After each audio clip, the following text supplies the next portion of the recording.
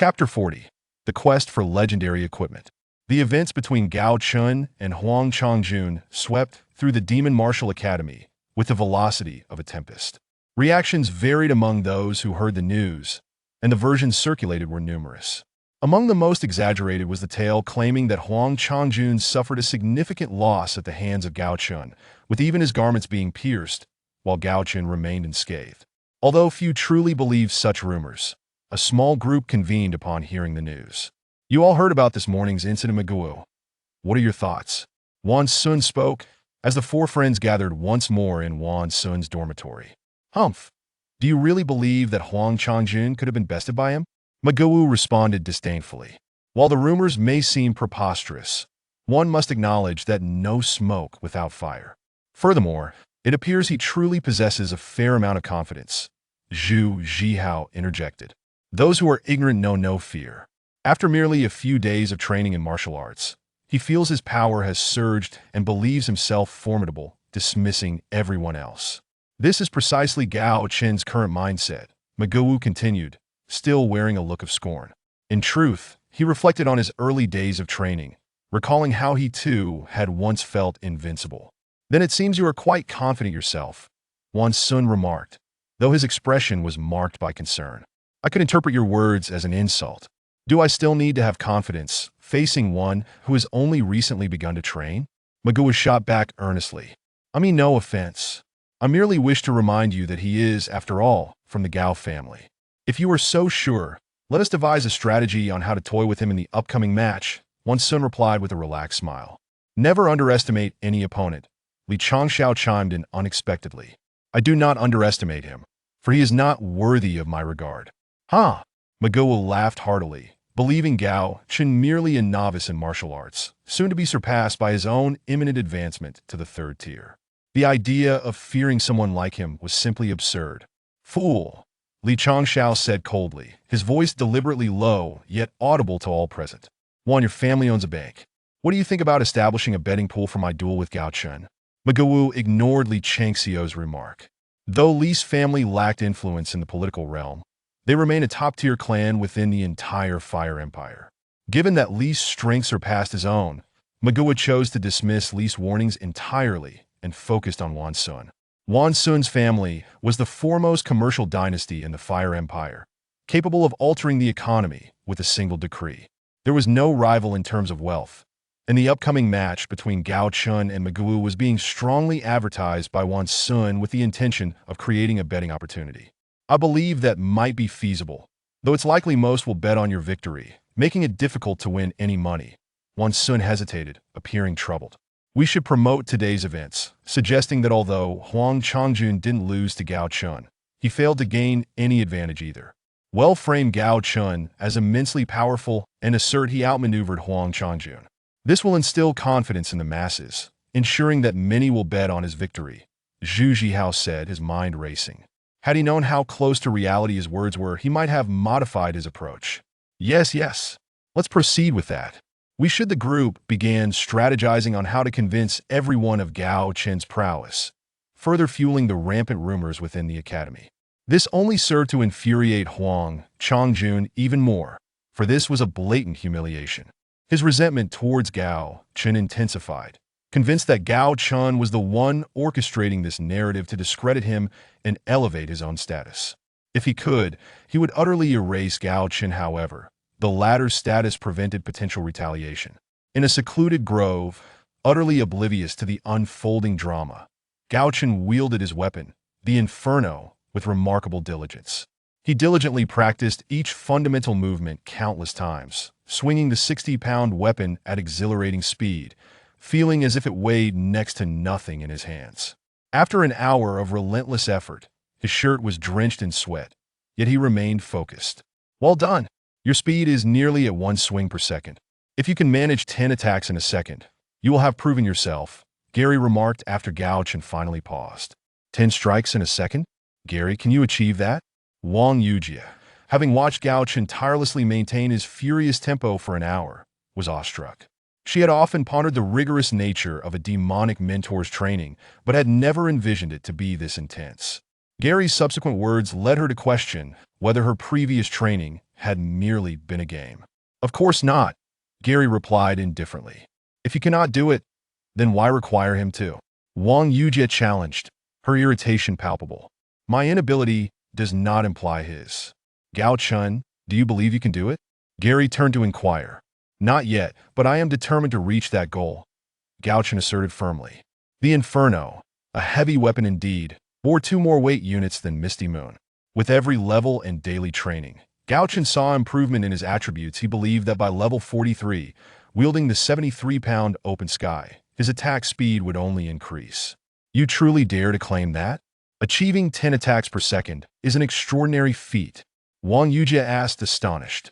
Observing Gao Chen in the heat of training, soaked in perspiration, stirred an unexpected pang of sympathy within her, prompting her to voice her concern, wishing he would not push himself so relentlessly. Regardless of how difficult it may be, confidence turns it into a non-issue. I believe in myself, Gao Chen proclaimed with unwavering assurance. At that moment, the system notification chimed. Task triggered. Accelerated attack. Increase your attack rate to 10 per second. Task rewards. Complete the Gale Set Divine within a month, Gale Set Legendary, within 3 months Quality, within 6 months Exceptional, within a year Ordinary, after a year. Staring at the task prompt, Gao Chen was momentarily stunned before elation swept over him. How long do you think it will take you? Seeing Gao Chen's confidence inspired Wang Yujie, momentarily catching her off guard as she blurted the question. A month. I must complete it within a month, he declared, driven by the allure of divine equipment. In weights, any divine item fetched astronomical prices due to their inherent value, especially with hidden attributes. Missing the chance to acquire the entire Gale set would be something Gao Chen could never forgive himself for. In a month? Is that merely boastful talk? Wang Yujie scoffed, disdain evident on her face, while Gary appeared utterly shocked. Humph! If I accomplish it, what reward will you grant me, miss? Gao Chen countered, irritated by her dismissive attitude. Fueled by his ambition to meet the deadline, her dismissal only strengthened his resolve. Call me mentor, and what reward would you like? Wang Yujie asked, her cheeks tinged with crimson. If I succeed, how about a kiss from you? Gao Chen proposed, uttering a line that made Wang Yujie blush, leaving Gary wide-eyed in disbelief. Ha! I have things to attend to. Enjoy your conversation. Ha! Stunned, Gary burst into laughter before leaving the grove. Humph! I told you to call me mentor. Now look what's transpired, Wang Yujie admonished, her cheeks still flushed. Fair sister, you are truly beautiful. For a chance to kiss you, I shall achieve my goal within a month. Gao Chen murmured, enchanted by Wang Yujie's youthful charm. Do you really presume that? Watch me not strike you. Humph! If you fail within a month, what then? She challenged him. If I do not succeed in a month, it is only fair that I receive that kiss. Gao Chen grinned innocently. What did you say? You're asking for a beating, she exclaimed, raising a leg to kick him. Preparing for the worst, Gao Chen instinctively caught her foot and shifted his weapon to his backpack. In that moment, he leaned in closer, indulging in the precarious intimacy. What are you doing? Let me go at once, she exclaimed, having initially lacked any intent to kick him. The leverage of the situation let Gao Chen hold her foot easily, establishing a rather intimate posture. I won't let go. Holding you like this feels delightful. Gao Chen smiled mischievously, thinking to himself that this was the 3rd time. Release me immediately, or I shall become furious. Wang Yujie warned sternly. If I let go, you must promise not to kick me, he replied, unabashed. Let go now. Wang Yujie's tone carried an edge of ire. All right, please do not be angry. Gao Chen gently lowered her foot. Then, seizing the moment while she was off balance, he pulled her into an embrace. At merely 16 years of age, his stature was not vastly different from hers as he spoke. Their faces were mere inches apart. I am not angry. Having never experienced such sensations, Wang Yujie felt her strength dissipate. Her complexion flushed, and she struggled to articulate those few words. As Gao Chen gazed at her rosy lips, he couldn't help but lean in and kiss her. Chapter 41.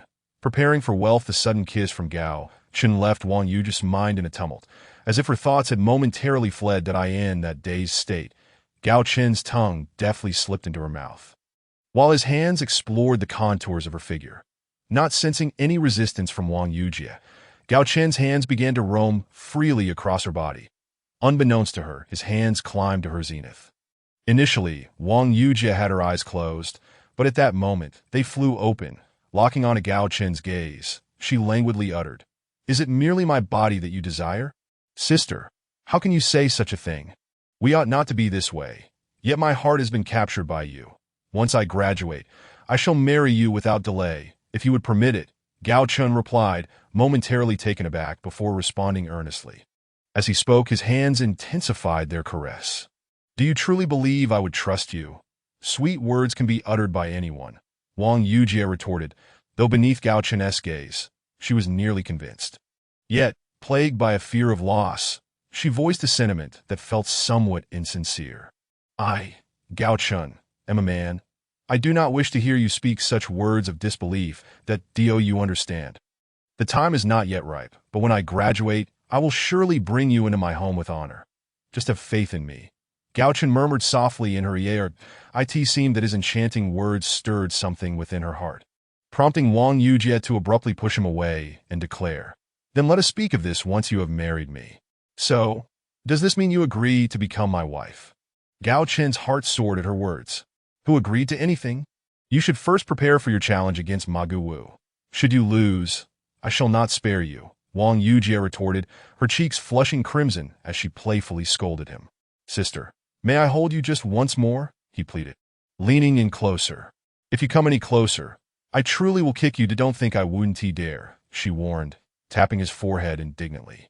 "Very well, I shall sit," Gao Chen replied, recognizing her seriousness, that he realized that should he lean in further, he would likely be sent flying by her kick. Without his gear, he was no match for her. "You must strike 10 times per second within a month. Are you truly confident in this? Do not risk your life just for the sake of improvement," Wang Yujie asked with genuine concern, aware of the intensity of Gao Chen's training regimen. She understood that such rigorous practice was beyond the capabilities of ordinary individuals. And knowing Gao Chen's previous aversion to combat techniques, she felt a pang of sympathy for him at this sudden fervor for training. "Fear not, sister. For the chance to kiss you, I shall endure any hardship," Gao Chen replied with a cheerful grin, appearing quite nonchalant. "Haven't you ever kissed anyone before?" Wang Yujie blurted out, surprised by her own words. "Then let us change that to just one kiss with you, sister," Gao Chen responded mischievously. "You truly are a little rascal. Always thinking of such things that if you continue like this, I may become angry," she warned, feigning annoyance. "All right, sister. Do not be upset that I shall refrain from speaking of it. To achieve my goal, I must train. Would you kindly observe and offer guidance?" Gao Chen quickly shifted the conversation as he noticed her genuine irritation. "You're already performing admirably. Gary's methods are sound. Continue your training, that I must take my leave," Wang Yujie concluded, contemplating the sight of Gao Chen's relentless training, feeling reluctant to witness such fervor. "Then let us have lunch together this afternoon?" Gao Chen asked, disappointment evident in his voice. "We shall see. I must leave now," Wang Yujie replied, her heart softening at the sight of his forlorn expression. She quickly exited the grove as Wang Yujie's figure vanished from his sight. Gao Chen retrieved his weapon and began executing simple chopping motions, maintaining a pace of 1 strike per second for an entire hour. After that, he pushed through an extreme physical training session, followed by an hour of magical practice, before returning to his chopping motions. The allure of the legendary Wind Fury set was overwhelming. Even a single piece was worth risking his life for. With each level gained, his attributes would surely improve, perhaps hastening his speed by a fraction.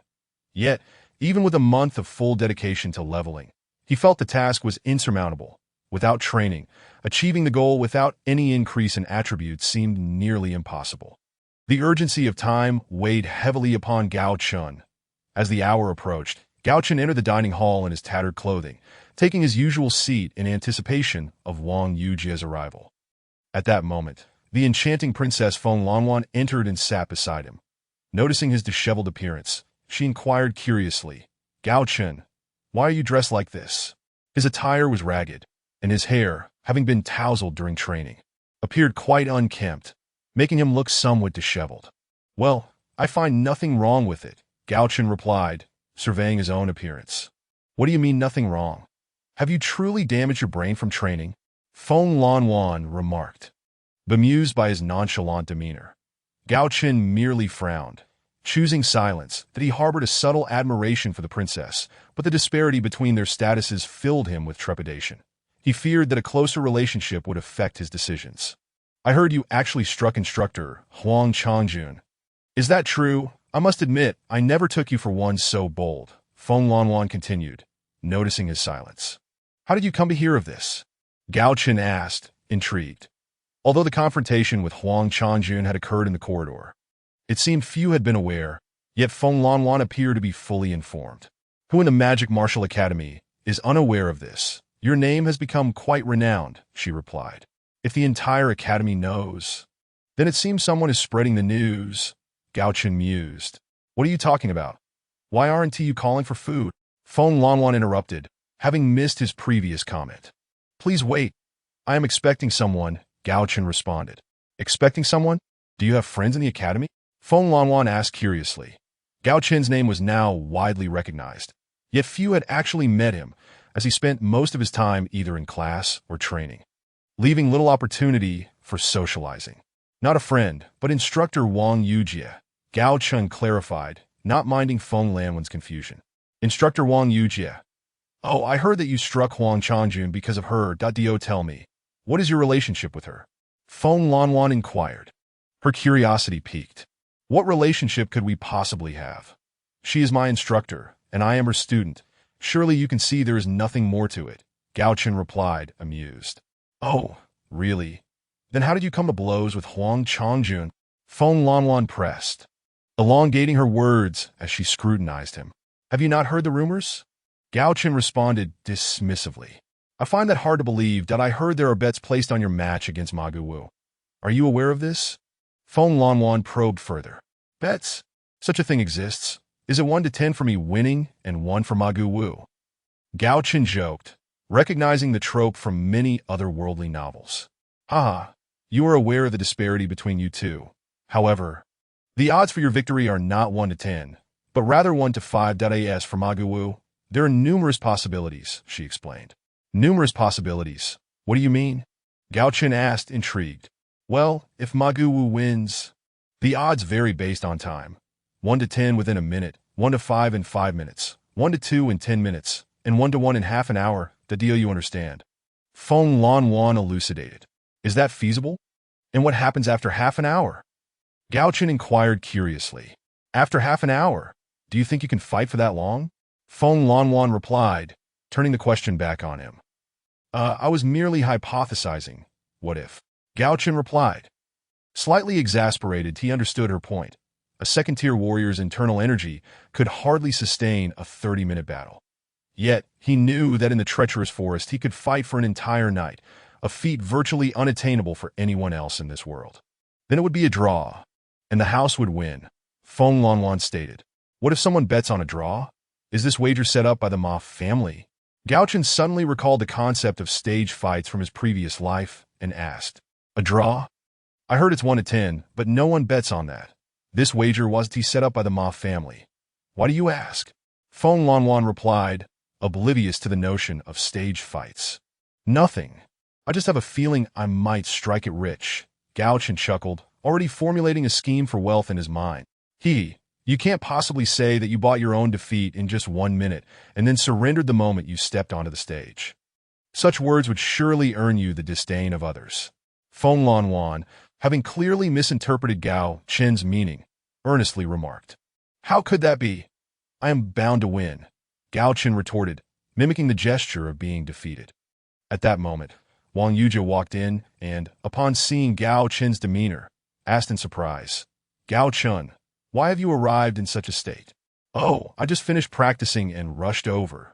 Time is of the essence, Gao Chen replied with a hint of exasperation. But you mustn't overexert yourself. Have you eaten anything? Wang Yujie inquired with concern. Today, I shall treat you all to the finest delicacies, for I am about to strike it rich, Gao Chen declared with unabashed pride. Chapter 42, The Eve of the Challenge Rich. What do you mean by that? Wang Yujie was momentarily taken aback by Gao Chen's sudden proclamation and asked in confusion. "Let me explain." Gao Chen then recounted the details of the wager to Wang Yujie. "So, how much are you planning to bet?"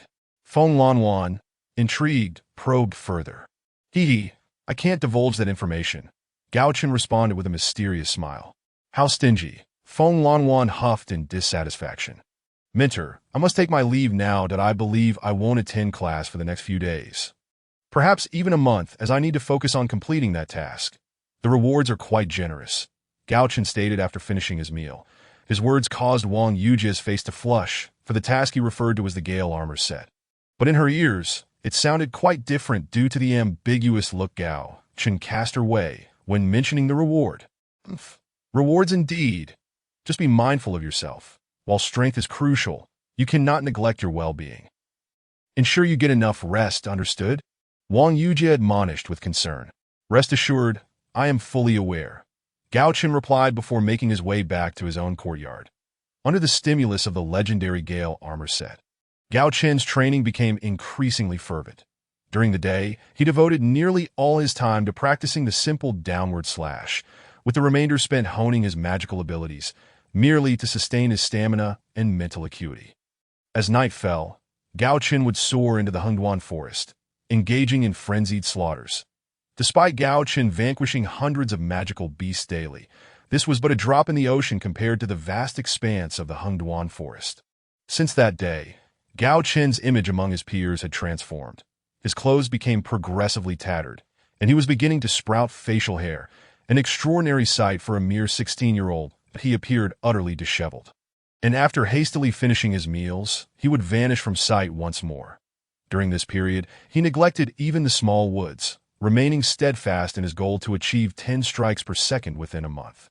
To this end, he poured his heart and soul into the endeavor, leaving Gary with no choice but to comply. Today marked the 6th day since he accepted the challenge, and Gao Chen once again appeared in the dining hall garbed in the same tattered attire from his training. Fortunately, he had not worn this outfit while hunting beasts in the Hengduan forest. Otherwise, his appearance would have been even more dismal. After days of relentless effort, Gao Chen had leveled up, now reaching level 27. Following this advancement, he confirmed his suspicions. His speed had indeed exceeded 100 strikes per minute. Though still a distance from achieving 10 strikes per second, it represented a noteworthy success. "Gao Chen, you seem to have gone days without changing your clothes. What is going on?" Yu Qianjun approached, bewildered, upon spotting Gao Chen in the dining hall. Previously, Gao Chen would spend an hour during meal times, allowing them to converse. But now his presence was a rare occurrence. "I've been too busy training to find the time for a change," Gao Chen replied while eating. "Busy training?" Yu Qianjun could hardly fathom the level of busyness that would prevent someone from changing clothes. "Indeed. Sit down and join me," Gao Chen invited politely.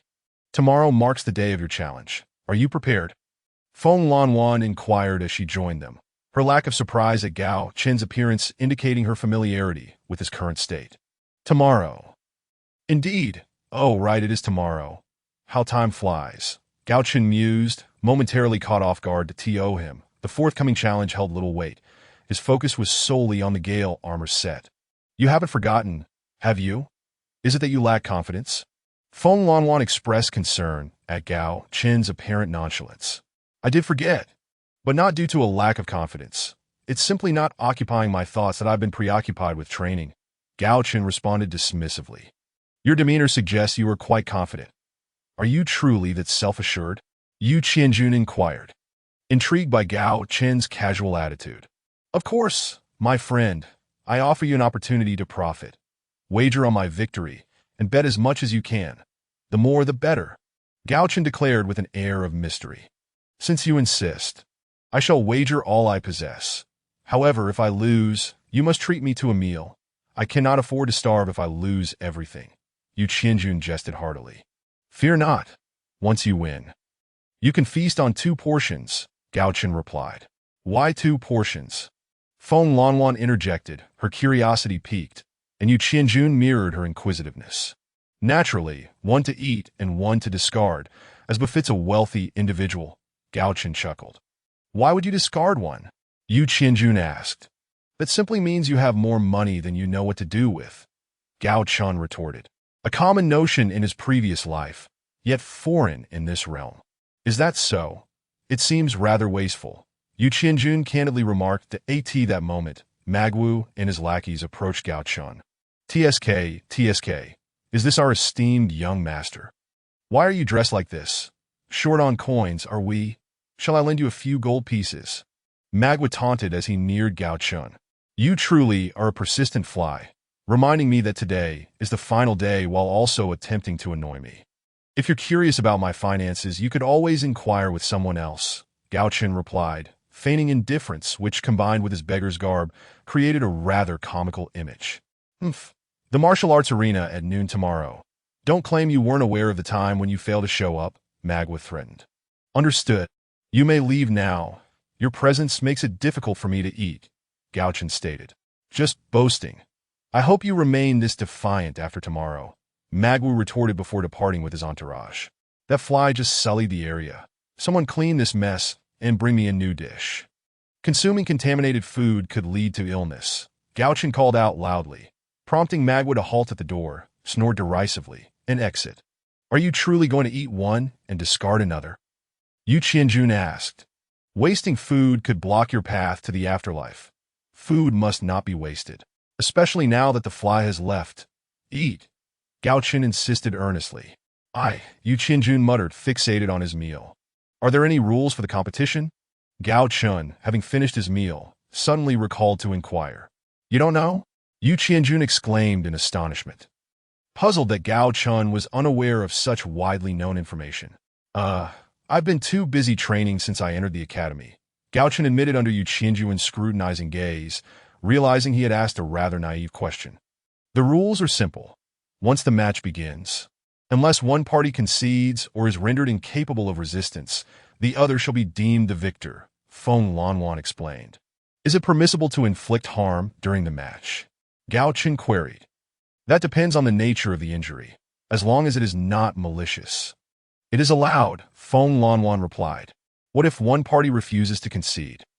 Gao Chen pressed further, pondering the ambiguity of what constituted malice.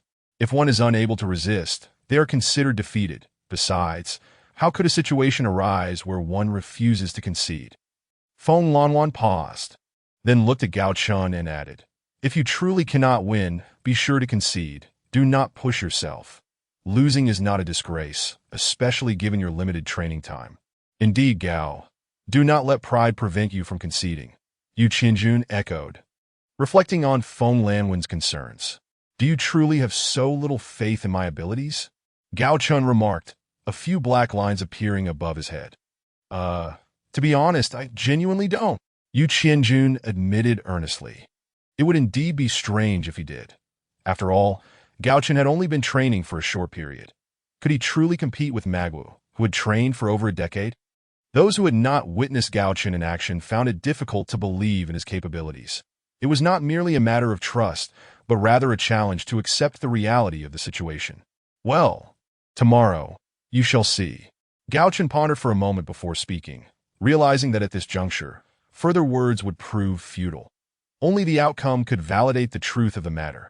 After exchanging a few remarks, he returned to the courtyard, practiced his slicing technique for a while, and then soared once more into the Hengduan forest. His familiarity with the forest had reached a considerable level, and the number of magical beasts that had perished at his hands was countless. His backpack was now filled with the cores of 3rd and 4th tier magical beasts. If these were to be sold, how many gold coins would they fetch? Of course, Gao Chen had only managed to flee upon encountering 5th tier magical beasts, and he was at a loss as to why he had not procured any poison lately. He remained uncertain about the efficacy of poison in this world, which made him reluctant to squander the 2 small pouches he possessed. Should he have an ample supply of poison, Gao Chen believed he could conquer a 5th tier magical beast. However, for the time being, his only option was to flee upon sighting one. Chapter 43. The challenge continues today was an extraordinary day for the Magic Martial Academy, for it marked the day of the duel between Magwu and Gao Chen. Although neither could be considered a master, their statuses, combined with Magwu's deliberate publicity, had transformed what would have been an ordinary challenge into a significant event for the entire academy, even for the entire imperial capital. Outside the arena of the Magic Martial Academy, a throng of spectators had gathered, and to everyone's astonishment, Yi Tianjing's presence graced the stands, elevating the importance of the contest even further. As noon approached, Magwu, clad in a full suit of combat attire, stood in the arena that he had prepared for this day for a long time. And such an opportunity to trample upon the Gao family before the faculty and students of the academy was rare indeed. While Gao Chen could not genuinely represent the Gao family, he was, after all, the sole male heir of the younger generation. That to defeat him would symbolize the subjugation of the entire Gao family. As time passed and the crowd swelled, anticipation built. However, there was still no sign of Gao Chen. Whispers began to circulate among the audience, speculating whether Gao Chen dared to show up. After all, few held high hopes for his performance in this challenge. As the minutes ticked by, the murmurs grew louder. Yet Gao Chen remained conspicuously absent. "I reckon that brat Gao Chen is too scared to come," Magwu boasted, relishing the moment. "That coward must be terrified of you." Wu Gu, truly a timid soul, chimed in. A servant of the Ma family. Their banter continued. More voices joined in agreement, echoing their sentiments. "Ha ha! The Gao family has finally produced a coward. Who would have thought? Mahveu left heartily." "Humph. Who are you to comment on the Gao family's affairs?" Yu Qinjun interjected, glaring at Magwu. "My remark concerns Gao Chen, not the Gao family, that if he agreed to the challenge, yet refuses to show. Is that not the definition of cowardice? Where have I erred?" Mahveu retorted disdainfully. "How can you declare others cowards before the time is up? It seems your accomplishments are rather limited," Yu Qinjun responded, his voice steady. "Time not yet passed." "Ha! Spare me your juvenile excuses on his behalf. The Gao family has indeed produced a coward," Magwu shouted, inciting ire among the crowd. The contributions of the Gao family to the entire Fanhua Empire were well recognized, and many were disturbed by Magwu's insolence. "Who are you to denigrate the Gao family? You, Magwu, can only speak behind people's backs. If I were you, I would have long since found a rope to hang myself." A cold voice emerged. Silencing the arena, Gao Chen had arrived. He donned a suit of silver attire, wielding an extraordinary weapon, Purgatory, as he strode into the arena. "Gao Chen, I'm here to cheer you on. You must win," came the voice of Feng Lanjun.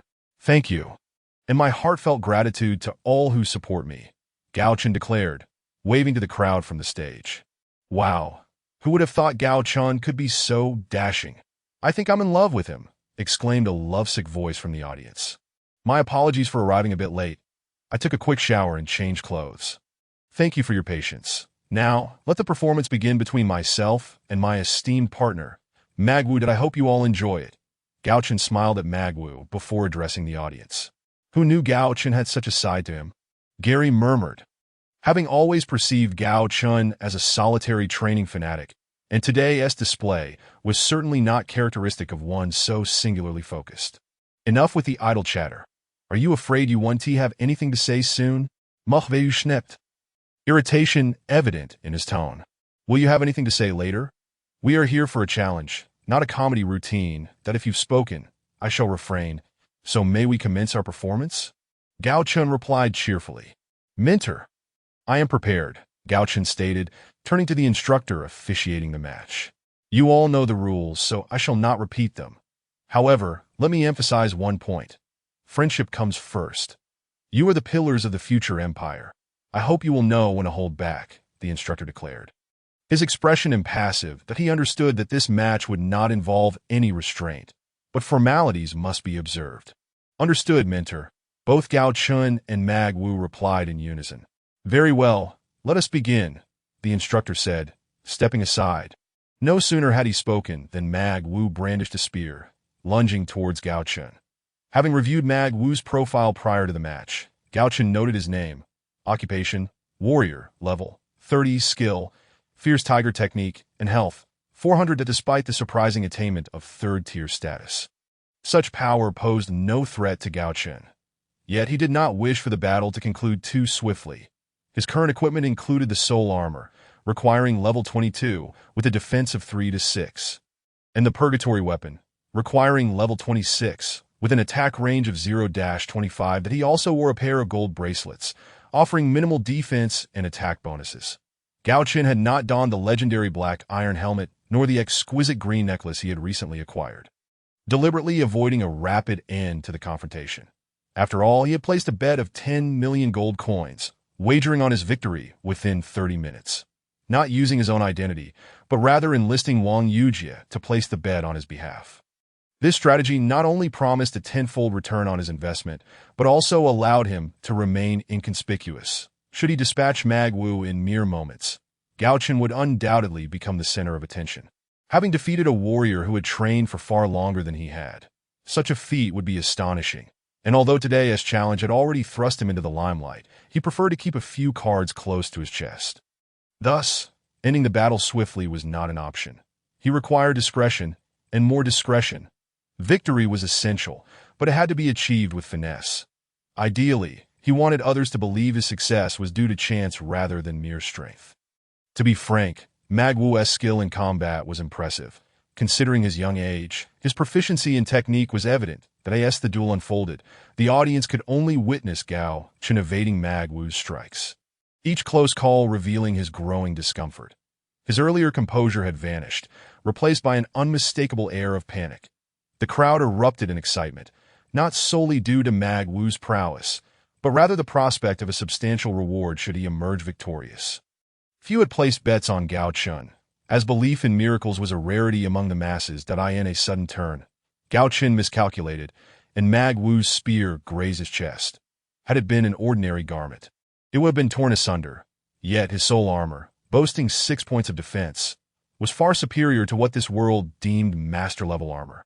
The crowd's fervor intensified, though only a handful displayed expressions of shock.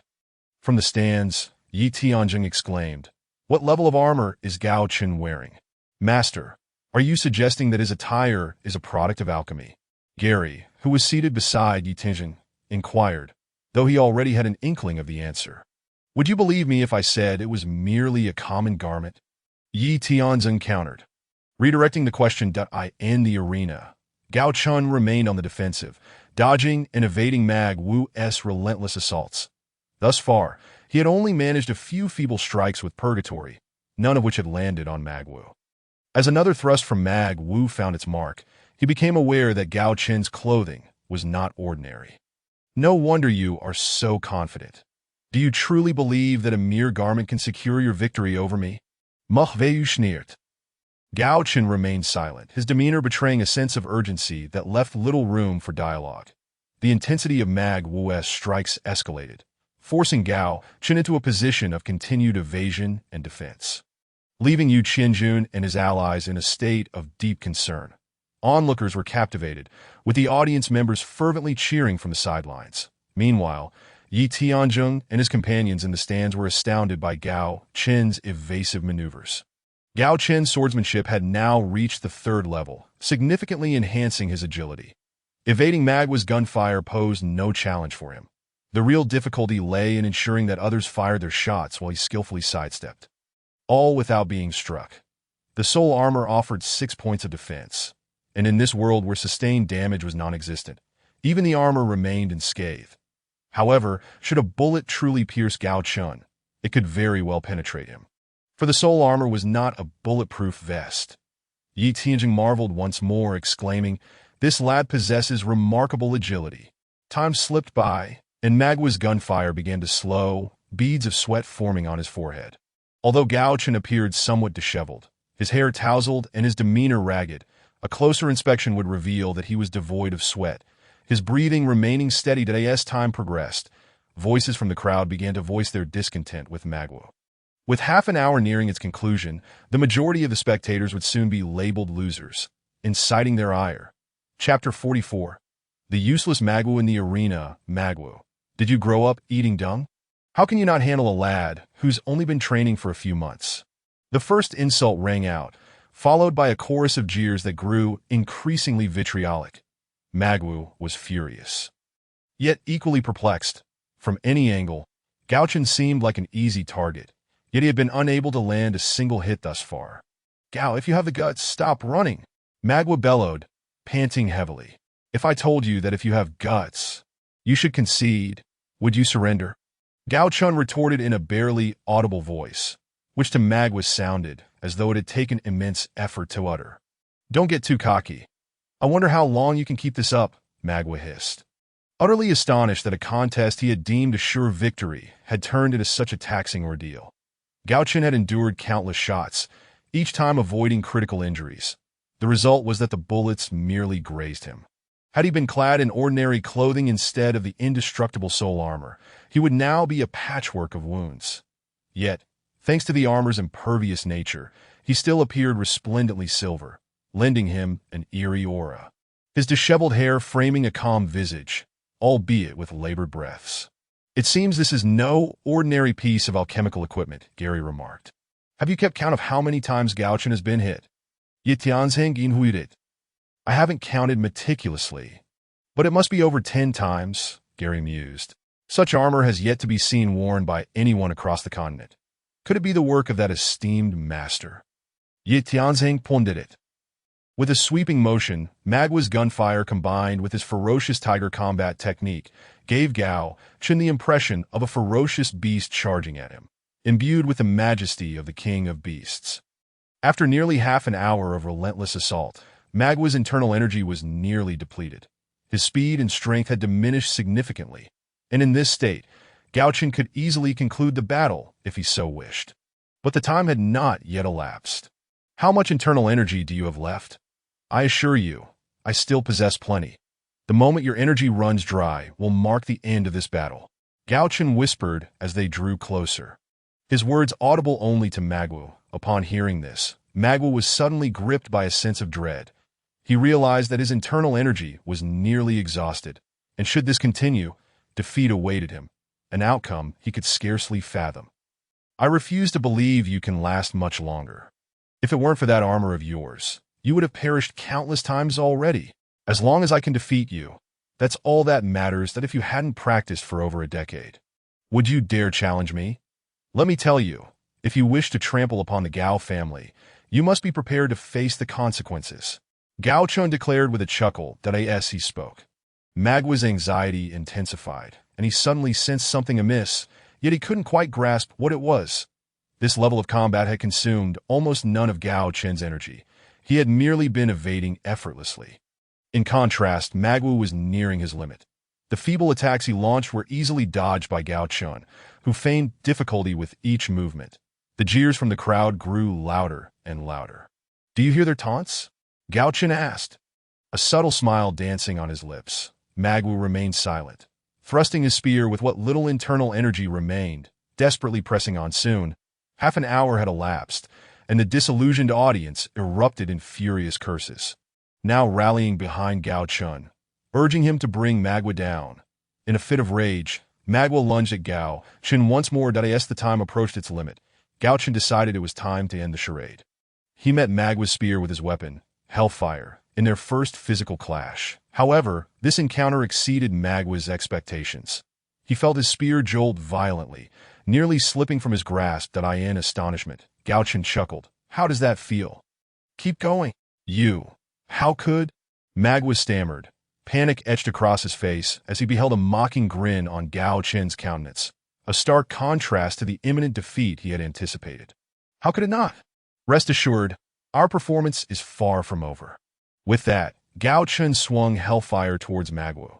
Under his deliberate control, the speed of the strike slowed considerably. Melee weapons were not designed for defense, and given Magua's current state of exhaustion, he struggled to raise his spear just in time. Gao Chen's weapon struck true, sending a tremor through Magua's hand, causing him to lose his grip. The spear clattered to the ground, and in that moment, Gao Chen's weapon also fell, leaving the audience in stunned silence. It appeared as though both combatants had collided, resulting in their weapons slipping from their grasp. The outcome left the spectators in uproar. Their prolonged battle had already surpassed expectations. Yet now it was even more astonishing that both had dropped their weapons. Not everyone had missed the details, however. Yi Tianzheng remarked in confusion. Did he intentionally drop his weapon? What could be the reason? He once mentioned that using a weapon affects his strength when unarmed. So he has consistently switched weapons. I have seen him change at least 3 times. First a sword, Ling Feng, then a knife, Zamadeo, and now this axe he calls Hellfire. Perhaps even without a weapon, his strength remains largely unaffected, Gary elucidated. The two men, now empty-handed, locked eyes. Magua's combat techniques were intricately tied to his spear. Without a weapon, he could barely unleash half of his potential, and now he was utterly drained of internal energy. Gazing at him, Gao Chen chuckled. Did you not wish to trample the name of the military god's lineage? Did you not seek to crush me? Here I stand. Come at me. You seek death. The disdainful glimmer in Gao Chen's eyes, coupled with his scornful demeanor, sent Magwu into a frenzy, causing him to charge at Gao Chen unarmed. Skills could still be employed without weapons, and now that Gao Chen was without hellfire, he had no fear of eliminating Magwu in a single blow. Unarmed, he unleashed the dragon's roar combat technique, striking downwards upon Magwu's arm, targeting a critical point along the main artery. The impact rendered Magwu's arm powerless, and he might never regain full strength in that limb. But was Gao Chen merely aiming to incapacitate that one arm? Certainly not. As he closed in, Gao Chen seized Magwu's shoulders, delivering a swift knee strike to his opponent's lower abdomen. This was not a skill-based attack, so the damage was minimal. In a game, such a maneuver would rarely be utilized, as the lack of skill enhancement would yield pitiful damage.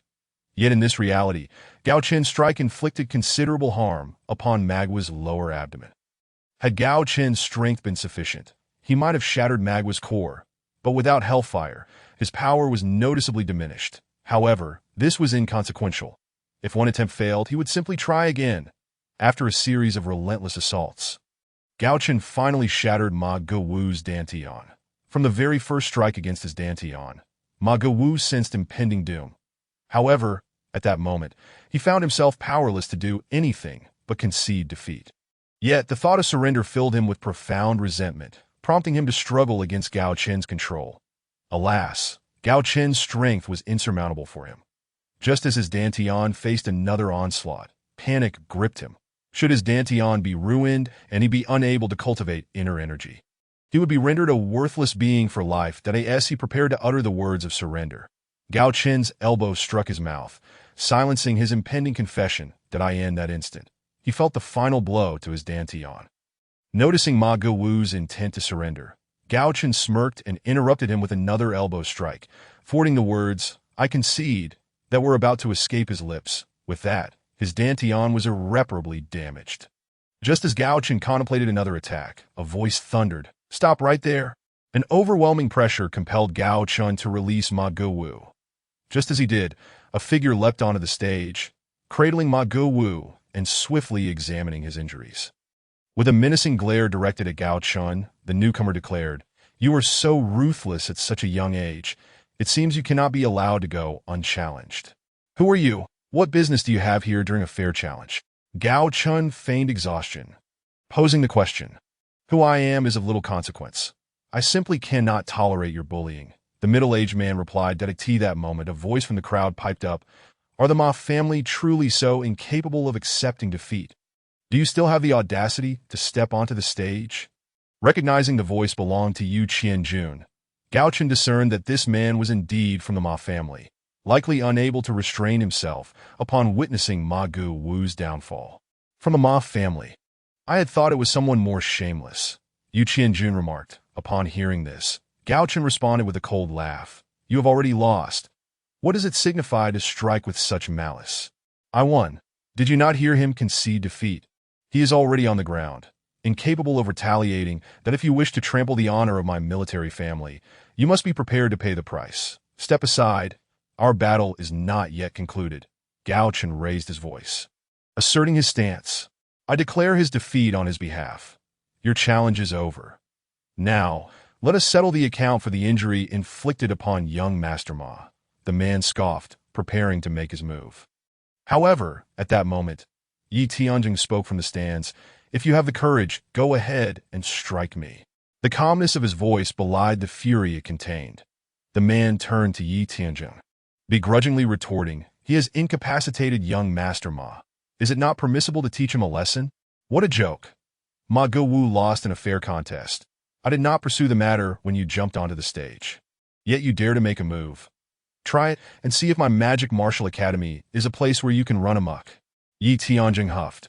Although Ma Sida was the prime minister of the empire, his status paled in comparison to Yi Tianjing's, the head of the magic martial academy and a 7th-tier powerhouse, enough to command respect even from the emperor of the Fire Empire. Clearly, Ma Sida was not someone who could afford to provoke him, let alone a mere servant of the Ma family. Glaring fiercely at Gao Chen, the man picked up Ma Gowu's spear and began to leave the stage. Yet at that moment, Yi Tianjin called out again. Do you think my Magic Martial Academy's arena is a place you can enter and exit at will? Yi Tianjin's voice was devoid of anger. But the words struck fear into the heart of the Ma family member. Director, he began, but was cut off by Yi Tianjin's cold snort, causing the weapon in his hand to clatter to the ground. Now, get out of here. If Ma Sida has any grievances, let him come seek me. Though filled with rage, the man dared not utter a word and departed, carrying the unconscious Ma Wu. As they exited, astonishment rippled through the audience. The outcome was utterly shocking. At that moment, Gao Chen heard the delightful sound of the system notification. Ding. Task completed. Reward. Knight's Bracelet, Dragon Ring. Level up, 500,000 gold. With the completion of the task, Gao Chen ascended to level 29 and equipped a full set of Zhuma gear. Picking up the weapon Purgatory, he addressed the crowd below. Defeating me does not equate to vanquishing the military family. However, to topple the Gao family, you must first tread over my corpse. Any challengers I, Gao Chen, shall welcome. But you must first consider if you can afford the price. This was blatantly a provocation, a deliberate act on Gao Chen's part.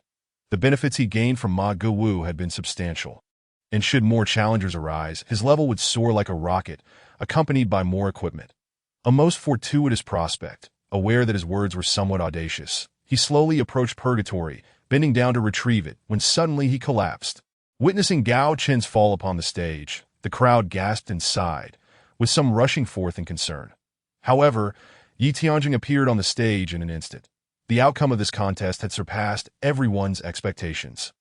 And Gao Chen's ruthless final blow to Ma Wu's Dantian left many astounded. Despite significant losses in gold, the prevailing topic among the Academy's populace remained Gao Chen's resilience and the fierce intensity with which he ultimately struck. Gao Chen's last words, uttered before his collapse, bore no negative repercussions. Rather, they elicited sympathy from numerous infatuated admirers. Moreover, many were astonished by the caliber of armor Gao Chen donned. Aside from Yi Tianjin, no one seemed to discern that Gao Chen's final fall was feigned. This was precisely the impression he aimed to convey, one of serendipitous victory. He actually executed the dragon's roar combat technique with his bare hands. It is truly a miracle, Yi Tianjin remarked to Gary in the director's office after Gao Chen's departure. Although Gao Chen's use of the technique was but a fleeting moment, it was evident to the 7th tier Yi Tianjin. Indeed, it appears he is right. Even without a weapon, he can exhibit formidable combat prowess, Gary marveled. This talent, no, this genius must be recommended to the sect. Otherwise, it would be a loss for humanity. Yi Tianjin asserted. Indeed, master. I fear I truly have little to teach him, be it combat techniques or other skills. He learns them instantaneously. It seems we may soon gain another unparalleled master among humanity, Gary replied. Even though Gao Chen has been deliberately concealing his abilities, I believe many will still harbor ill intentions towards him. While few dare to act within the academy, those who do are undoubtedly formidable individuals, Yi Tianjin said gravely. I will ensure his safety. I cannot bear to see such a promising disciple come to harm, Gary assured earnestly. Then you may go. I intend to see just how many dare to disregard my authority in this fire empire, Yi Tianjin stated calmly. Yet the aura he exuded filled Gary with trepidation. This was the might of a 7th-tier powerhouse. Although Gary had reached level 59, the difference of a single level was significant, especially between the 5th and 7th tiers. After bowing, Gary took his leave to the Prime Minister's residence. Ma Wu had already been brought back. After a physician examined Ma Wu's injuries, Ma Sida inquired, Dr. Wang, what is my son's condition? His external wounds are minor, but the main vessels in both hands have been severed. They have been reattached, yet he will not be able to exert great force for the Dantian. I can do nothing. Dr. Wang shook his head, sighing. Is there truly no way to remedy this? Ma Sida asked, unwilling to accept the answer. Prime Minister, I beg your forgiveness. I am powerless and shamed to remain that I take my leave, Dr. Wang said. Departing. Thank you, doctor. Please see him out. Ma Sita replied with a forced smile. Father, is my second brother truly ruined? Ma Gu, who had been silent, finally spoke, his expression grim. Even Dr. Wang could do nothing. I never anticipated that the Gao family brat would strike with such ferocity. Ma Sita's countenance darkened. Father, what shall we do? Can we simply let this go? Ma Gu asked with a face twisted in rage. Of course not. That is out of the question. However, we cannot act against him right now. On the contrary, we must protect him. Do you understand? Ma Sita sighed. I understand. Ma Gu replied after a moment of contemplation that if something were to befall Gao Chen now, all blame would fall upon the Ma family. Thus, they could neither act against him nor allow others to harm him. Fearing the possibility of being framed at the general's residence, Gao Teng once said to Uncle Li, Uncle, today, during the challenge, Chen Er incapacitated Ma Gu Wu's Dantian. I fear he may attract hidden dangers. Should we send someone to protect him? Oh, the young master is indeed formidable, capable of rendering Ma Gu Wu powerless. I had no idea he possessed such talent. Uncle Li marveled. Precisely. That is why I am even more concerned for Chen Er's safety. Although it is within the academy, those who dare to act here are certainly no ordinary foes. Gao Tingjuan expressed her concerns. Then let me, an old bone, move a bit, Li Shu chuckled. Is that really all right, Uncle Li? Gao Tingjuan inquired, her respect for the Li family evident, which made it difficult for her to ask him to protect Gao Chen. No worries. I have nothing to do at home anyway. Protecting the young master won't be so dull, so you needn't persuade me further, Li Shu replied with a cheerful demeanor. Then I must trouble you. Uncle Li, Gao Tingjuan said joyfully, thinking to herself that with Li Shu's protection, Gao Chen's safety was assured, that if only she knew that Gao Chen was preparing for a full-on assault and was not much inferior to Li Shu. She might have had different thoughts. Upon returning to his small courtyard, Gao Chen took out his inferno and began to practice his slashing techniques with fervor. For him, dealing with Magwu was merely a minor episode. He sought only the rewards of the task. However, the task for the Stormwind set was crucial, as leveling up had significantly enhanced his attributes, and he was now able to equip the moon in the well.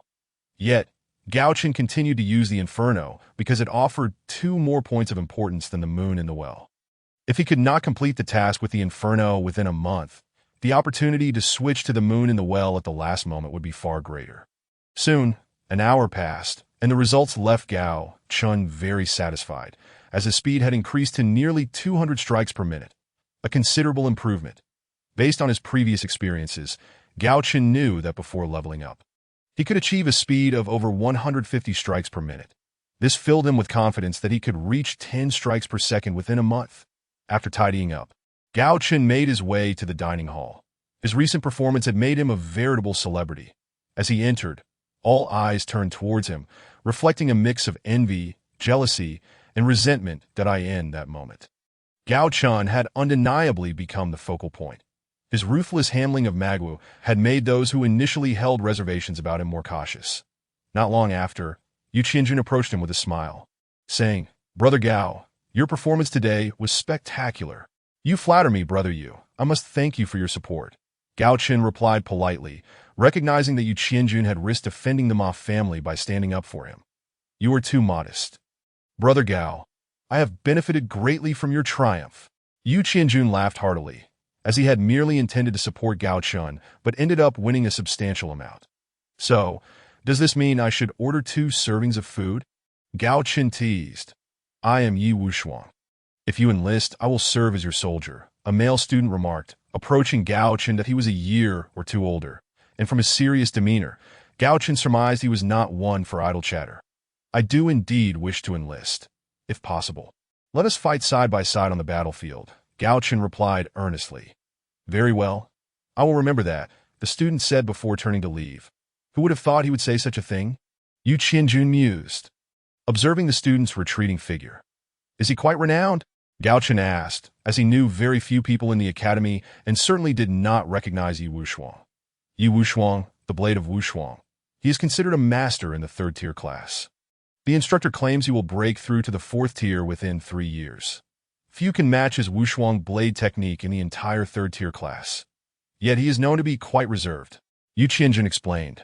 Gao Chen, I never expected you to truly win today. Very well. This lady shall treat you to a meal. Feng Lanwan approached with a beaming smile. Chapter 46. A billion gold coins as a betrothal gift. You truly should treat me to a meal. After all, I must thank you for helping me chase away the pests, right? Gao Chen replied with a smile. Then tell me what you wish to eat. Just so you know, I did win quite a bit, Feng Lanwan boasted. They enjoyed a meal together in a jovial atmosphere before Gao Chen returned to his small courtyard to continue his training, but he understood that in this world, only strength truly mattered for others. Lacking power might only result in a less than satisfactory life, but for Gao Chen, it meant the constant threat of death. This was one of the reasons for his relentless training that as dusk approached. Gao Chen decided to venture into the Hengduan forest to hunt monsters, but just then, he heard a knock at the door. Sister, is that you? He asked, puzzled, as he opened the door to an unexpected visitor. Wang Yujie. Why can't I come? Wang Yujie exclaimed with wide eyes. Of course you can come. I am beyond thrilled to see you, sister. Please come in and have a seat, Gao Chen beamed. This is your gold, 1 billion coins that I can't fathom where you acquired such wealth. Wang Yujie inquired curiously. Well, sister, you will know in due time. This billion gold coins is a token of my betrothal, and when I graduate, I shall marry you, Gao Chen said earnestly, glancing at the gold card in Wang Yujie's hand. To him, the amount was merely a figure, devoid of significance. As long as one possessed strength, acquiring gold was a trivial matter. This is a billion gold coins. Are you not afraid I might take it and run? Wang Yujie said in astonishment, truly taken aback by Gao Chen's generosity. For Gao Chen, a billion gold coins was merely a number, but for Wang Yujie, it was an enormous fortune. In the currency of this world, gold coins were the highest denomination, followed by silver coins and then copper coins, with a ratio of 1 to 10.1. Copper coin could buy a loaf of bread, illustrating the immense value of a billion gold coins. In my eyes, a billion gold coins is merely a number, while you, sister, are the one I intend to protect for a lifetime. Do not mention a billion coins. Even if it were more, I would give it to you. As for running off with the gold, that would be a rather laughable notion, Gao Chen stated calmly. He was well aware of Wang Yujie's family background. She was the only daughter of the Wang family in Jingrun City, which held significant renown throughout the Fire Empire. If the Gao family's influence lay within the court, the Wang family's power resided among the populace, rivaling the prestigious Tianjin Pavilion, one of the 4 major forces of the Fire Empire. Do not underestimate their influence in the civilian realm. In this world where strength reigns supreme, some civilian powers even surpass royal authority. For instance, Gary's sect exemplifies such a force. While the Wang family had yet to attain the strength to contest an empire, they viewed a billion gold coins as merely a small figure. If Wang Yujie were to act in a way that would demean herself for a billion gold coins, Gao Chen would regard her as a joke, one that was not even amusing. Since you say so, I shall hold on to this billion gold coins. When you need it, or when you graduate, I shall give it to you, Wang Yujie considered, deciding not to insist further. For her, it was not merely about the billion gold coins, but rather about Gao Chen's heartfelt gesture and trust. Sister, I mean to say that this billion gold coins is yours. You may use it as you wish. This is my betrothal gift. Albeit not substantial, but it is the first money I have earned, is it not? Gao Chen chuckled. What betrothal gift? I tell you, this gold is yours. I am merely safeguarding it for you. You should focus on how to deal with the aftermath of defeating Magwu. The Ma family will not take this lightly. Wang Yujie's expression turned serious as she spoke. Do not worry, sister. The Ma family will not only refrain from harming me, but will also send someone to protect me for the future. Who can say for certain? Gao Chen implied cryptically that he could already slay 4-tier magical beasts, which were inherently stronger than humans, and he believed that in full gear, he stood a chance against Gary, who was already considered a strong opponent. Moreover, the most crucial point was that even if Gao Chen were to be outmatched, who could stop him if he chose to flee? The instant movement and the teleportation ring were his trump cards for escape. The Ma family may not act against you, but what about the other factions? Wang Yujie asked with concern. Currently, Gao Chen found himself in a rather precarious position within the Fire Empire. His family had produced renowned generals for 2 generations, and their prestige in the military was unparalleled. Initially, Gao Chen's disinterest in martial arts was seen as a relief by many noble families, a talented scholar was not expected to lead troops. This perception allowed the Gao family to maintain significant power, but because of Gao Chen's lack of martial ambition, they were not particularly feared. However, with Gao Chen now taking up martial studies and apparently possessing considerable talent, this undoubtedly made others wary. At this juncture, eliminating him before he could fully develop was the best course of action, especially given the current circumstances where someone was willing to take the blame. Wang Yujie's concerns were not unfounded, as she remained unaware of Gao Chen's true power and the escape cards he held. Other factions will not act at this time either. The Ma family has sent capable individuals. If they were to strike, it would easily offend both the Gao and Ma families. This makes it difficult for the larger factions to take action, while if it is a smaller faction, the Ma family will help me deal with them. Gao Chen asserted confidently. You should still exercise caution. What are your plans for the near future? Wang Yujie pondered, recognizing the validity of Gao Chen's statements. And thus she asked, I must achieve a speed of 10 strikes per second within this month. Do not forget the reward you promised me, dear sister, Gao Chen chuckled. Who agreed to such a thing? It's getting late. I must take my leave, she replied, rising from her seat. Allow me to escort you out, and do visit often, Gao Chen offered, although deep down he wished Wang Yujie would stay the night. He realized, however, that it was still a bit premature to suggest such a thing. After bidding farewell to Wang Yujie, Gao Chen glanced at the time, closed the door, and swiftly entered the Hengduan forest. For the inhabitants of this world, enhancing one's strength is no simple task. Yet for Gao Chen, while it is not without its challenges, he finds himself progressing at a significantly faster pace. This is due to his ability to defeat monsters for experience points and undertake quests for further advancement, that if he cannot rise to the pinnacle of this world under such favorable conditions, he would never forgive himself. That if the map system were active, he would have noticed a yellow outside his house, indicating a person's location on the map. Regrettably, as of now, he remains unable to activate this system. Witnessing Wang Yujie's entrance and subsequent exit, Uncle Li overheard their conversation and was astounded that Gao Chen could produce a sum of 100 million gold coins. Even more surprising was the notion that Gao Chen seemed to be pursuing Wang Yujie, who appeared to reciprocate his interest. Uncle Li marveled internally at the significant transformation in the young master. The Gao Chen of old would never have acted in such a manner. Nonetheless, he considered this a positive change. However, Uncle Li found it peculiar that Gao Chen was retiring so early. For those devoted to cultivation, this hour is not deemed optimal for training, yet it seems rare for anyone to rest at this time, especially given that Gao Chen is reputed for his rigorous training. What could have caused this deviation? Perhaps the earlier martial arts competition had drained him. While perplexed, he refrained from investigating further. Had he ventured inside, he would have been even more astonished. As dawn approached, Gao Chen returned, having made significant progress towards level 30 after a night of monster hunting. In this world, every 10 levels represents a monumental leap, with level 30 classified as the third tier, while level 29 remains in the second tier. Although the difference in levels is merely one, the disparity in strength is vast. A third-tier powerhouse can easily handle up to 5 second-tier opponents. Even a newly ascended third-tier warrior could contend with 2 or 3 level 29 foes, illustrating the stark contrast in their capabilities. For Gao Chen, the implications extend beyond mere levels. Upon reaching level 20, he discovered that each additional level grants him an increase of 100 survival points, a revelation that astonished him. Presently, his survival points have approached 1,000. He has long wished to test the waters of exiting the game. Yet each time he considers it, an inexplicable sensation prevents him from doing so. Upon reaching level 30, he also gains the ability to equip 30-level gear. In the game, enhancements and attributes are not immediately apparent, primarily allowing for the wearing of superior equipment. However, this world operates differently. While various training regimens can bolster attributes, Gao Chen noted that each subsequent level increase leads to a more pronounced enhancement for a time, until a plateau is reached, after which no further gains are made.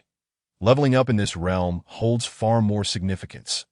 Gao Chen chose not to venture into the grove, but instead commenced his practice of slashing in his courtyard, astonishing Uncle Li, who had kept vigil throughout the night. Chapter 47, A Challenge, Another Challenge. Gao Chen's objective is now unmistakable: to acquire the Godly Gale set within a month. for this divine equipment. He is prepared to risk his very life. Having just returned from the Hengduan forest, Gao Chen immediately resumed his training. Repeatedly striking is a monotonous endeavor. Such tedious tasks inherently breed boredom. Yet if every strike is executed with utmost effort, it transcends mere tedium into a form of torment.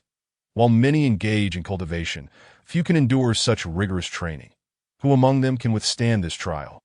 Observing Gao Chen wielding his inferno weapon with relentless strikes for an hour, Uncle Li was left utterly astonished. What a remarkable speed! If it were merely a handful of strikes, Uncle Li might believe he could match Gao Chen, perhaps even surpass him. However, witnessing Gao Chen maintain such intensity for an entire hour left him speechless. By the end, Gao Chen was drenched in sweat, yet he persevered, a feat that requires not only strength but an uncommon level of determination. Uncle Li recognized that with each strike, Gao Chen exerted his maximum power, relentlessly pursuing the swiftest speed possible. What an extraordinary level of training intensity! After practicing magic for an hour, Gao Chen donned his soul armor and proceeded to the dining hall. For no matter how rigorous the training, sustenance is essential. Given his excessive perspiration, he was aware that failing to change his clothes would lead to an unbearable odor. Taking his usual seat, he began to engage in a battle of wills with the food on his plate. Halfway through his meal, Yu Qianjun sat beside him and inquired, "Do you always consume such large portions?" "If I don't eat this much, I can't keep up with my body's demands," Gao Chen replied between bites. "How many hours do you train each day?" Yu Qianjun asked curiously. He himself trains rigorously, yet he finds it hard to fathom how Gao Chen manages to eat so much, seemingly only motivated by the need to replenish his energy. "A few hours? I'm not quite sure. I train whenever I have the time," Gao Chen responded casually. In truth, apart from the time spent eating, he dedicates every moment to training. It would not be a stretch to claim he trains 24 hours a day, yet he knows that such a statement would be met with disbelief. And it certainly does not align with his principle of modesty. "Gao Chen, you arrive for meals at the same time every day. I've noticed your punctuality," Feng Longjun remarked, somewhat astonished. She had just realized that Gao Chen consistently dined at the same hour. "I suppose it's become a habit," Gao Chen replied nonchalantly. Nowadays, he often encounters Feng Longjun and Yu Qianjun during mealtimes. He wonders if this is mere coincidence, that if it is, the frequency of these coincidences seems excessive. A habit? Is that truly possible? Feng Longjun asked, clearly intrigued. Shouldn't it be? People from modern times understand that certain actions become habitual and thus natural. Mealtimes are clearly conducive to forming such habits, Gao Chen retorted. Feng Longjun, as breakfast time approached, the dining hall gradually filled with patrons. Gao Chen glanced around and, puzzled, remarked, "Why do I sense that there are particularly more people today?" "I thought you wouldn't notice. The third-tier class has returned from their training," Feng Longjun replied. "So soon? Shouldn't they be away for another month or two?" Gao Chen inquired casually. "You actually care about this?" Feng Longjun asked, intrigued. "I became aware of it shortly after I arrived," Gao Chen explained. "Oh, I remember now. You confronted Zhu Zhihao shortly after your arrival. His brother, Zhu Zhiluan, is back. Given Zhu Zhiluan's temperament, he will likely seek vengeance. Are you afraid now?"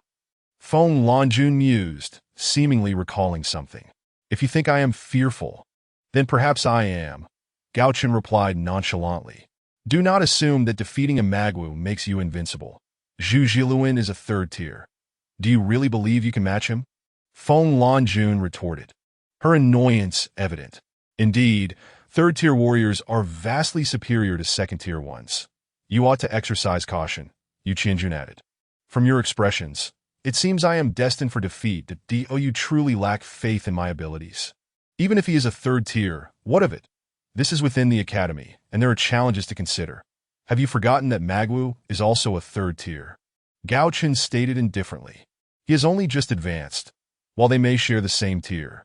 To compare his strength to Zhu Zhiluan's is a grave mistake, Feng Longjun insisted earnestly. "So what? What can he accomplish within the academy?" Gao Chen maintained his indifferent demeanor. "While your point holds merit, he could challenge you," Feng Longjun interjected. "A challenge? If I were to say that I eagerly await his arrival, would you believe me?" Gao Chen proposed. It seems you are rather arrogant, Feng Lanjun scoffed, though under Gao Chen's gaze. She found herself questioning whether he might be truthful. I assure you, I am serious, Gao Chen shrugged. As am I, Feng Lanjun retorted, exasperated. Suit yourself. I have finished my meal and must return to training lest I be bullied, Gao Chen declared as he concluded his meal.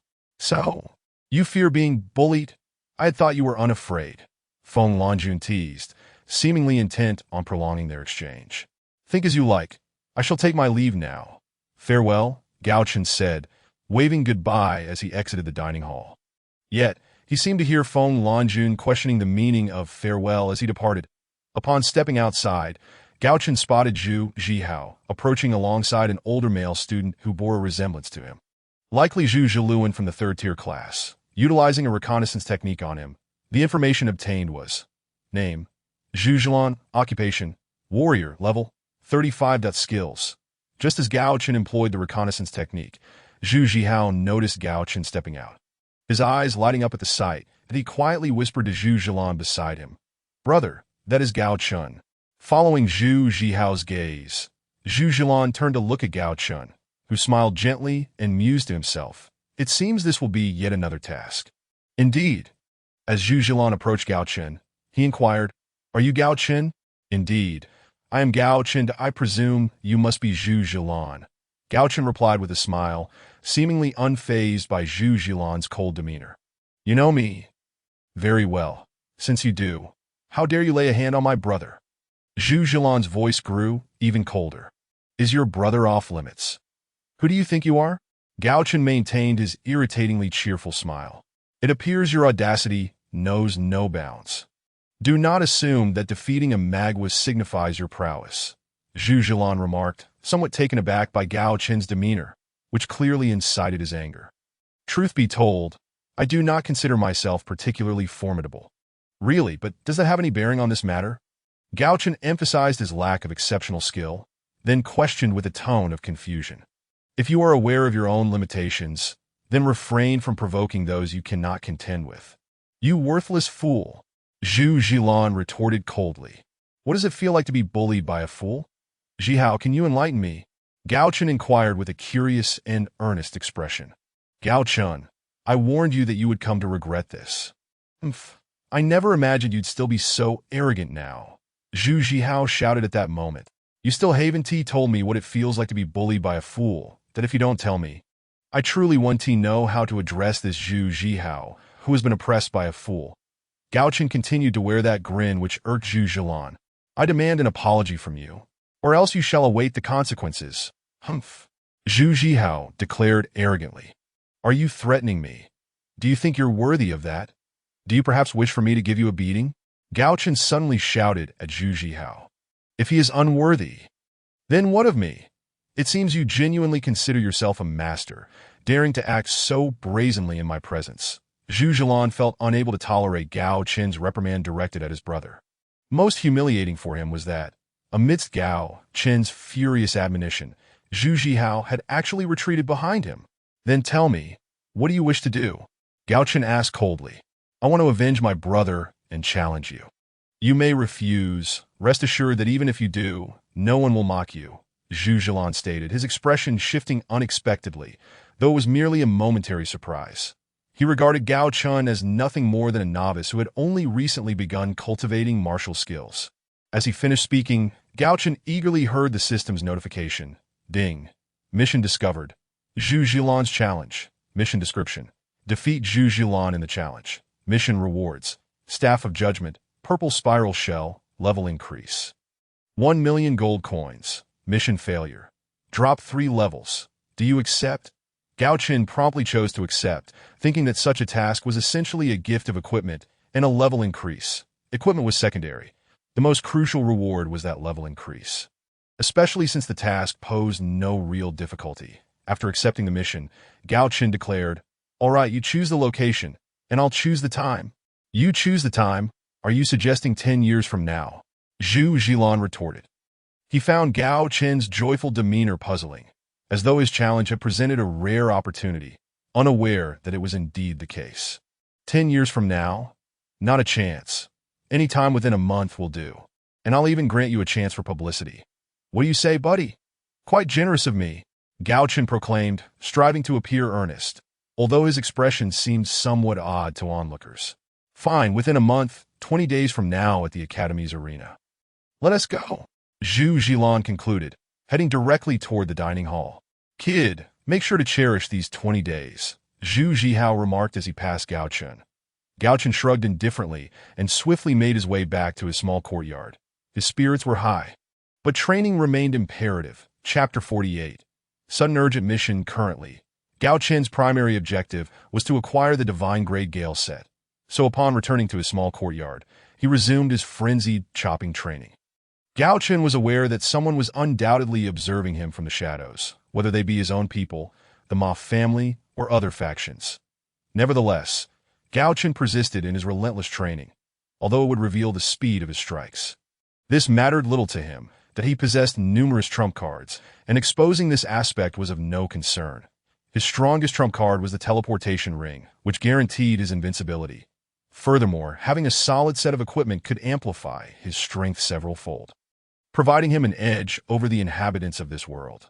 Strategically revealing certain trump cards, especially through involuntary exposure, could serve as an even better form of concealment. Yet, Gao Chen remained oblivious to the shock his intense training instilled in others. It was not merely a matter of revealing a single trump card. Within the Imperial Palace, the Emperor of the Fire Beacon Empire furrowed his brow tighter as he examined a note in his hand. The contents detailed Gao Chen's performance over recent times. The Gao family now stood as a sharp sword to the outside world. However, a sword is double-edged. Wielding it also poses the risk of self-harm. The Gao family's influence within the military had reached unprecedented heights, commanding 70% of the entire Fire Beacon Empire's forces. While this significantly bolstered the empire's military might, it was not a boon for the Gao family, especially not for an emperor. The adage that power resides in the barrel of a gun is a universal truth. Although the Gao family had been loyal subjects for generations, controlling 70% of the empire's military left Emperor Feng Liantian feeling insecure. Even if Gao Jianfeng were to remain loyal, such feelings were akin to being granted his throne by Gao Jianfeng. He could reclaim it at any moment should he choose. Originally, Gao Chen's emergence as a talented individual would have been a mutually beneficial conclusion. However, Gao Chen's sudden transformation over the past 6 months had begun to stir worries within him, and witnessing Gao Chen's frenzied training only heightened his unease. Feng Liantian spoke softly. "Must you truly force my hand in this manner? The Gao family is too perilous. It is a sword hanging over my head, poised to fall at any moment. Let us ensure that Gao Jianfeng does not return this time. Shadow, convey my orders." Feng Liantian seemed to be speaking to himself. However, upon uttering those words, a sigh echoed in the room, one that did not belong to him. "I am also being compelled." After hearing that sigh, Feng Liantian bitterly muttered. With the Gao family present, no one dared to offend the borders of the Fire Beacon Empire, yet their existence made Feng Liantian feel uneasy even upon sitting upon the throne. He feared that should the Gao family speak up, the Fire Beacon Empire would soon bear their surname. None of this was known to Gao Chen, who remained focused on his rigorous training. After an hour of chopping, he promptly sat down to practice magic. An hour later, once his spirit had recovered, he rose to resume his training. Uncle Li, who secretly protected him, had gone from shock to numbness. His own training had reached remarkable levels. Yet in comparison to Gao Chen's intensity, he felt as though he were merely playing games all day. Initially, Uncle Li was only tasked with ensuring Gao Chen's safety at night, as no one dared to act against him during the day at the Martial Arts Academy. However, today, Uncle Li had not rested at all. Gao Chen's relentless training had left him so astonished that he forgot about his own need for rest. Similarly, the spies sent by the Ma family to protect him were equally astonished by Gao Chen's training. They promptly reported the matter to Master Ma. After hearing the report, Master Ma's face was filled with shock as he stated, "Continue to monitor him. Observe whether he trains like this for just today or every day." Gao Chen's talent was evident to all. In less than half a year of training, he had managed to incapacitate a Magwu who had already stepped into the 3rd tier. While this was partly due to the armor he wore, it could not be denied that Gao Chen's endurance had left a powerful impression on everyone.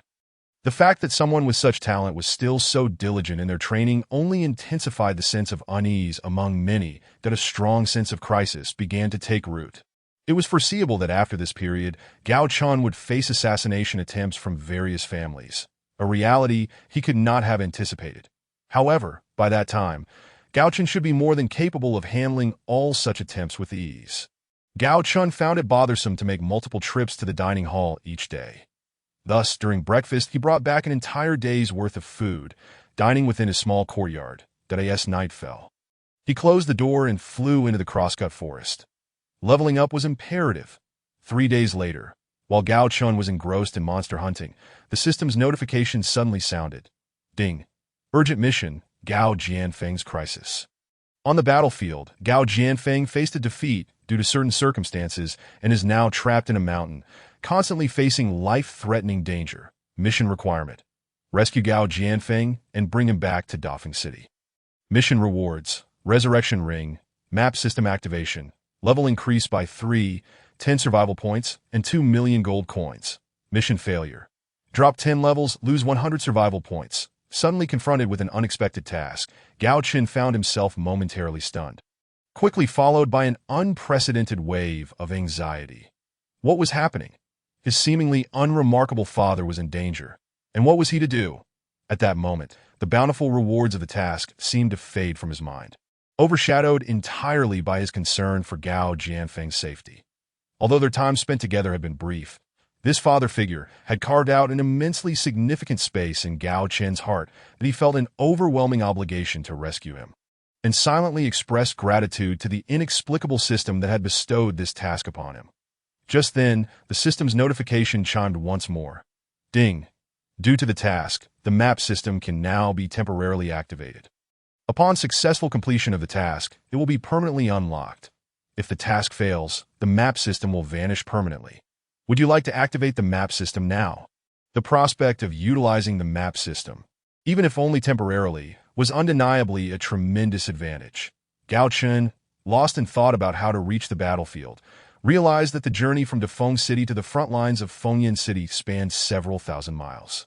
Even a swift horse capable of covering 800 li a day would require more than 10 days to traverse such a distance. To be why then, he feared it would be too late for his father. Now, with the map system at his disposal, he could traverse that distance in a mere second, all while ensuring his privacy remained intact. With that thought in mind, Gao Chen hastily activated the map system, maximizing its display, and quickly located the coordinates of Fengyan City.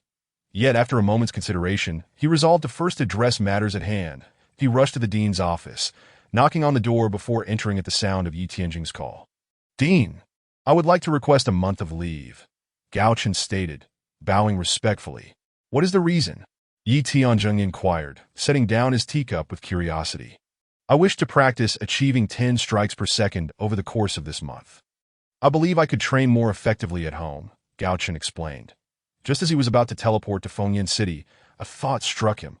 If he left now, the numerous eyes upon him during the day would pose a significant risk.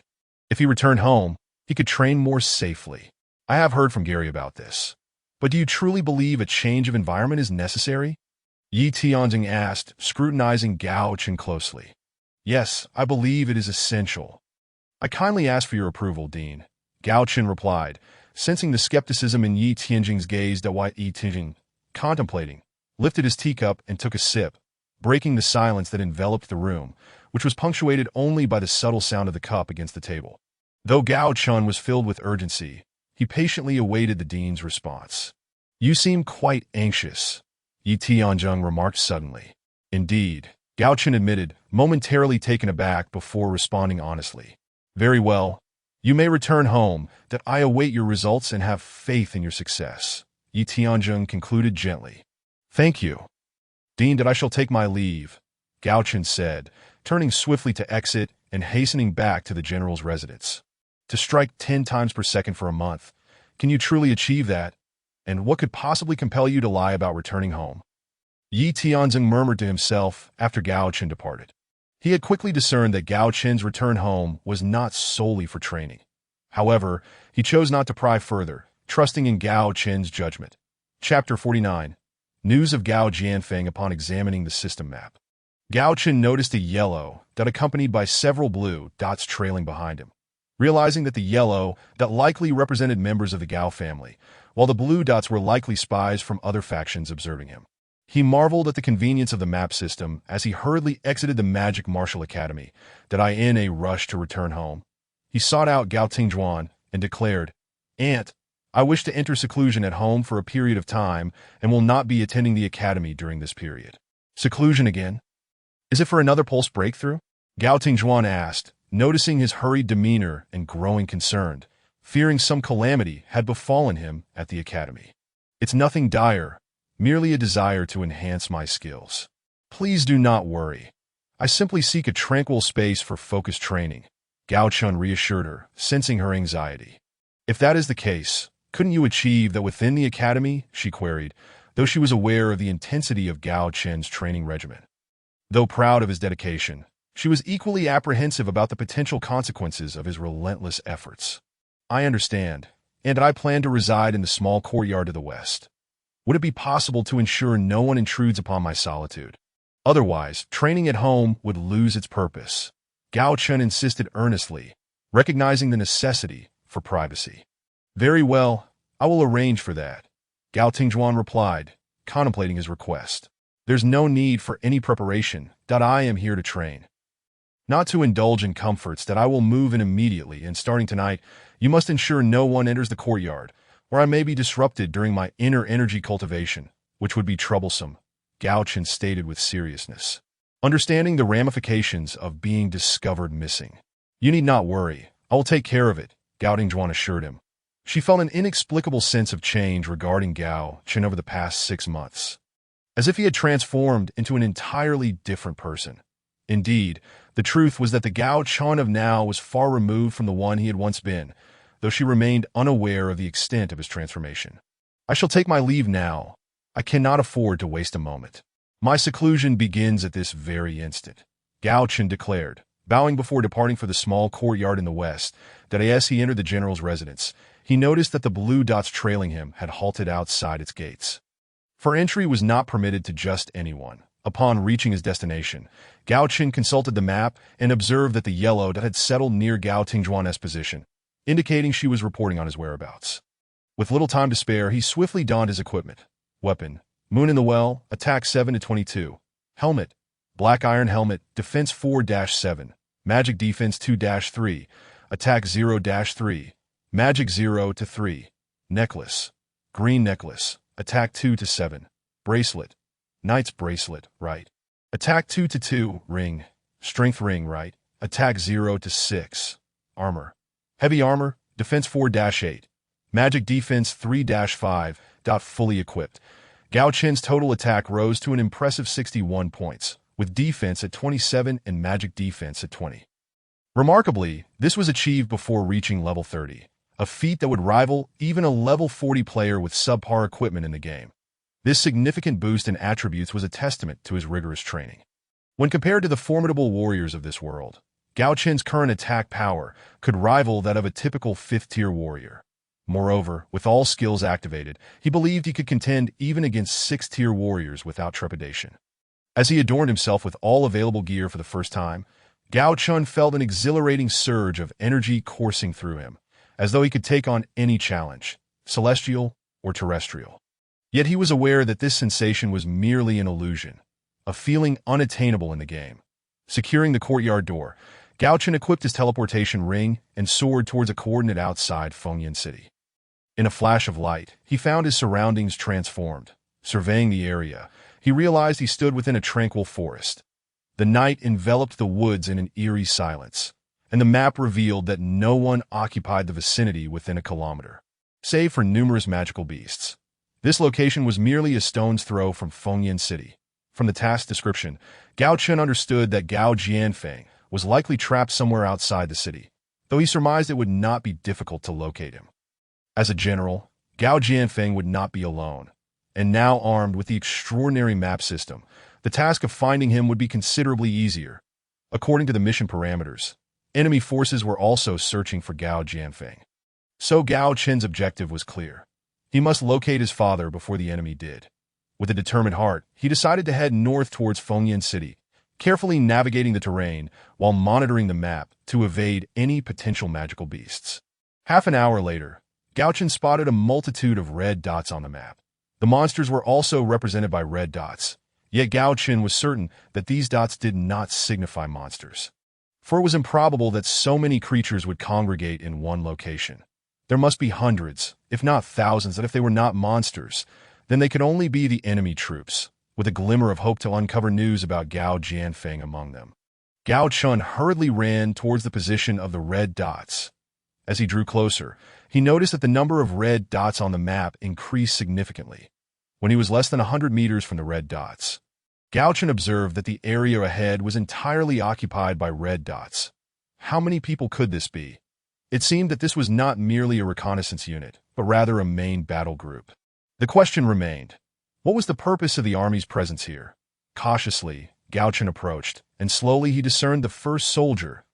If it were merely this, Gao Chen would still be unable to obtain what he desired.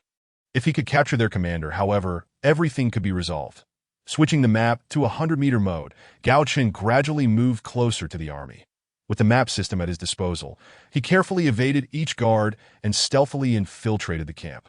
After some calculation, he deduced that this was a force of over 10,000 troops. It appeared that this did not belong to the main battle group, but Gao Chen knew that the commander within this unit would certainly possess knowledge of Gao Jianfeng's whereabouts.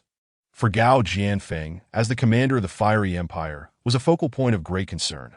Gradually, Gao Chen approached a tent situated in the center of the camp, and on the map, he noticed that there were likely many people inside.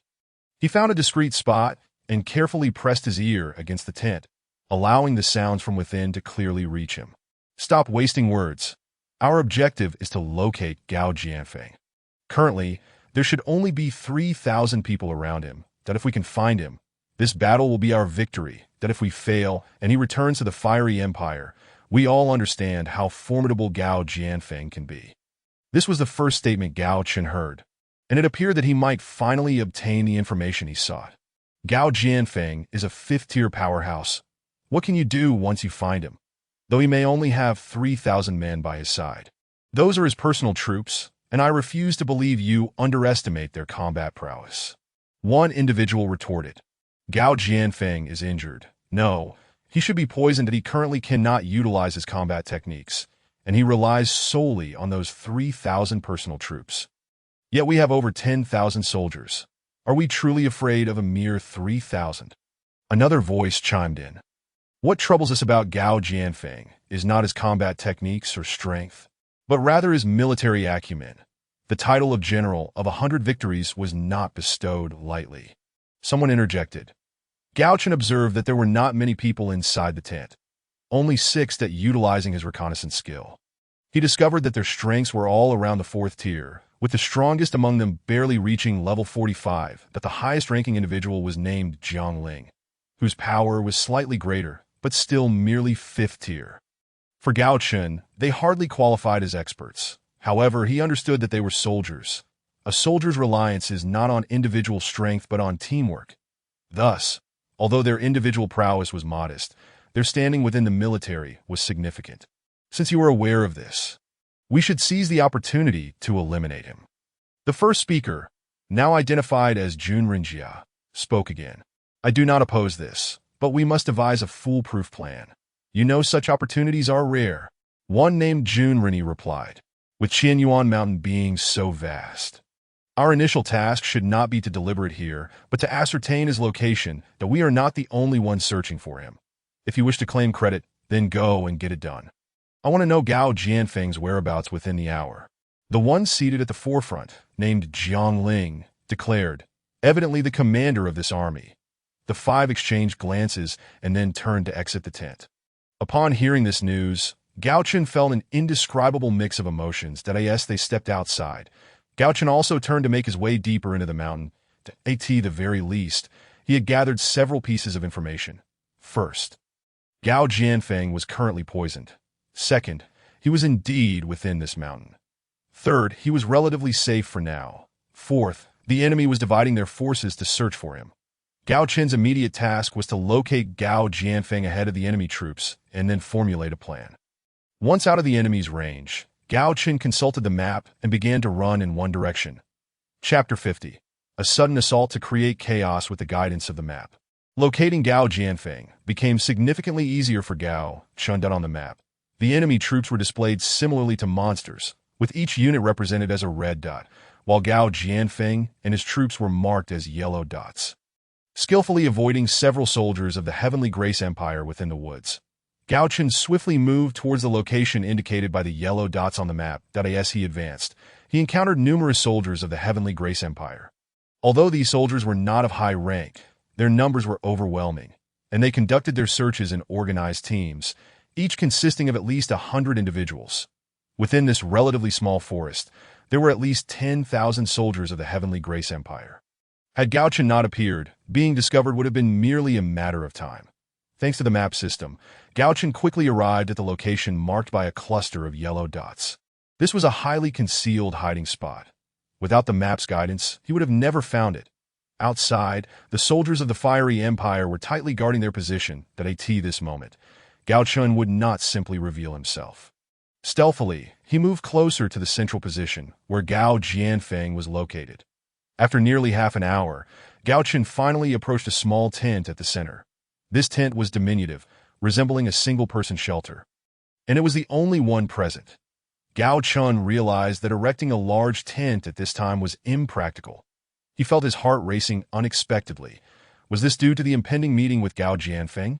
Peering through a gap in the tent, Gao Jianfeng was seated on a hide, looking considerably haggard, his pale and feeble expression tugging at Gao Chen's heartstrings from a distance. Gao Chen cast a reconnaissance spell, yielding the following results. Name, Gao Jianfeng, level, 56, profession, soldier commander. From the data, Gao Chen noted that Gao Jianfeng's health points were continuously dwindling, although the rate of decline was not overtly rapid. It prevented Gao Jianfeng from recovering health points. As a fifth-tier powerhouse, Gao Jianfeng's health points would typically recover swiftly unless they fell below 50% or he was gravely injured. Moreover, it appeared that he could not even gather his internal energy. This was likely the reason he could not execute combat techniques, as utilizing them necessitated internal energy, and the continuous loss of health points posed an even greater peril. Taking a cloth from his backpack to cover his face, Gao Chen stepped into the tent. The moment he appeared, silent and unseen, Gao Jianfeng, who had been resting with his eyes closed, suddenly opened them and stared at Gao Chen coldly, demanding, "Who are you?" "Who I am is inconsequential to your current situation. What matters is that I can assist you. And that is sufficient." Gao Chen replied in a hoarse voice. "Assist me? I am quite curious about how you intend to do that." Gao Jianfeng continued to glare at Gao Chen, and despite his severe injuries, the authority of a military commander lingered in his demeanor. His expression indicated that should Gao Chen exhibit the slightest misstep, Gao Jianfeng would not hesitate to retaliate. "First, I can cure your poisoning. Then, I can help divert the Heavenly Grace Empire's soldiers outside, allowing you to return safely to Fengyan City. That I wonder if such assistance suffices." Gao Chen maintained his calm and unhurried tone. "Oh, is that so? Then why would you want to help me?" Gao Jianfeng inquired coldly, his expression revealing skepticism. "Do you think I wish to assist you? Were it not for your connection to Gao Chen as his father, your fate would be of no concern to me," Gao Chen stated, his words genuine, yet carrying an odd sentiment as he articulated the strategy he had long considered. "What, you know my son? Gao Chen. Who exactly are you?" Upon hearing Gao Chen's name, Gao Jianfeng's expression shifted to one of astonishment and excitement. It was evident that he was taken aback. The person before him appeared devoid of any internal energy fluctuations, resembling an ordinary person who had never trained. Yet, how could an untrained individual arrive at such a location? After all, outside were his 3,000 personal troops, each possessing at least third-tier strength. Could he truly be an ordinary person? This was a question that required no answer. An ordinary person could not possibly appear at this time and place. Thus, the only conclusion remaining was that the individual before him possessed unfathomable strength. And it was quite peculiar for one of such capability to know Gao Chen, a fact that Gao Jianfeng, as his father, was oblivious to. "You seem quite surprised, but you shall soon discover who I am." This can cure the poison you have been afflicted with. Once I draw away the Heavenly Grace Empire soldiers, you can return with your men to Fengfeng City, Gao Chen stated, producing a set of healing medicine. What is this? Upon seeing the healing medicine, astonishment flickered once more in Gao Jianfeng's eyes. Could it be that the medicine Chinner gave me last time was provided by you, Senior? Senior, you must not address me as such, Gao Chen replied coldly. What a ridiculous notion it is for one's father to address oneself as Senior. Such folly deserves a bolt from the heavens. Very well. It appears that Gao Chen has already entrusted you with the healing potion. Since it has been brought forth, you should accept it. Consume just one vial. And remember my words. Gao Chen interjected hastily as he noticed Gao Jianfeng about to speak, fearing that he might again utter the term Senior. Without granting Gao Jianfeng a moment to respond, Gao Chen activated his teleportation ring and vanished, leaving no opportunity for further dialogue. At this moment, Gao Jianfeng's health was a mere 200 points shy of maximum, and his internal energy was just under 100 points. A single vial of healing potion was more than sufficient to restore him to full vitality. Given that his health and internal energy would be replenished, the poison afflicting him would surely have no further effect, though this was contingent on the fact that the poison was not particularly potent. If it had been a more formidable toxin, the healing potion would merely restore his health without counteracting the poison. As he observed the red dot ahead, Gao Chen surged forward, contemplating how best to accomplish his mission. Accompanying Gao Jianfeng and escorting him seemed fraught with peril, not to mention the likelihood of exposure. Moreover, it appeared that such an approach would not yield any success in fulfilling his objective. It was essential to note that the opposing force had mobilized nearly 100,000 troops to deal with Gao Jianfeng. No matter how formidable he might be, it was inconceivable for him to confront such a multitude alone. Thus, the only viable strategy was to divert the soldiers of the Tian Empire, a plan so audacious that it bordered on madness. However, with the teleportation ring at his disposal, the difficulty was significantly mitigated. Silently appearing behind a contingent of soldiers, Gao Chen unleashed the Wrathful Wind assassination sword technique, which emitted a brilliant flash as it pierced through the bodies of 3 men. While this technique was powerful, it had yet to reach the level necessary to eliminate those soldiers in a single blow. Nonetheless, it was sufficient to reduce these second-tier soldiers to critical health, before the assailants could fully comprehend the ambush.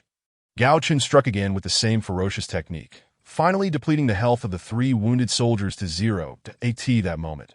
Gao Chen seemed to hear the system's notification, but simultaneously, the enraged shouts of the nearby Tianan Empire soldiers echoed in response. In the blink of an eye, Gao Chen was among the fray, wielding the crescent-bladed weapon, Jingzhongyu, as he struck fiercely at the surrounding foes. Amidst the chaos of blades and flashing swords, he deftly dodged attacks, executing a myriad of warrior skills in relentless pursuit of the wounded soldiers until they lay dead at his feet. Some of the attacks against him were utterly disregarded, with a defense value of 50 points. They could only whittle away single-digit amounts of his health. Given that he possessed over 100 healing potions and 1,000 assorted elixirs, he could afford to stand still and let them strike for hours without succumbing, provided they did not hit critical areas. These second-tier soldiers were pathetically weak, so much so that Gao Chen had even abandoned the need to evade, opting instead for a strategy of trading blows.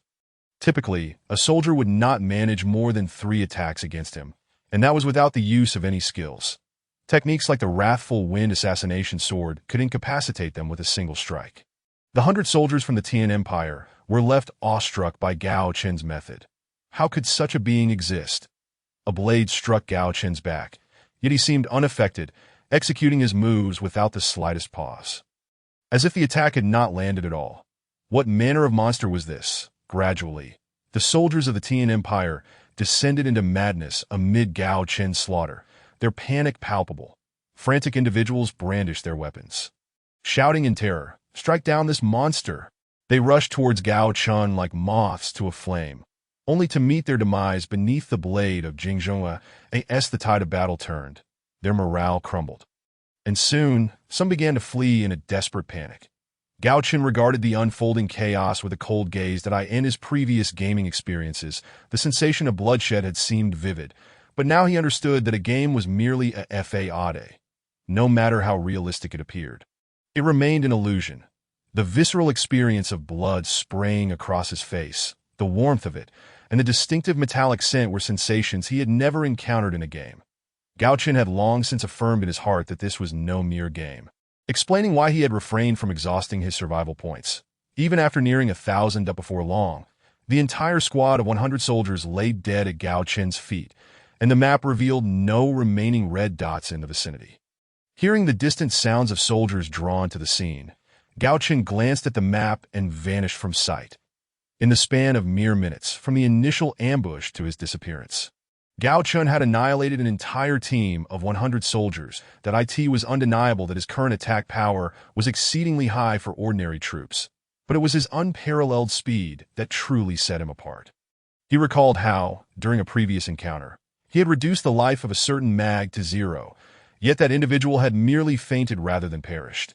However, these soldiers of the Tianan Empire had met with true death, leaving Gao Chen perplexed. Was it merely a matter of mindset? When confronted with these soldiers, he harbored thoughts of slaughter, unlike before. Yet this was hardly the time for such contemplation. Just as Gao Chen departed, another squad of 100 soldiers arrived on the scene. The captain of this new contingent surveyed the scattered corpses with shock that could scarcely be contained. His gaze swept the area. But aside from the labored breaths of his own men, the forest was eerily silent, save for the rustling of leaves in the wind.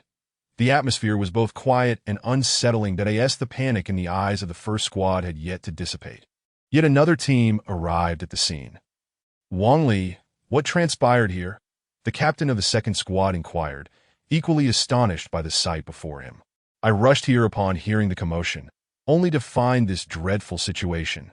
With no trace of the enemy, upon searching the surroundings, I discovered not a single indication of their retreat.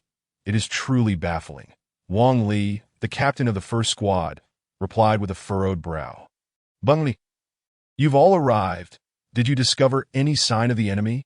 Just then a sound emerged from the woods, the rustling of movement. The noise grew closer. A voice reached Wang Li and his comrades, followed by the appearance of yet another group. Sir, we have come to report that by the time we arrived, the enemy had long since retreated, and we found no trace of their escape, a soldier from the newly arrived group reported. Wang Li and the other captain greeted him before Wang Li resumed his explanation. Given the state of the scene, the battle could not have lasted long.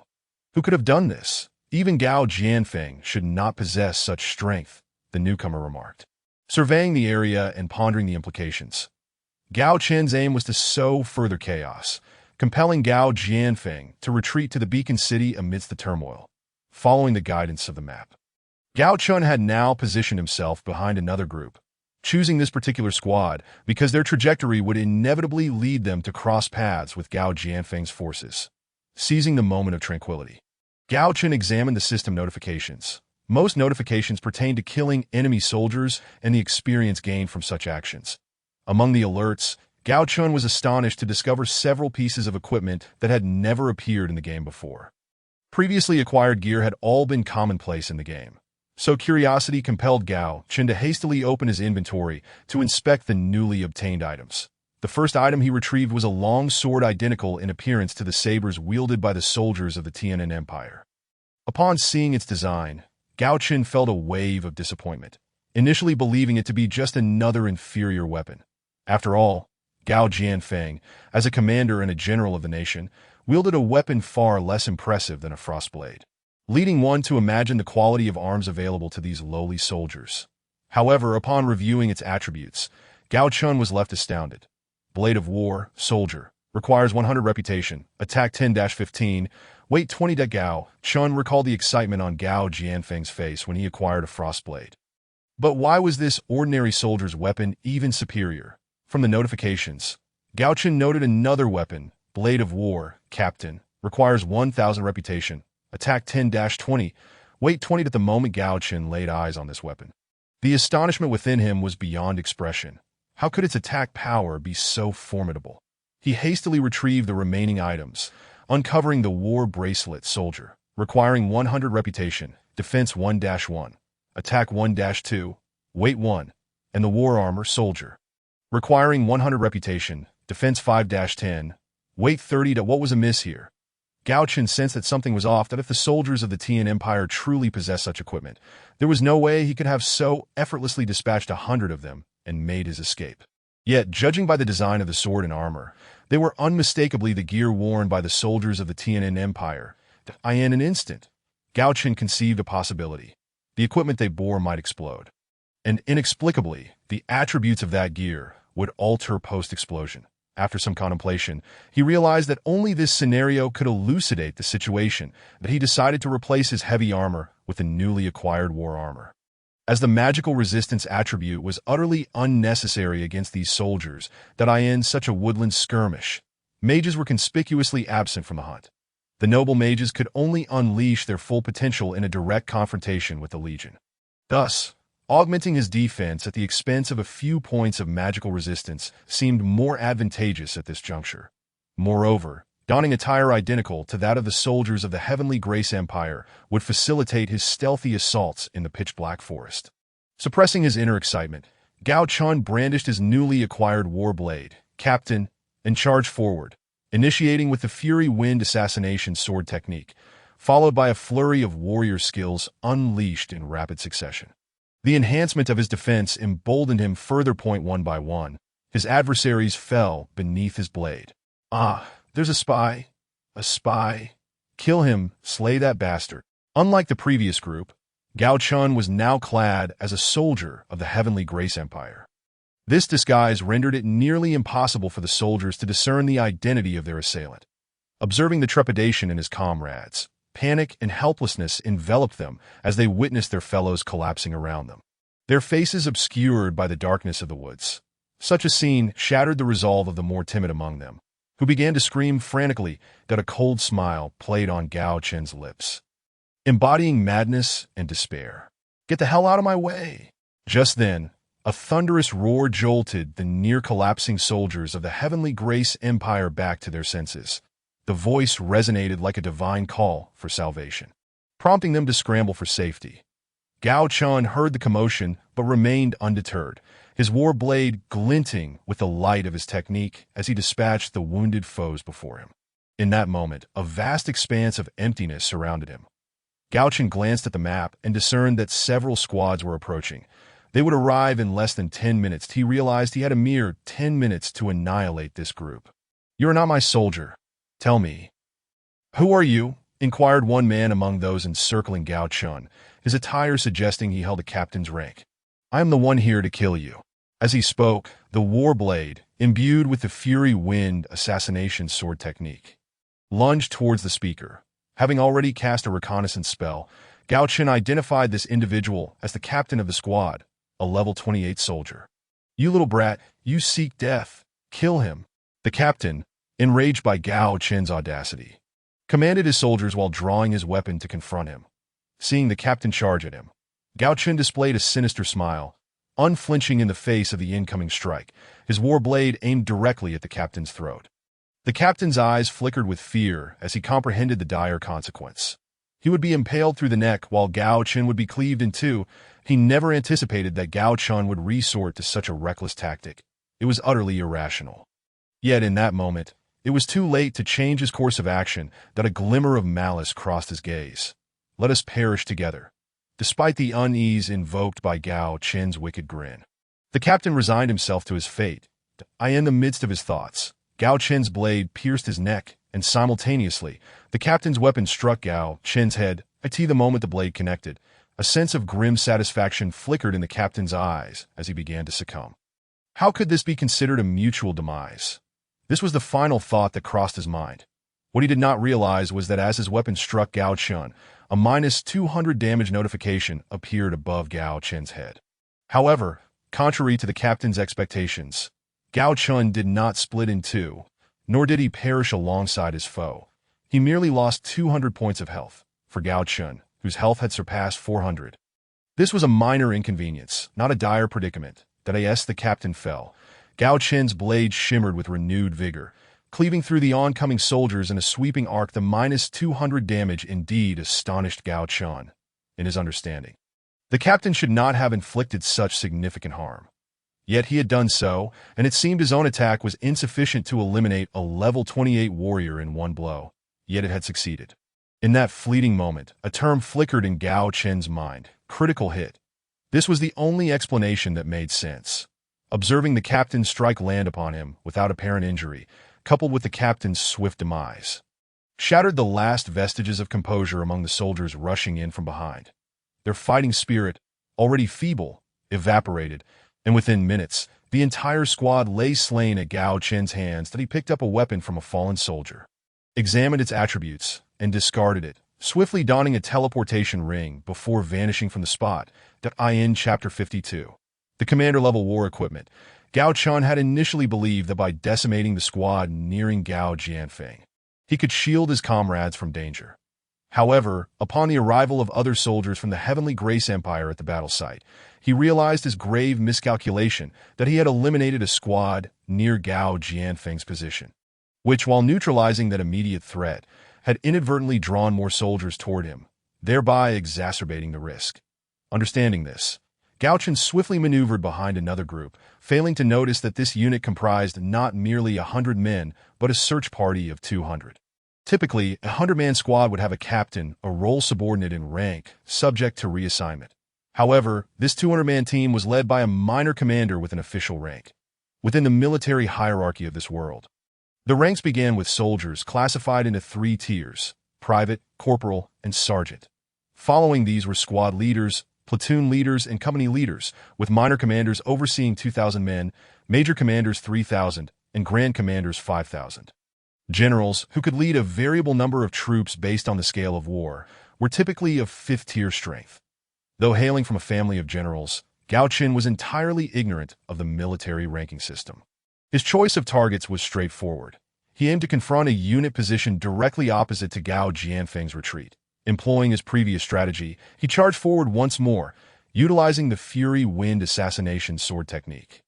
Upon vanquishing the second squad, he procured a ring with attributes slightly superior to a strength ring, akin to the properties of a holy war ring, though lacking in defense. However, Gao Chen soon discerned a disparity. This squad was evidently stronger than the previous 2, both in individual combat prowess and discipline. While personal strength alone was not significant, superior discipline could greatly enhance a unit's combat effectiveness. Remarkably, in response to Gao Chen's sudden assault, very few soldiers displayed panic.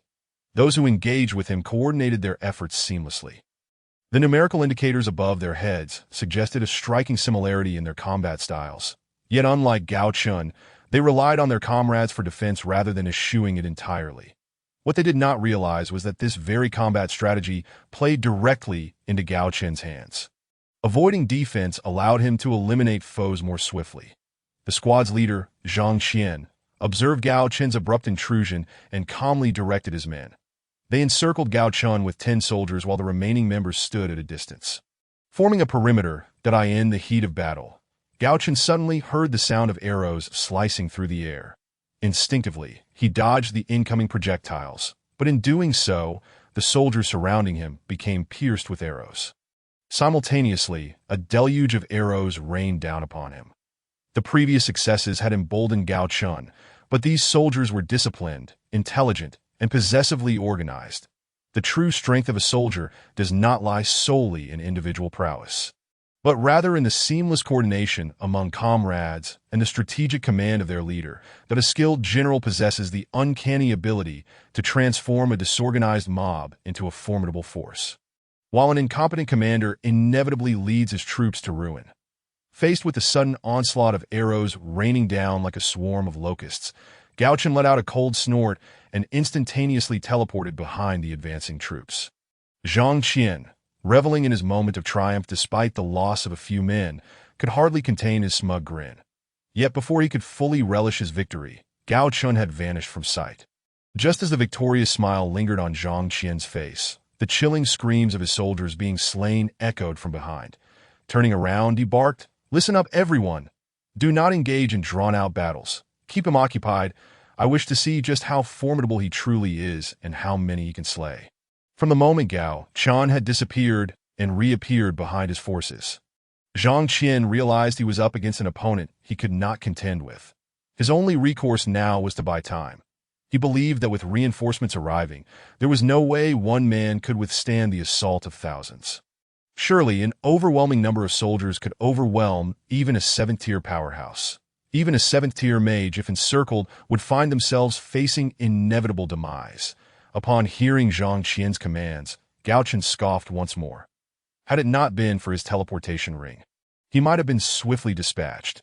Although a single arrow would only take a few hit points from him, the sheer volume of arrows, combined with critical hits, would make survival impossible. Fortunately, he possessed the teleportation ring. As for your reinforcements, let us see if you have the fortune to await their arrival, Gao Chen declared, charging toward Zhang Qian. Zhang Qian was undoubtedly a perilous figure, as evidenced by his unhesitating willingness to sacrifice his own soldiers to eliminate a threat. This was the hallmark of a competent leader. Witnessing Gao Chen's teleportation ability, he ordered his guards to engage, showing no hesitation. The guards, being Zhang Qian's personal protectors and thus stronger than ordinary soldiers, advanced toward Gao Chen with the objective of merely restraining him. This caused Gao Chen some minor inconvenience, but it was merely a trifling matter to Gao Chen. These guards, each under the third tier, were no more than simple targets for his skills. Within minutes, they were swiftly dispatched. As Zhang Qian observed Gao Chen's extraordinary prowess, a sense of dread began to creep into his heart. Although he was stronger than these guards, he realized that even he would fall to Gao Chen's might in just a few exchanges. With this grim realization, Zhang Qian began to flee into the woods.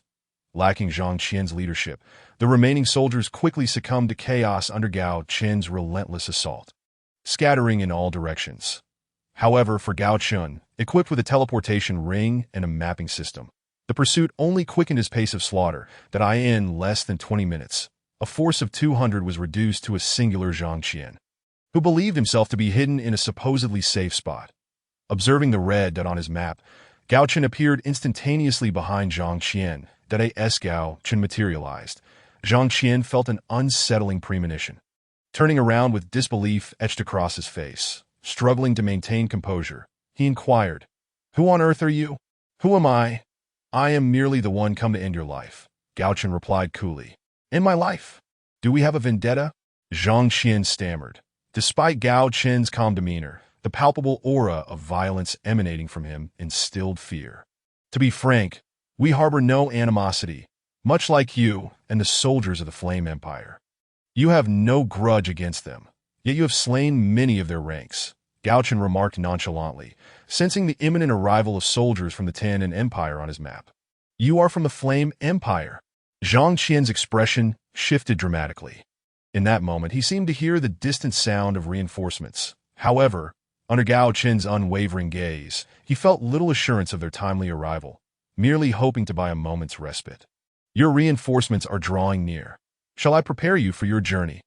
Gao Chen observed Zhang Qian's demeanor, fully aware of his intentions. However, every detail was meticulously calculated within Gao Chen's strategy. Were time not of the essence, he would not waste breath on idle chatter. "You cannot kill me!" Zhang Qian screamed in desperation. The only response he received was a cold scoff from Gao Chen, followed by the radiant strikes of the Fury Wind assassination sword technique. As Gao Chen launched his assault, Zhang Qian's first instinct was to flee. Yet as he turned to escape, he was struck by the sword's brilliance. Despite being stronger than the average soldier and even a third-tier powerhouse, the overwhelming aura of death from Gao Chen extinguished any fighting spirit he possessed. As he attempted to flee, he was struck again by the Fury Wind assassination technique. And before he could react, the war blade, shimmering with the essence of Dragon's Roar, cleaved through him, reducing his life to 0 before he could comprehend his fate. Gao Chen's speed in unleashing his blade had reached a staggering 4 strikes per second, and with the third-tier Fury Wind technique combined with the fourth-tier Dragon's Roar technique, the culmination of skills unfolded in an instant. Zhang Qian fell to Gao Chen's might. As Zhang Qian collapsed, Gao Chen was met with an exquisite chime from the system. Ding. Killed third-tier Commander Zhang Qian, earning 3,000 experience points. Ding. Congratulations, you have leveled up. Ding. Warblade Commander discovered. Ding. War Armor Commander discovered. Ding. Chapter 53. Abnormal Battle Report. Among the myriad notifications from the system, Gao Chen found the sound of leveling up to be the most melodious. This series of notifications brought him not only equipment, but also the elevation of his rank, which was his utmost desire. Finally reaching level 30, according to the world's classifications, he had achieved the status of a third-tier warrior. His combat prowess now rivaled that of fifth-tier powerhouses. Once he found a moment, Gao Chen began to inspect his spoils. The first item to catch his eye was a Warblade Commander. More splendid than the standard weaponry of ordinary soldiers. The Warblade Commander required a reputation of 10,000, had an attack range of 10-25, accuracy 1, and weighed 25. To his astonishment, the upper limit of attack reached an impressive 25 points. This elevated attack power rendered the Warblade Commander far superior to the Judgment Staff, which was intended for use at level 30, and the added accuracy made it even more valuable. Initially, Gao Chen had planned to wield the Judgment Staff upon reaching level 30, yet this Warblade now seemed the more advantageous choice. Moreover, its weight of merely 25 points heightened Gao Chen's excitement. He had thought that due to the urgency of the task, he would be unable to acquire the legendary Gale set, but it now appeared that was not the case. With the Warblade in hand, his chances had significantly increased. After all, a weight of only 25 points was more than half lighter than that of the Inferno. If not for the pressing situation, Gao Chen would have relished the opportunity to test his newfound speed. Utilizing the same strategy, he drew away the troops that were about to converge with Gao Jianfeng and the others. And amidst the frenzy of slaughter, dawn began to break in the span of a single night. Gao Chen reaped significant rewards, having claimed the lives of nearly 5,000 soldiers from the Ten and Empire. As daybreak approached, Gao Chen swiftly made his way to Gao Jianfeng's location. The sun is about to rise. Your priority now is to find a place to hide.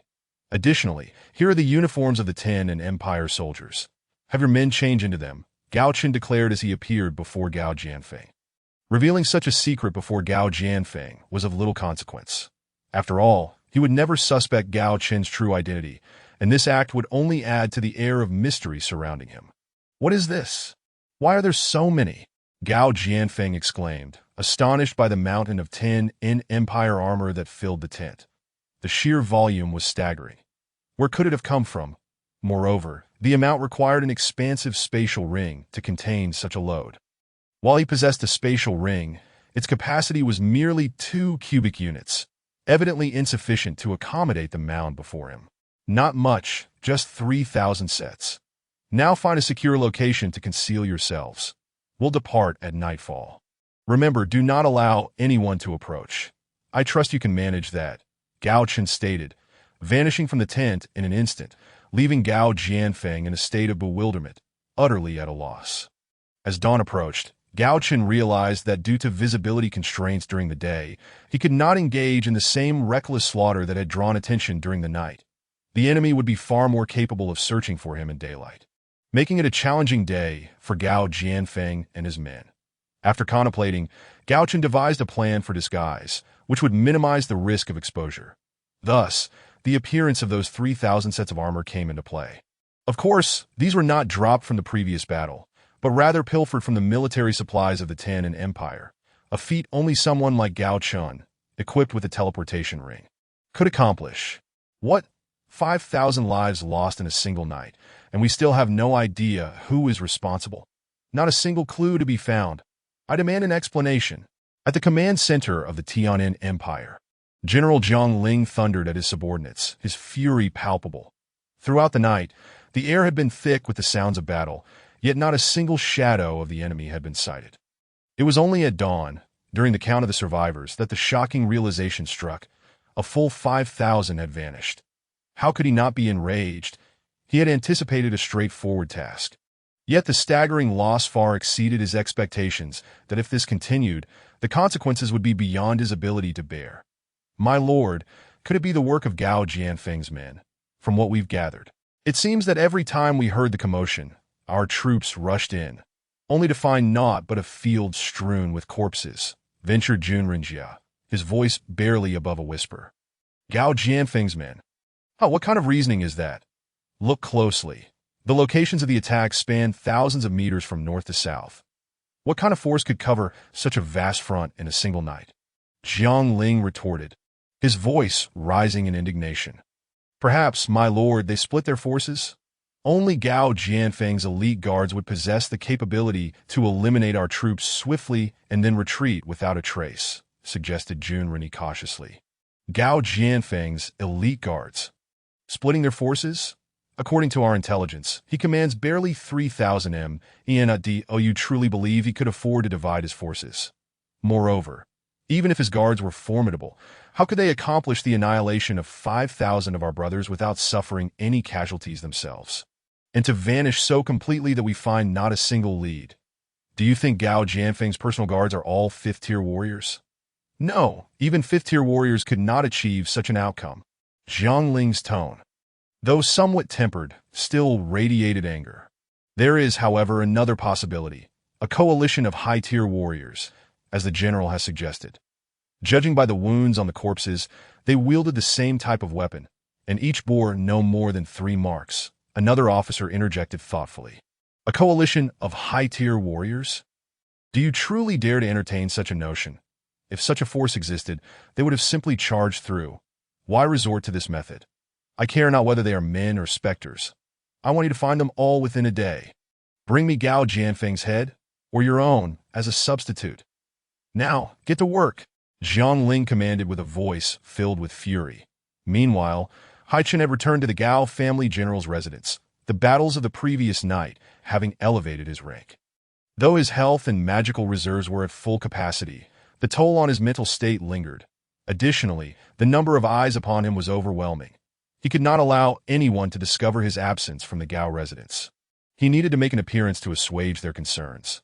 Stepping out from his small courtyard, he first ate a meal, then sought out Gao Tingjuan, saying, "Aunt, I wonder how things are faring with father and the others." "Tina, I thought you were in seclusion. What brings you out now?" Gao Tingjuan asked, her curiosity piqued at his sudden appearance. "Seclusion does not mean constant practice, that I merely stepped out for some fresh air before returning to my training. But you still haven't answered my question. How is father?" Gao Chen pressed. "Your father's situation is relatively stable. Reports are sent back to the capital daily, though the Tian'an Empire poses a fierce threat. Your father is, after all, the protector general of the nation. However, war is not a matter to be resolved overnight, so there is no need for you to worry. Focus on your training," Gao Tingjuan reassured him, believing that Gao Chen was simply concerned for Gao Jianfeng's safety. "I see. And that's so you're saying that daily reports have been returning to the capital, and yesterday's report indicated that everything was normal, with no irregularities. For instance, no news of Father's defeat." Gao Chen inquired, his surprise evident that he recalled that just 2 days prior, Gao Jianfeng had been ambushed while pursuing the enemy and had fled into the Qianyuan forest. Yet Gao Tingjuan claimed that yesterday's report indicated normalcy. Despite the nearly month-long distance from the capital to the border, the reports were transmitted via magical means, comparable to the telephone of a previous world. Now, 2 days had passed, and no one seemed to know of Gao Jianfeng's predicament, that a cloud of doubt loomed over Gao Chen's mind. "Chener, why do you ask such questions, though your father cannot claim absolute victory in every battle? Even against the renowned flying general of the continent, defeating him is no easy feat. What troubles you? Is there something amiss?" Gao Tingjuan queried, noticing the furrowed brow of her nephew. "Nothing, and I believe it's time for me to train. I shall see you tomorrow." With that, he retreated to his courtyard, lost in thought. What could be troubling Chener? Is there something wrong with my elder brother? But the report stated that everything is normal. Gao Tingjuan pondered, watching Gao Chen's retreating figure. After a moment, she commanded the guards outside, "Summon the second master to me, that I have matters to discuss." Back in his courtyard, Gao Chen's unease grew. Why had there been no news of Gao Jianfeng's defeat? This clearly was not a matter of Gao Jianfeng withholding information. After all, he was in grave danger, poisoned, and at risk of losing his life. And how could someone of Gao Jianfeng's military acumen fall into an ambush? Gao Chen felt overwhelmed. Lacking a deep understanding of military affairs and state matters, that he pushed such thoughts aside and began practicing magic to restore his mental strength.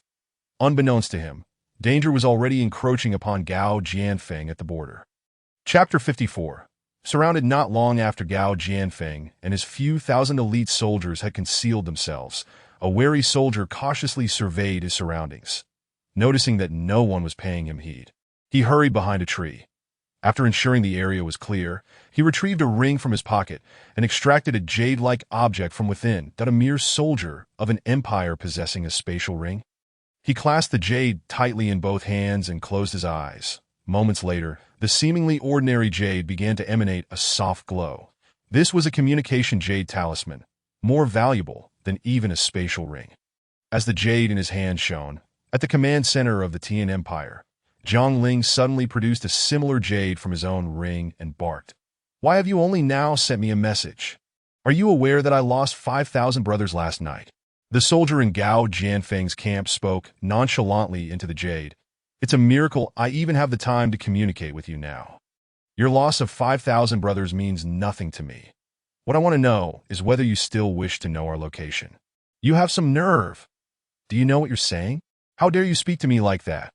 Zhang Ling's anger flared at the soldier's nonchalance, and he yearned to tear him apart. "What do you expect me to say? Let me ask you one last time. Do you want to know our location? If so, speak respectfully, for I am not one of your subordinates, that if you do not, I will terminate this conversation immediately." The soldier's tone remained casual, as if he were entirely unconcerned with Zhang Ling's authority. "Phoenix, tell me where you are located and how many men you have," Zhang Ling replied, taking a deep breath to suppress his rage and striving to maintain a calm demeanor, even though he longed to dismember the insolent soldier. "We are situated 1,000 miles south of Fengfeng City, with 3,000 men remaining, all personally trained by Gao Jianfeng."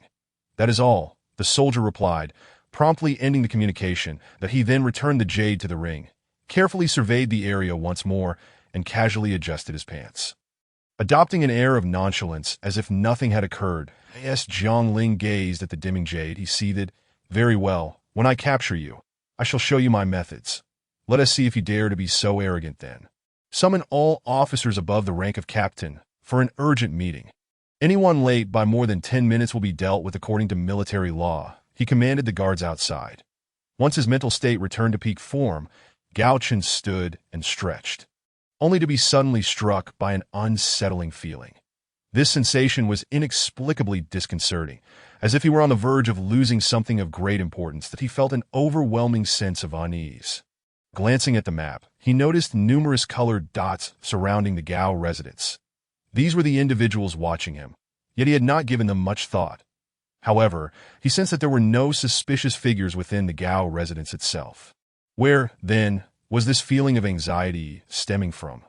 Checking the time, he realized he had spent 2 hours practicing magic. After a moment's contemplation, he ultimately decided to venture into the Qianyuan forest to investigate. With that decision made, he donned his teleportation ring and instantly appeared outside Gao Jianfeng's hiding place. Habitually checking the map, Gao Chen was taken aback by the sight of countless red dots converging from all directions toward Gao Jianfeng's position. These red dots on the map surged like a tidal wave toward the center, where Gao Jianfeng and his men were located. Moreover, it is astonishing to observe that their slow march follows a path with no deviation, leading directly to the hiding place of Gao Jianfeng. It is evident that they have pinpointed the location of Gao Jianfeng and his companions. How could this be possible? The first thought that crossed Gao Chen's mind was, how could this happen? One must understand that the Thousand Ape Forest spans vast distances, and the route taken by the enemy is clearly not a search operation. Therefore, the only remaining conclusion is that Gao Jianfeng and his allies have been compromised. But how could this have occurred? Gao Chen quickly considered the possibility of a traitor. If this were not the case, how could the enemy have accurately determined the position of Gao Jianfeng and his group within the sprawling Thousand Ape Forest? With tens of thousands of troops scattered throughout these woods, they would scarcely leave a trace, especially with numerous magical beasts lurking within. How could they ascertain Gao Jianfeng's location? Suddenly, Gao Chen noticed a red dot appearing within Gao Jianfeng's camp amidst thousands of yellow dots. This red dot, although not particularly conspicuous, was observed by Gao Chen due to his suspicions. How could an enemy infiltrate? Initially, Gao Chen thought of enemy scouts, but soon he realized that if the enemy's scouts had discerned the accurate location, they should not have found their way inside Gao Jianfeng's ranks, that if they were scouts from the Tianan Empire, they should be trailing outside or keeping watch from a distance. This would be plausible. Since they were not scouts from the Tianan Empire, only one possibility remained. This individual had betrayed them, Or perhaps this person was a spy. Upon this realization, Gao Chen finally understood how a seasoned veteran of the battlefield could so easily fall into the enemy's ambush. A surge of murderous intent welled up within him. Yet his immediate task was to find a way for Gao Jianfeng to break through. Lacking significant military prowess himself, he resolved to relay all the information he knew to Gao Jianfeng, who would surely know how to proceed. With this thought, Gao Chen instantly appeared before Gao Jianfeng. The latter, lost in contemplation, was taken aback by Gao Chen's sudden appearance and exclaimed, "Senior, you have come. I have told you not to call me senior.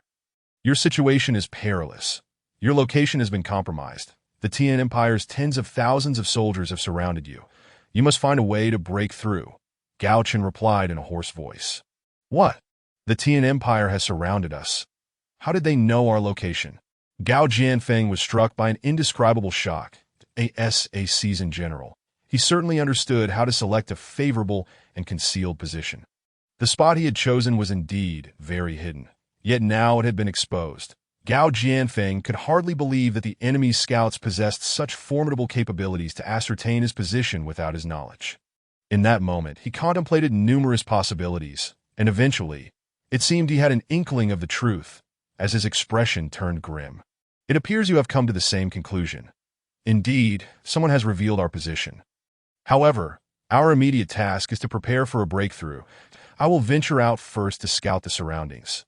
You must ready yourselves for the escape." With that, Gao Chen swiftly darted away.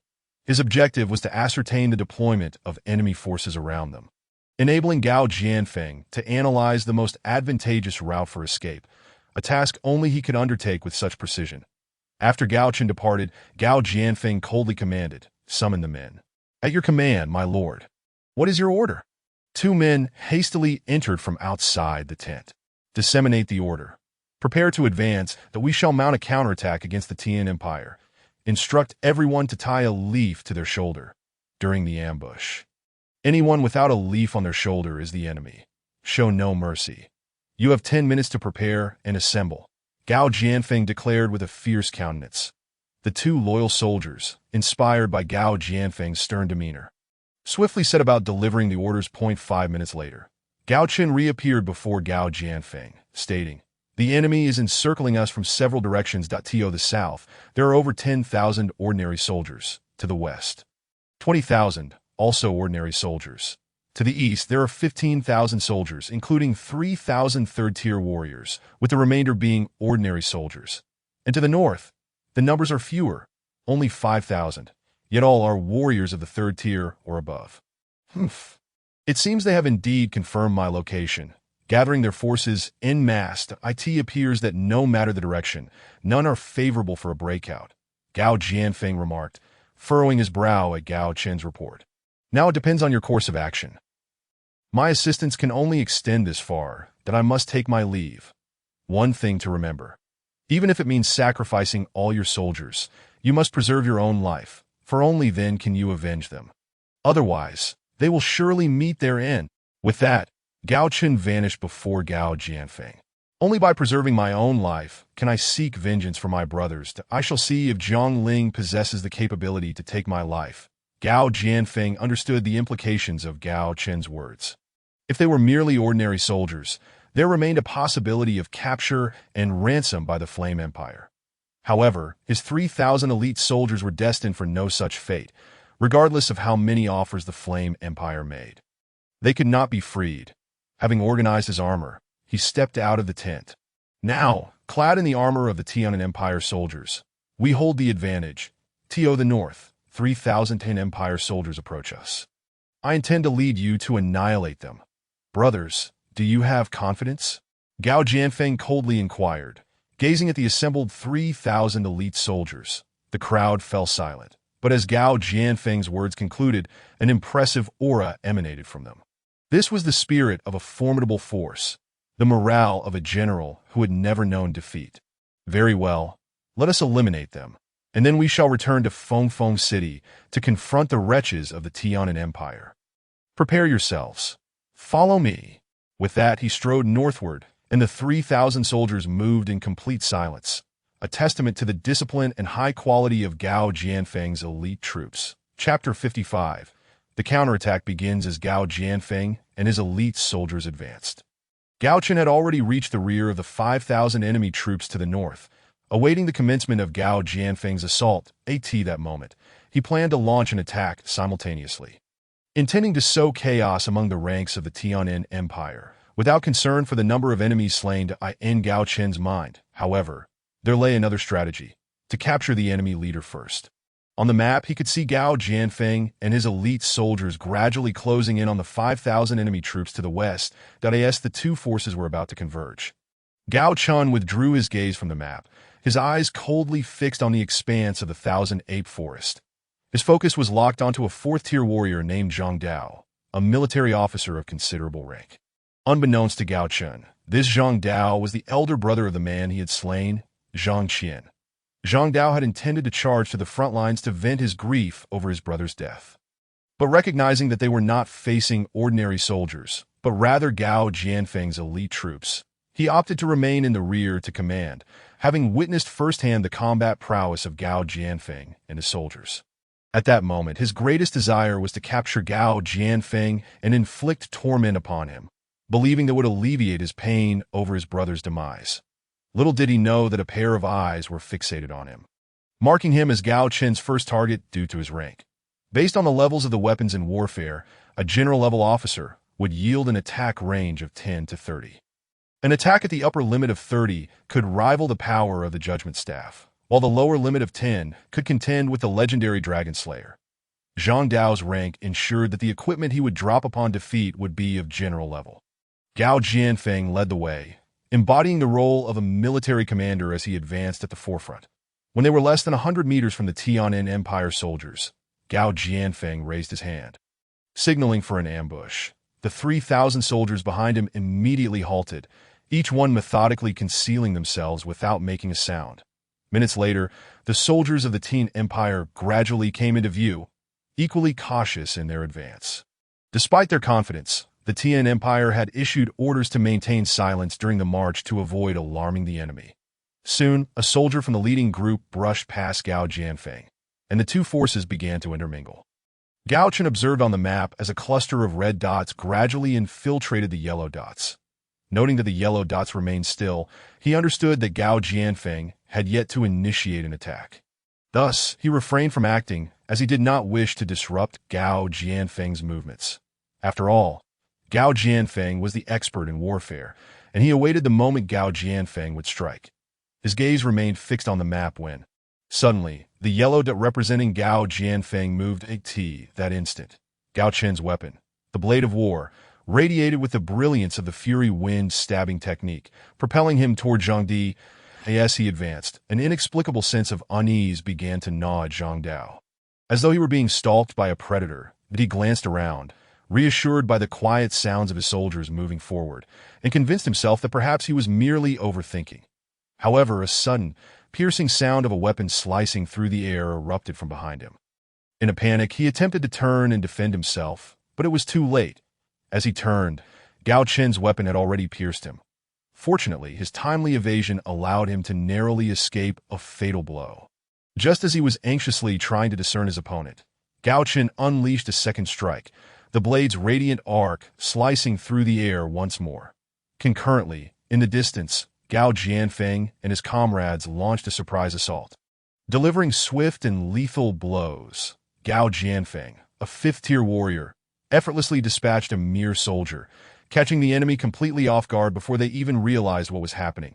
Among the 3,000 elite soldiers, although the levels of both sides were comparable, one was prepared for an ambush while the other was utterly oblivious to the unfolding chaos that fleeting moment of conflict. Countless soldiers of the Tian Empire fell before they could comprehend the situation. Gao Jianfeng, shouting battle cries, rallied his 3,000 elite troops, who surged forward like a pack of ferocious tigers, reveling in the slaughter. The soldiers of the Tian Empire were thrown into disarray by this sudden ambush. Perceiving only their comrades before them, their weapons raised, yet unable to strike, they were mercilessly cut down one by one in a dazed and in stark contrast. Gao Jianfeng's elite troops harbored no such hesitations, indiscriminately slaying anyone lacking foliage upon their shoulders. Amidst the desperate and furious roars of the Tian'an soldiers, Gao Jianfeng and his men operated with the relentless efficiency of a meat grinder, claiming life after life, producing a cacophony of despair and indignation from the Tian'an ranks. Suddenly besieged, Zhang Dao instinctively sensed an ambush upon hearing the sounds of battle ahead, but he was bewildered. Didn't Gao Jianfeng only possess 3,000 elite soldiers? How could they still be laying traps? Wasn't the commander supposed to provide precise locations for an ambush against Gao Jianfeng? Why did it seem as if they were the ones being ambushed? Zhang Dao's mind became a whirlwind of confusion. At this moment, if you dare to be distracted, you may as well embrace death. Gao Chen sneered at the flustered and bewildered Zhang Dao as his weapon. The blade of war shimmered with lethal energy, launching a barrage of skills toward him. "Who are you? If you wish to kill me, then kill him," Zhang Dao shouted in panic while desperately dodging Gao Chen's onslaught. "I am the harbinger of your demise," Gao Chen coldly replied, not pausing for an instant in his assault. Upon hearing Zhang Dao's cries, the soldiers of the Tian Empire finally turned their attention, retaliating against Gao Chen. Employing an elusive footwork, Gao Chen deftly evaded their strikes, maintaining his focus solely on Zhang Dao, whose demise was his singular objective. "So it is just you, bold yet foolish. Let us see how you meet your end." Zhang Dao, clutching his wounds, glared at Gao Chen, who approached with a menacing intensity, while his weapon glowed with the unique luminescence of battle techniques. Anger, wind, assassination, swordsmanship. Zhang Dao, in an audacious move, charged at Gao Chen.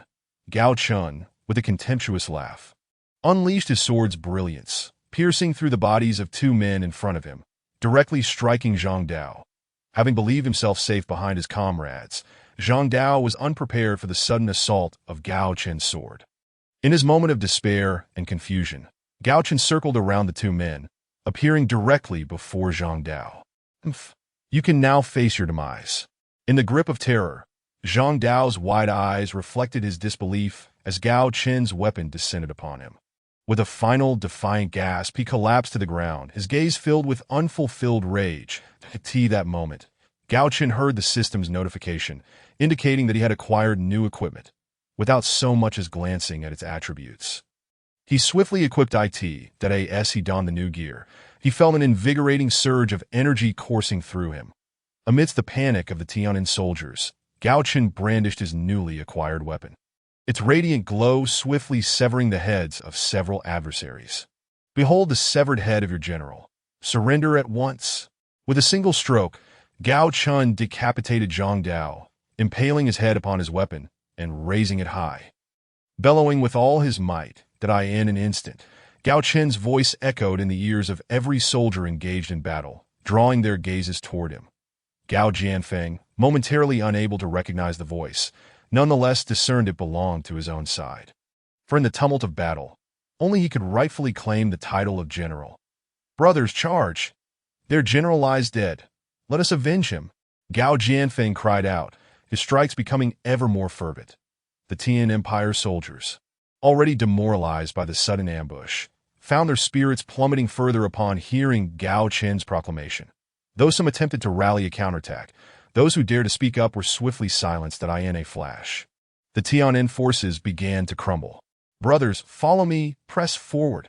Although it would take little time to annihilate these 5,000 elite soldiers composed of third-tier warriors, Gao Jianfeng remained acutely aware that his adversaries numbered in the tens of thousands. If they were ensnared, danger loomed large. Thus, his priority was not to pursue the enemy, but to break free. Navigating the chaos of the battlefield, Gao Chen targeted the vulnerabilities of his foes, consistently aiming for their throats.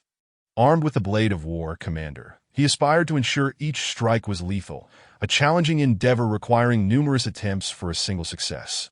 However, upon equipping the newly acquired weapon, he found the task considerably easier. Though he still could not guarantee a kill with every strike, his success rate had markedly improved, enhancing his efficiency in dispatching foes. Gao Chen's relentless approach instilled fear in the hearts of his enemies. He often refrained from evasion. The already demoralized soldiers of the Tian Empire now faced Gao Chen's frenzied assault, their minds consumed with thoughts of escape rather than combat. Yet, this was merely their perception. In reality, Gao Chen's health had never dipped below 70%. Consuming potion after potion, this marked the most significant intake since arriving in this world. Previously, a single healing spell sufficed to restore his vitality, but now he found himself reliant on potions. Despite the considerable consumption, he felt invigorated by the continuous influx of experience and the acquisition of equipment. His gains far outweighed his expenditures. Before long, Gao Chen observed the Tian'an forces disintegrating into chaos, while from other directions, additional troops from the Tian'an Empire surged toward them. Chapter 56. As long as you retreat. Gazing at the map, where red dots flooded the landscape like a crimson tide, Gao Chen realized the critical moment had arrived. Although they had secured a minor victory, the threat had not dissipated. The numerical disparity remained daunting. Gao Jianfeng and his men were still fiercely pursued, and their position was increasingly perilous to ensure the safety of Gao Jianfeng and fulfill their mission. Gao Chen conceived a reckless plan that he quickly approached Gao Jianfeng, matching his pace, and spoke while running. Troops from the other directions are closing in. What is your strategy? The disparity in forces is too great. Engagement is unwise. We must first avoid their onslaught, then regroup and return to Wind City. Gao Jianfeng replied, his steps unyielding. Though he spoke with conviction, Gao Chen sensed the unease lurking within him. Indeed, that appears to be our only option. However, retreating in this direction will only lead us deeper into the thousand-ape forest. Facing beasts in front and pursuers behind would complicate matters further, Gao Chen remarked, glancing at the map. Regardless, we must shake off our pursuers. The consequences of being caught are too dire to contemplate, Gao Jianfeng said. Concern etched on his face. Even if we manage to escape, what then? Do not forget how we were exposed this time, Gao Chen pointedly replied. They must be utilizing communication jade stones. Once things settle, I shall uncover their means of communication. Previously, I was overly confident, not realizing that even among my elite troops, there were traitors. However, now that I am aware of their existence, locating them should not prove too difficult, Gao Jianfeng stated coldly. The remaining 3,000 elite soldiers were entirely his loyal troops, and the realization that a spy lurked among them fueled his anger. Yet, as a general who had triumphed in countless battles, his capabilities extended beyond mere command in combat. Since you have a plan, I shall assist you in stalling our pursuers, Gao Chen declared, vanishing from Gao Jianfeng's sight as soon as the words left his lips. Stall the pursuers? Just you alone? Gao Jianfeng exclaimed in astonishment, witnessing Gao Chen's sudden disappearance. Though he had grown accustomed to Gao Chen's enigmatic nature, the notion that he would single-handedly confront the pursuing forces left him astounded. Indeed, Gao Chen's intention was to confront the tens of thousands of pursuing soldiers from the Tian'an Empire alone, of course. He did not aim to annihilate them, but merely to delay their advance. He was acutely aware that, no matter how formidable he was, standing against such overwhelming numbers was beyond his current capabilities. However, a decapitation strike was still within reach. Jiang Ling's expression turned a shade of green with fury. What he had believed to be a flawless ambush had unraveled into a counter-ambush, resulting in the loss of several thousand elite soldiers in a nation's military structure. The number of third-tier warriors was limited, making their value immeasurable. The 5,000 elite third-tier warriors had been ambushed, their general slain, with fewer than 1,000 managing to escape. An utter rout. How could he not harbor resentment? Fortunately, they have now discerned the precise location of their adversary. Thus the defeat is not as catastrophic as it might have been. As Gao Jianfeng and his companions advanced further, they approached the depths of the Qian Yuan forest, where the formidable Bai Yuan Wang resides, an entity of the 7th tier among magical beasts. The deeper one ventures, the more formidable the beasts become. The creatures encountered thus far are mere trifles in the face of an army exceeding 10,000. These insignificant beings dare not show themselves and hastily retreat into the depths of the Bai Yuan forest. However, within the forest core, 5th and 6th tier magical beasts, while not as prevalent as the 6th tier, are nonetheless common enough to warrant caution in such an environment.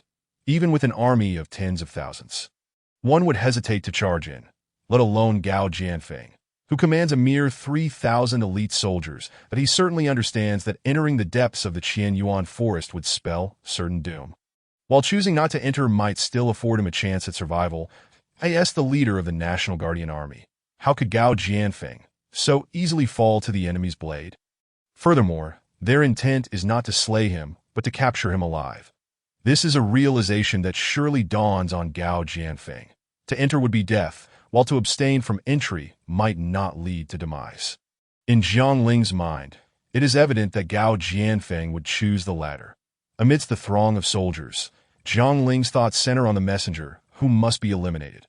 Although he revealed Gao Jianfeng's location, Jiang Ling suspects that this very individual has also conveyed their movements to Gao Jianfeng, resulting in the unnecessary loss of 5,000 elite third-tier soldiers. This man is the object of his deepest loathing. Alone, wielding a blade, Gao Chen stands in the path of the Tian and Empire's forces, awaiting their arrival with quiet anticipation. At this moment, he finds time to inspect the spoils acquired from vanquishing Zhang Dao, the Warblade General.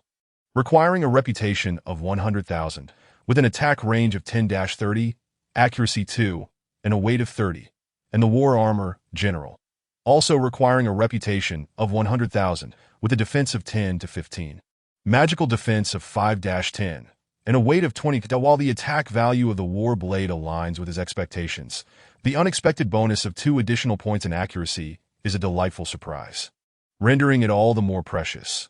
The armor's defense has also seen a cap increase of 15 points. Thus, even standing still, Gao Chen would be impervious to the assaults of second-tier warriors. This significantly enhances his prowess. If you would be so kind as to inform me of your identity and your unit. What is your purpose here? A squad leader from the Tian and Empire finally spots Gao Chen, who stands resolutely in the middle of the road. I am the one awaiting your arrival. Summon Jiang Ling to meet me. Gao Chen replies, his voice raspy. You dare to address the commander so brazenly. Is this how your superior has instructed you? Or do you seek to court death? The squad leader retorts angrily. Your words are excessive. Perish. Gao Chen responds, and in an instant he transforms into a gust of wind, his weapon flashing with a lethal arc, piercing the squad leader's throat. The squad leader's face retains its former arrogance, even as life drains from him. What a ruckus! Has anyone gone to inform Jiang Ling? Gao Chen's gravelly voice echoes, halting the enraged soldiers of the Tian and Empire in their tracks, rendering the scene eerily silent. You have audacity, boy. You shall pay for this, another squad leader threats, but as he meets Gao Chen's steely gaze, his courage dissipates. After all, Gao Chen's swiftness and execution is daunting. He realizes that should Gao Chen choose to strike him, evasion would be futile. He hastily turns to report to Jiang Ling. Acknowledging the overwhelming intimidation Gao Chen has instilled by dispatching a squad leader in the blink of an eye. What? Someone dares to obstruct our path and has killed a squad leader, and you come to report this? Go and bring me his head at once. We have no time to waste. If this delays our strategy, I shall hold you accountable. Jiang Ling's fury intensifies upon hearing the report. In his wrath, he is ready to spill blood. Commander Jiang, my head is not so easily claimed. Gao Chen's voice suddenly interjects. He appears before Jiang Ling without warning, eliciting a profound shock that borders on terror within Jiang Ling. With a mere gesture, he quells the chaos that ensues from Gao Chen's emergence, his authority as commander palpable in that moment. Assessing Gao Chen with a cold demeanor, he states, So, you are the one who wishes to meet me and has slain my men. Commendable courage. But you should not be here. Guards, eliminate him. His tone begins coolly, but escalates into a fierce command. As soon as he finishes speaking, Jiang Ling unsheathes his sword and lunges at Gao Chen. The surrounding soldiers are fixated on Gao Chen, and upon Jiang Ling's command, the 4 elite guards by his side, along with Jiang Ling himself, charge at Gao Chen. In an instant, several weapons strike Gao Chen, piercing through him, leading the soldiers to believe he has been swiftly vanquished. Yet for Jiang Ling and his companions, an unprecedented sense of peril looms. The moment Jiang Ling acts, Gao Chen employs a teleportation skill, instantly appearing behind Jiang Ling, his weapon infused with lethal energy aimed at Jiang Ling's back. The figures struck by Jiang Ling's weapon were merely illusions of Gao Chen.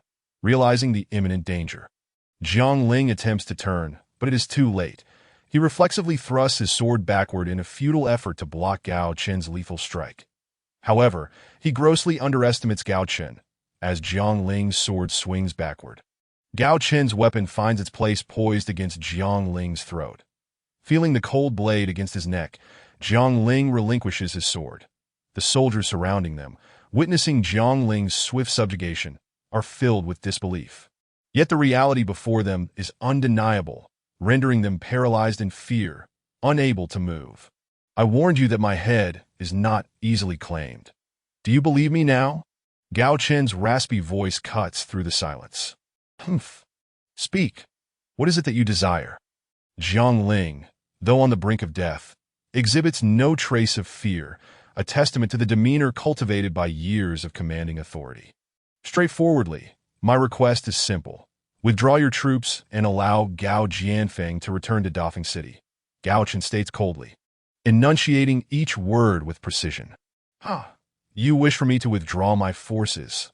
Absurd, utterly absurd. Do you truly believe that this can intimidate me?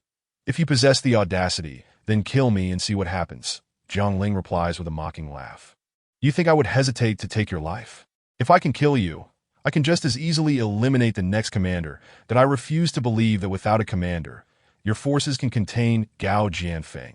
Gao Chen retorts, remaining steadfast, pressing the weapon even closer to Jiang Ling's throat. The Tian'an Empire is filled with heroes. I refuse to believe that Gao Jianfeng's mere 3,000 can escape the clutches of my tens of thousands within the Qianyuan forest, Jiang Ling declares vehemently, revealing his steely resolve, devoid of any willingness to negotiate. All soldiers, heed my command. Hold the Qianyuan forest at all costs. Advance step by step until Gao Jianfeng is slain. Any disobedience shall be met with death. And those who retreat, surrender, or falter in the face of the enemy shall be executed without mercy.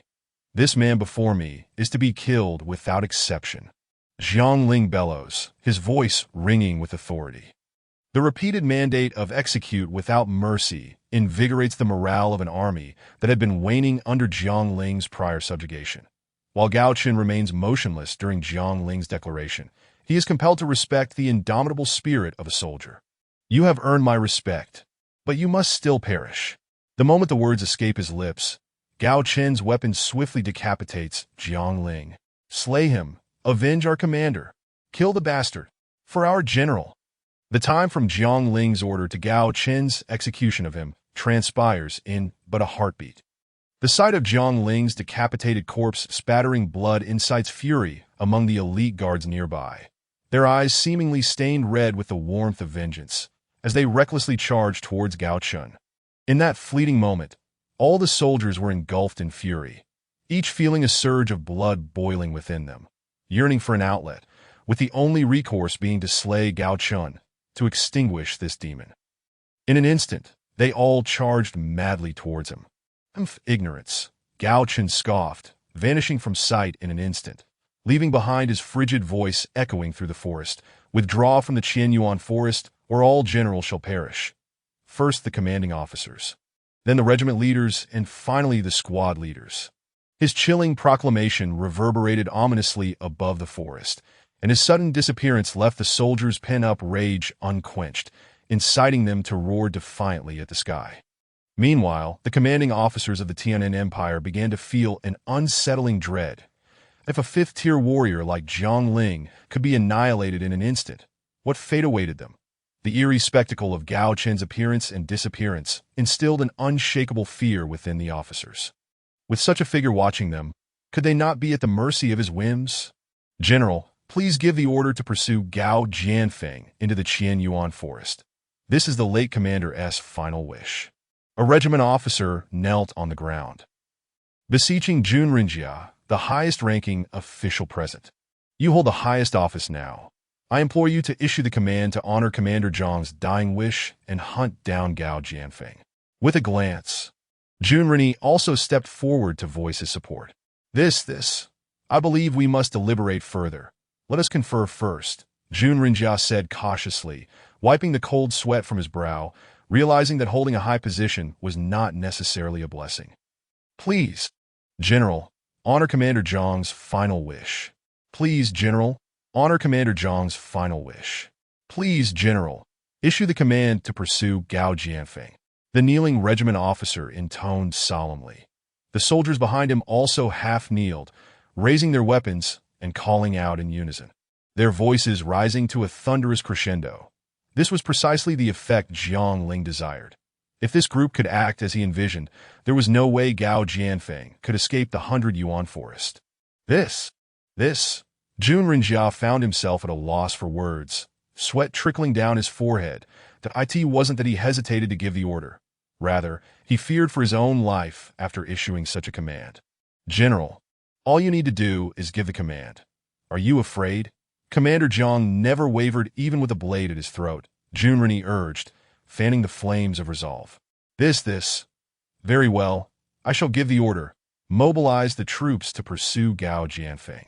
Finally, unable to endure the pressure any longer, and seeing the eager eyes of the soldiers below, Jun Rinjia mustered his courage and declared, Excellent. That in that case, you may now join Jiang Ling. Gao Chen's raspy voice suddenly echoed as he reappeared before Jun Rinjia, his weapon poised to strike with lethal intent towards the general's neck, relishing the thrill of a swift kill. Protect the general, attack. In an instant, Jun Rinjia's head fell to the ground, and the soldiers, regaining their wits, frantically raised their weapons to strike at Gao Chen. We must eliminate that regiment leader as well. Jun Rinjia can be spared. Hidden nearby, Gao Chen observed their every move with clarity. As he dispatched Jun Rinjia, he marked the regiment leader who had requested the attack for death as well. After slaying Jun Rinjia, Gao Chen turned his weapon towards the regiment officer. Although Gao Chen's defenses could not entirely disregard the attacks of third-tier warriors, the damage they inflicted was minimal. He paid them no heed as he relentlessly pursued his target. The regiment leader, merely a third-tier 5-star warrior, was formidable among ordinary soldiers, yet utterly outclassed by Gao Chen's formidable might. In the blink of an eye, Gao Chen struck down Jun Rinjia, and within that same heartbeat, the regiment leader had yet to mount any semblance of defense, still reeling from shock as Gao Chen's weapon cleaved through him. With a weight of merely 30 points, the war blade general in Gao Chen's hand allowed him to strike at a terrifying rate of 7 to 8 times per second. His basic swordsmanship, combined with the dragon's roar attack technique and an astonishingly high speed of strikes, resulted in the regiment leader meeting his demise in that brief moment that the crescent blade activated, forcing back several adversaries. Gao Chen vanished from sight, in less than 3 seconds. He had claimed 2 lives and disappeared again.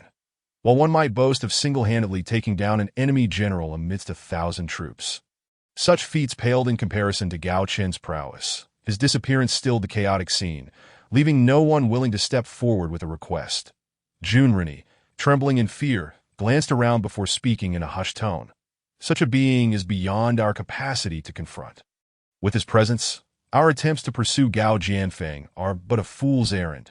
Should anyone dare to fight, I shall gladly relinquish my official cap. Silence enveloped the gathering as they faced Gao Chen's uncanny ability to strike and vanish.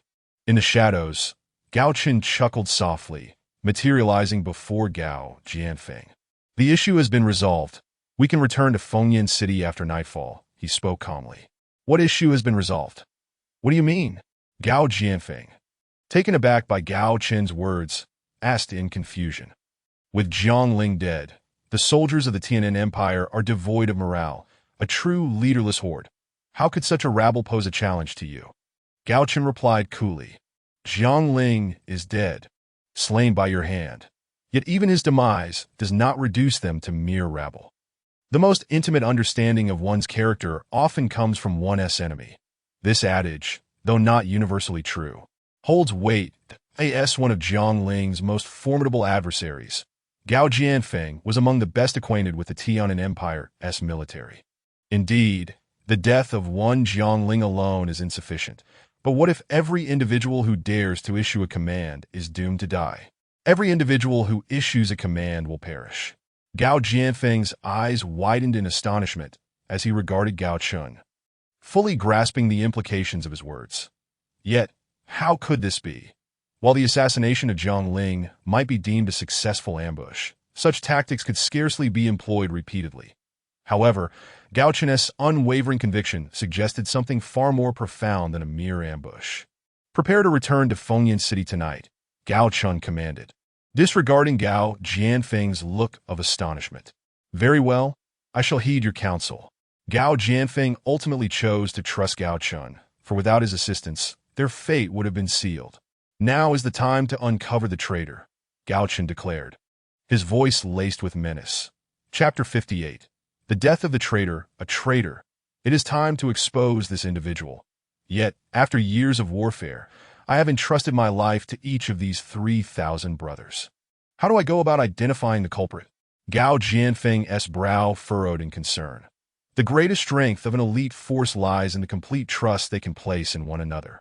A bond that is uncommon in ordinary troops. Achieving such trust significantly enhances the unit's combat effectiveness. Not every elite force can do so, but all elite forces can. If you trust me, I can identify this person for you. I only need to know your stance, General Gao. Gao Chen stated with conviction. What may seem a daunting task to others was a trivial pursuit for Gao Chen. Equipped with his map system that highlighted the traitor in red, locating such an individual was effortless for him, as he had discovered that the map function often surpassed its inherent value. You can find this person? Very well. I trust you. For a general to place such faith in someone was extraordinary, yet Gao Chen's assistance over the past few days had been invaluable. The worth of the healing potion he provided was incalculable. And without Gao Chen today, it was likely their forces would have been decimated. Finally, it was Gao Chen's unwavering demeanor that instilled confidence in him, and he was eager to witness how Gao Chen would identify the traitor.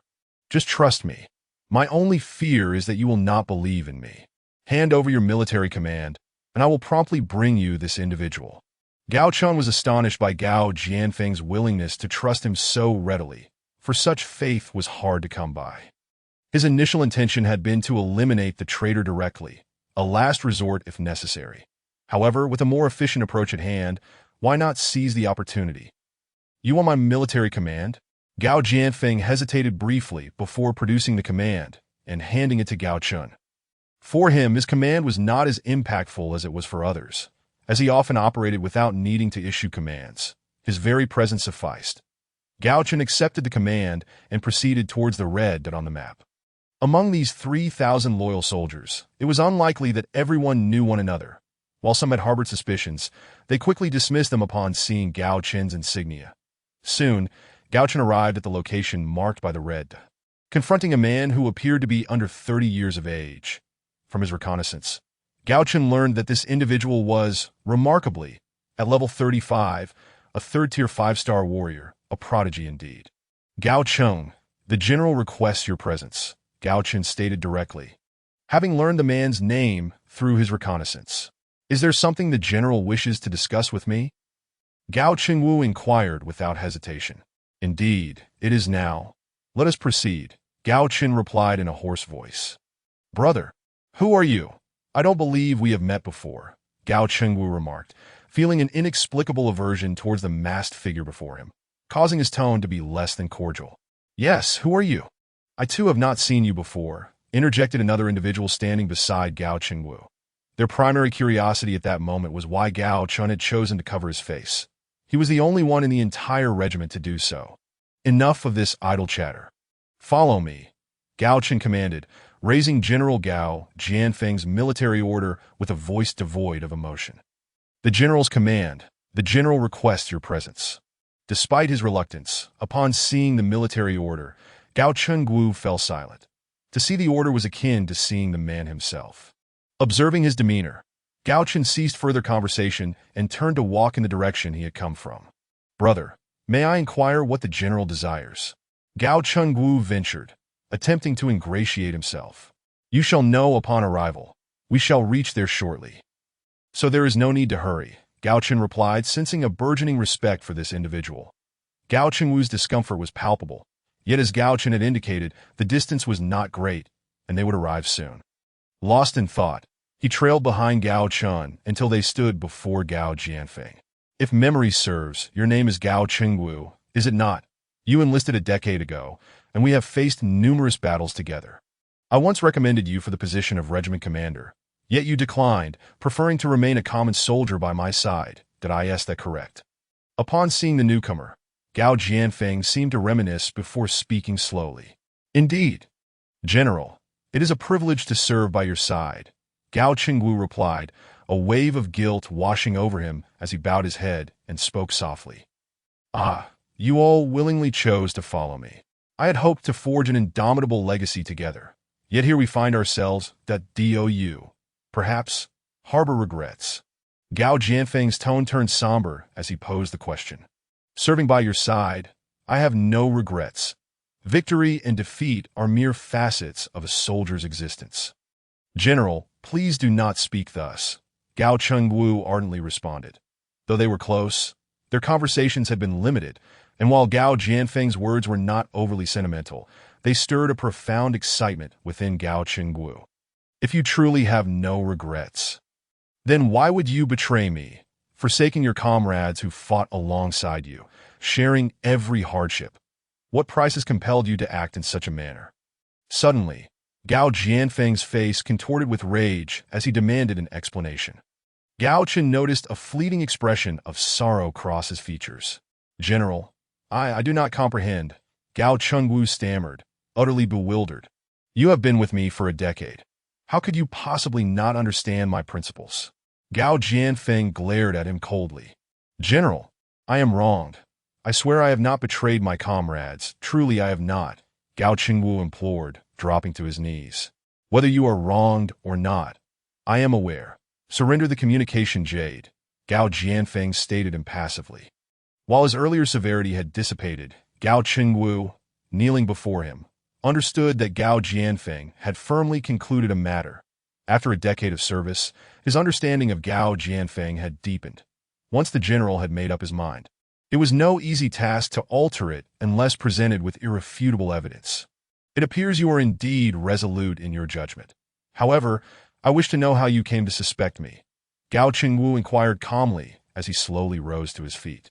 At present, I simply wish to know to whom you owe your allegiance and what the price of your betrayal is, Gao Jianfeng replied, a fleeting shadow of pain crossing his face as he endeavored to maintain a composed tone. The price of my betrayal. Is the life of my entire family sufficient? I beseech you, General, spare my kin for the sake of our decade-long bond. Gao Chengwu implored, his face a mask of fury and helplessness. Who is the instigator? Gao Jianfeng pressed. Masteed, Gao Chengwu answered. Very well. You may take your leave, Gao Jianfeng said with reluctance. Thank you, General. With that, Gao Chengwu retrieved a space ring from his pocket, placed it on the ground, and took his own life. Can you tell me how you came to know it was him? After a moment, Gao Jianfeng inquired. You need not concern yourself with that. Instead, focus on how you will return to Beacon City tonight, that I shall take my leave, Gao Chen declared before vanishing from Gao Jianfeng's sight. Gazing down at the lifeless body, Gao Jianfeng picked up the space ring and wiped it gently before commanding, Summon my aides. At this moment, Gao Chen was far from idle. He needed to chart a suitable course for Gao Jianfeng. Although the Tian'an Empire had lost its momentum, they still boasted tens of thousands of troops that a moment of carelessness could lead to dire consequences. Presently, no one dared to engage in battle with the Tian'an Empire. Yet Zhang Ling's final words had left a mark. Their current stance was neither to retreat nor pursue, but to remain stationed. Though this had an air of pretense, it effectively stymied Gao Jianfeng's movements. Jun Reni had also refrained from reporting the situation to higher command. That it was easy to imagine that once reported, the orders from above would mirror those of Zhang Ling, however, just as he thought of the elusive Gao Chen. An unsettling chill crept over him. Just then, Gao Chen suddenly appeared before him. What? Unsure of how to proceed, Gao Chen asked coldly, observing Jun Reni's despondent expression. What do you intend to do? Jun Reni's voice trembled slightly. Since you are uncertain how to decide, allow me to assist you. Is that not agreeable? Gao Chen stated. Please, do not kill me. I will heed your every command, Jun Reni hastily replied. Take your troops and pursue Gao Jianfeng, Gao Chen ordered suddenly. What? You wish to pursue Gao Jianfeng? This, Jun Reni faltered, unsure of how to respond. There is no need for doubt. I command you to order a pursuit of Gao Jianfeng at once. Gao Chen's gravelly voice instilled a profound terror within Junren, akin to being trapped in an icy abyss. I dare not. Please spare me. I will comply with your wishes, he stammered under Gao Chen's piercing gaze. It is not a matter of daring. Gao Jianfeng is currently positioned in the northwest. You shall pursue him from that direction. Do you comprehend? Gao Chen's tone remained icy. Yes, understand what must be done. I will not disappoint you. Junren finally grasped Gao Chen's intent, realizing that he was not truly being ordered to pursue Gao Jianfeng, but rather to create a path for him. Relieved, Junren felt a flicker of gratitude towards Gao Chen. Otherwise, he knew not when this torment would cease. That is well. Now proceed with your men. I have faith in your intelligence. Gao Chen's chilling words echoed in Junren's ears. Yet the man had already vanished from sight. Wiping the cold sweat from his brow, Junren felt an overwhelming mix of fear, anger, and helplessness in the face of such an adversary. Was there any capacity left to resist? Realizing there was none, he resolved to comply. Bring forth my aids, Junren called out. What is your command, General? Two individuals who had been accompanying him inquired. Gather all personnel of regiment rank and above. Immediately, in front of his subordinates, Junren's earlier fear and helplessness vanished, replaced by the stern demeanor of a soldier. Might I inquire as to the reason for our summons, General? One of the gathered officers asked after a brief interval.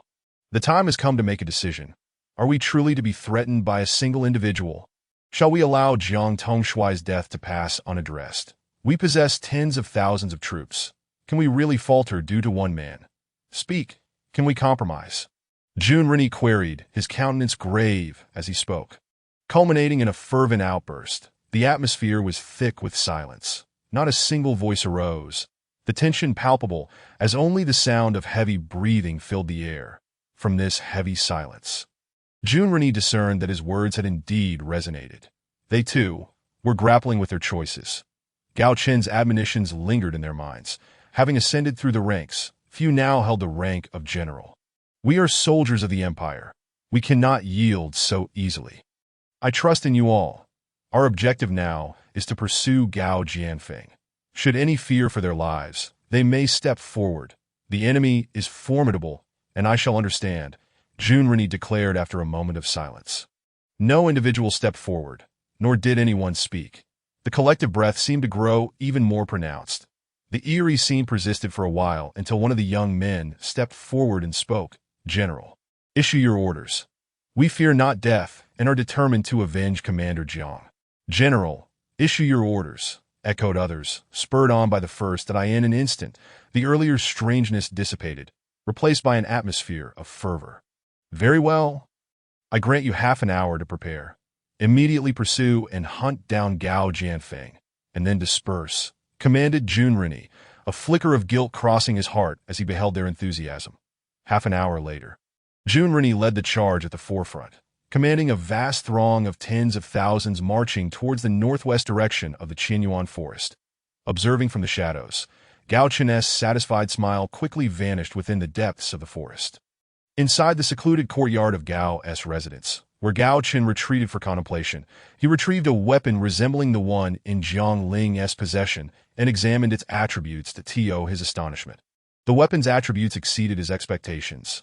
War Blade Commander, requiring a staggering 1 million reputation points, with an attack range of 15-40, Magic 10-20, Spirit 10-20, Accuracy 5, Luck 1, and Weight 3-5. In Gao Chen's mind, the weapon's attack should have been around 35 points. However, it surpassed expectations by 5 points on both the upper and lower limits, achieving a fearsome 40 points of attack.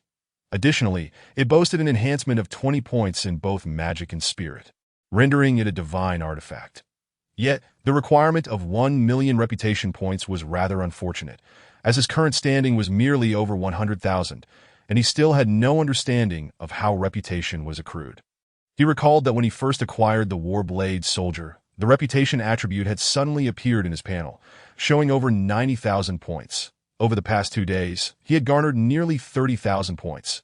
Could it be from slaying soldiers of the Tian'an Empire? A fleeting thought crossed his mind, but he dismissed it in less than 2 days. Gao Chen had eliminated over 5,000 soldiers of the Tian Empire, raising his level to 30, but he had amassed a considerable amount of equipment. Over 1,000 war blades, soldier. 10 at the captain level, 5 at the commander level, 2 at the general level, and 1 at the commander level. Presently, Gao Chen was fully equipped with a complete set of war gear, except for the weapon being the war blade general, with the remainder at the commander level. Despite this, his current attack reached a terrifying 70 points, a level typically only matched by 6th-tier powerhouses. Given his attack power, Gao Chen could now contend with 6th-tier warriors. The gains he had made in these 2 days were indeed substantial, heightening his anticipation for the completion of the main quest. What he desired was not merely the rewards of the quest, but the military rank that would necessitate his presence on the battlefield, where the spoils of war were undeniably exquisite. How could Gao Chen not be tempted by such prospects? Yet that goal felt distant. His immediate task was to obtain the Divine Grade Gale set, which was of utmost importance, as divine equipment possessed hidden attributes. What kind of delightful surprises would this complete set hold? Besides the allure of the divine set, there was also the reward from the beautiful mentor. He continued to practice his swordplay speed, and when fatigued, he sat down to practice magic. Although magic had been his least utilized skill thus far, Gao Chen regarded it as his trump card for survival. Since it was a trump card, it must possess formidable strength. Hence, he never neglected the practice of his magical skills that in contrast, the only spell he had been practicing was healing. He had intended to master poisoning. But the notion of poison had become a persistent concern for him. After revealing himself at Gao's residence and enjoying a sumptuous lunch, the sky darkened in the night. Gao Chen appeared in the 108th forest, where ordinary people would be as blind as bats, unable to see anything in the pitch-black forest. Fortunately, although Gao Chen could not see as clearly as in daylight, he could discern several meters ahead. The area where Gao Chen stood was tranquil, interrupted only by the rustling of leaves in the wind. Glancing at the map, he noted 2 different colors not aligned on the same line, indicating that his task was preliminarily accomplished. Gao Jianfeng's return to the Beacon City was no longer in doubt, and as long as he reached the Beacon City, returning to the imperial capital would pose no issues. Gao Chen felt immensely satisfied with this task. Seizing the opportunity, he resolved to hunt magical beasts within the Qinyuan forest. With that thought, he swiftly ventured into the depths of the forest, where the mightiest magical beast was the great strength golden monkey, a creature possessing considerable intelligence, with a minimum rank of 3 and a known maximum of 8. But the mere thought of an 8th-tier beast instilled fear, as Gao Chen's attack was merely in the 70s. A 7th-tier human warrior's attack also hovered around that range. Yet the difference between 7th and 8th tiers was as vast as heaven and earth. 8th-tier powerhouse could harness the energies of the world, potentially amplifying their own energy tenfold. Thus, an 8th tier's attack could exceed 700 points. Moreover, 8th-tier magical beasts were undoubtedly far superior to an ordinary 8th-tier human warrior. Such was the formidable nature of an 8th-tier beast. In the early stages, Gao Chen had enjoyed a certain advantage due to the system. Yet this advantage stemmed from equipment rather than inherent strength that if Gao Chen's attributes did not increase after reaching 8th tier, his advantage would become a constraint. Although Gao Chen was unaware of this, he fortunately did not abandon his training due to the existence of his gear. Consequently, his own attributes continued to increase gradually. While slightly lower than those of his peers, his attributes were nonetheless on the rise. After entering the depths of the Qinyuan forest, Gao Chen initially dispatched 2 3rd-tier great strength golden monkeys before seeking out the 4th and then the 5th tiers. The 5th-tier great strength golden monkeys boasted a health pool of 5,000 that Gao Chen surmised their attack would be above 60, that despite their intelligence being somewhat lacking, dealing with the 5th-tier beasts was not overly taxing. While he could manage the 5th-tier monkeys, he refrained from pursuing the 6th tier, as the distinction between the 5th and 6th tiers was profound. That 6th-tier magical beasts possessed intelligence comparable to that of humans, with some capable of learning human combat techniques, a challenge beyond Gao Chen's current capabilities.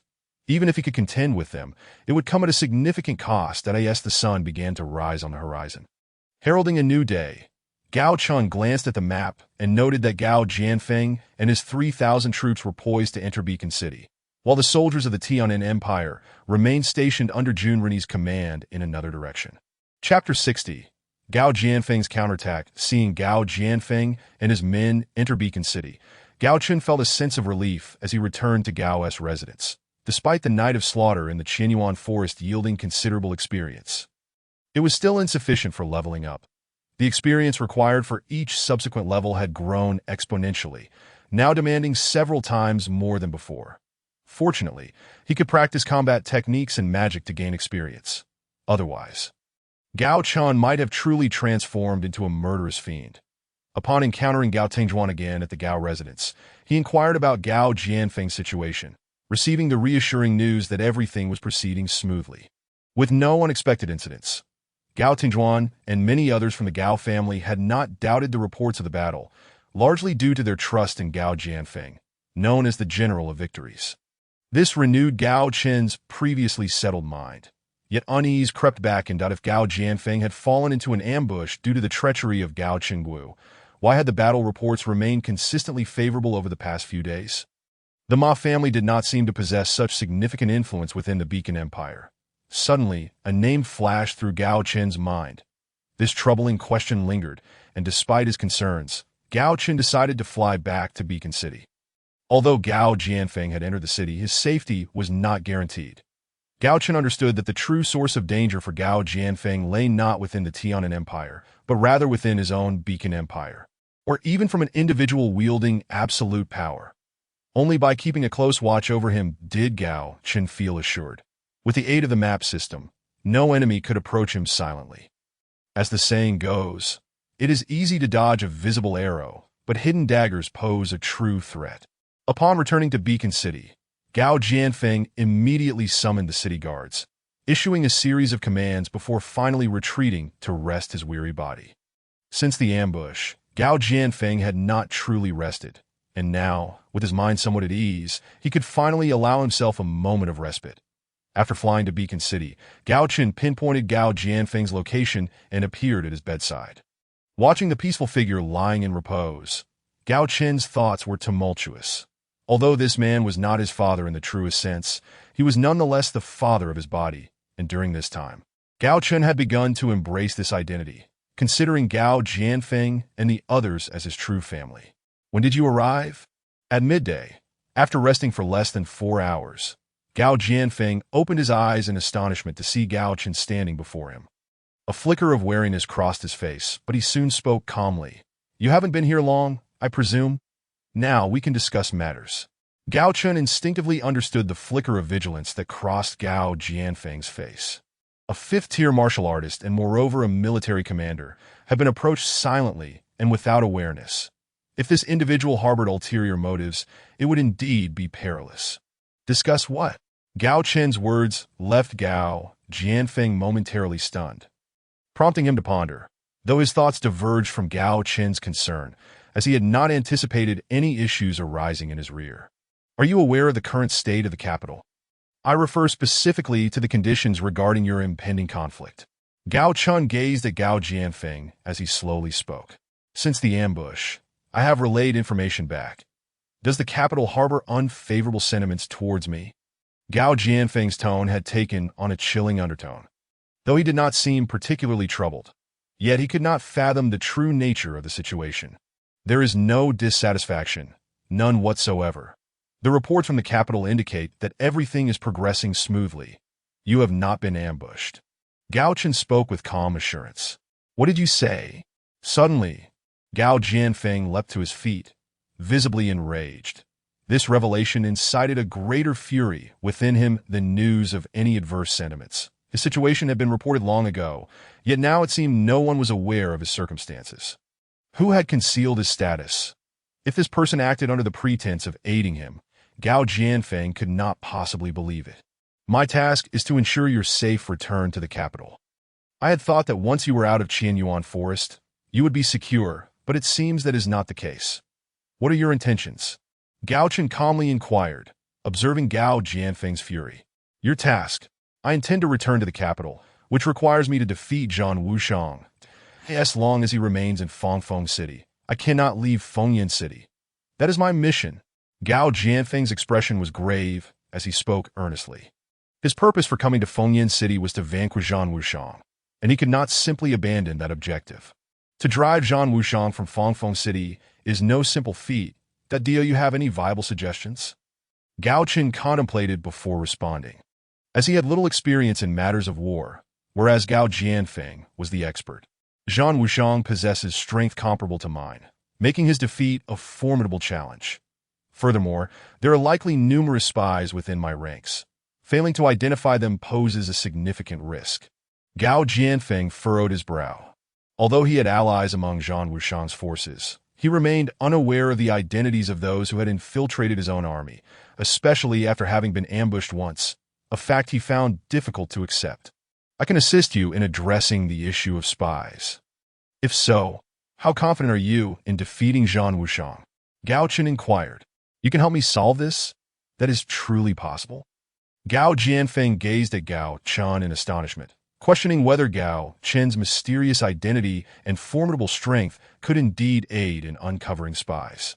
If I have spoken, then I shall deliver. I can assure you that, for the moment, none of your 3,000 elite soldiers have betrayed you. Gao Chengwu was not initially a spy. He had been coerced. Presently, there were no traitors among the 3,000 elite soldiers. But Gao Chen could not guarantee that another Gao Chengwu would not emerge in the future. Thus, he spoke of the present. If you can help me identify the spies, how should I cooperate? Gao Jianfeng clearly understood Gao Chen's implication and, after some contemplation, chose to trust him. Gather your troops together, and that will suffice. Gao Chen stated. Is that all that is required? Gao Jianfeng queried, somewhat skeptical. Indeed, prepare now. Once your forces are assembled, I shall return. With that, Gao Chen vanished from the room. Gao Jianfeng's doubts did not surprise Gao Chen, for this was indeed an extraordinary affair. Anyone would find it hard to believe. Where had Gao Chen gone? Naturally, he returned to the Gao residence to dine. In his view, a month's journey could be traversed in mere moments with the aid of a teleportation ring. Truly miraculous. Outside Fengyan City, Zhang Wushang's forces surrounded, but did not attack. The defending troops of Fengyan City remained on guard, refraining from any offensive maneuvers. Suddenly, on this day, the gates of Fengyan City swung wide open, and a cavalry unit surged forth. The thunderous charge of thousands of hooves caused the ground to tremble. Clad in resplendent armor, Gao Jianfeng led the charge, flanked by 30,000 cavalrymen. With this formidable force, he intended to defeat the over 100,000 troops of the Tianan Empire stationed outside Fengyan City, a plan that bordered on madness. Yet, Gao Jianfeng held unwavering confidence. Were anyone to know that his objective was not merely to vanquish these vast numbers, but to seize Fangfeng City, the shock would be unimaginable. While this might seem implausible to other generals, Gao Jianfeng was filled with conviction. This was due to the fact that these 30,000 cavalrymen were entirely trustworthy. Such soldiers could easily hold their own against many foes, especially when buoyed by the momentum of their collective spirit. What Gao Jianfeng has deployed from Fengyan City, yet we received no prior notice. In Fangfeng City, a mere 100 miles from Fengyan, the renowned flying General Zhang Wushang erupted in fury upon receiving the battle report. General, please calm yourself. The message we sent to General Jiang Ling has yet to elicit a response, and Gao Jianfeng's stealthy deployment suggests our forces may be in grave danger. Zhang Wushang's aide mused thoughtfully after reviewing the report. Gao Jianfeng should not possess such capabilities. Who is aiding him? Dispatch someone to Qianyuan Forest.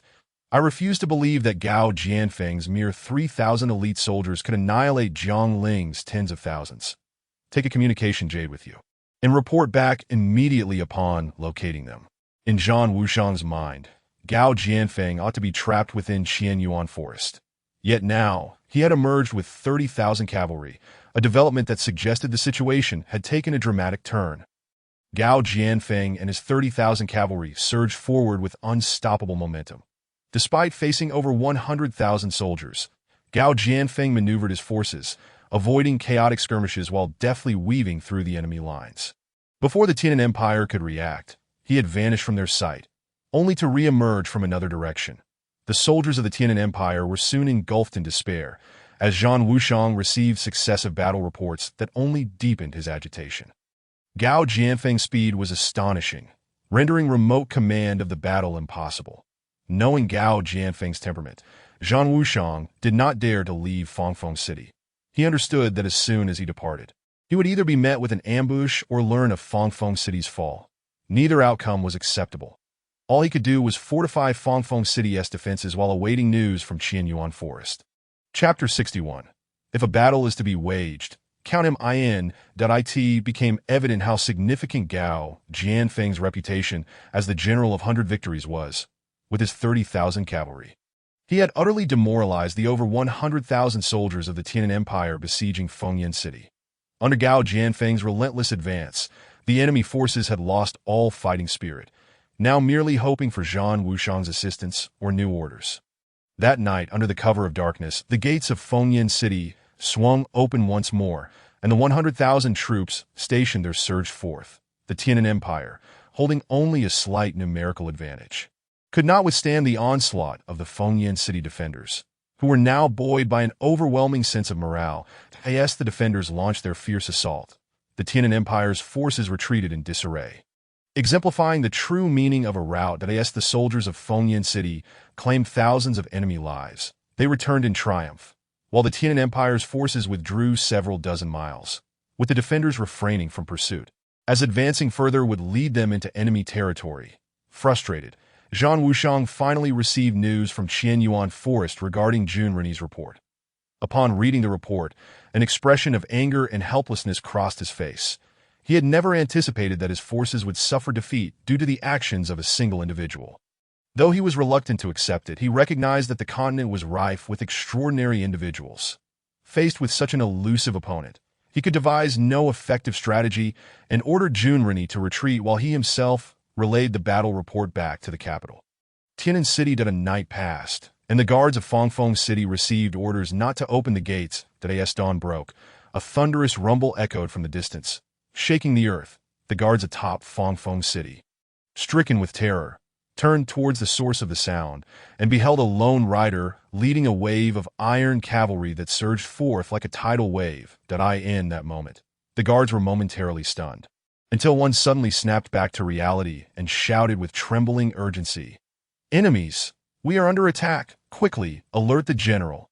This piercing cry shattered the morning calm of Fangfeng City, and in an instant, alarms blared throughout the city. Moments later, a throng of defenders poured forth. Gao Jianfeng, accompanied by his troops, halted 500 meters before the city of Fangfeng, casting a cold gaze upon this city, which bore military significance akin to that of Fengyan City. He did not issue orders for an assault. His presence at Fangfeng was not to besiege it, for his thoughts were not consumed by this conflict. Zhang Wushang, still in bed, was summoned abruptly.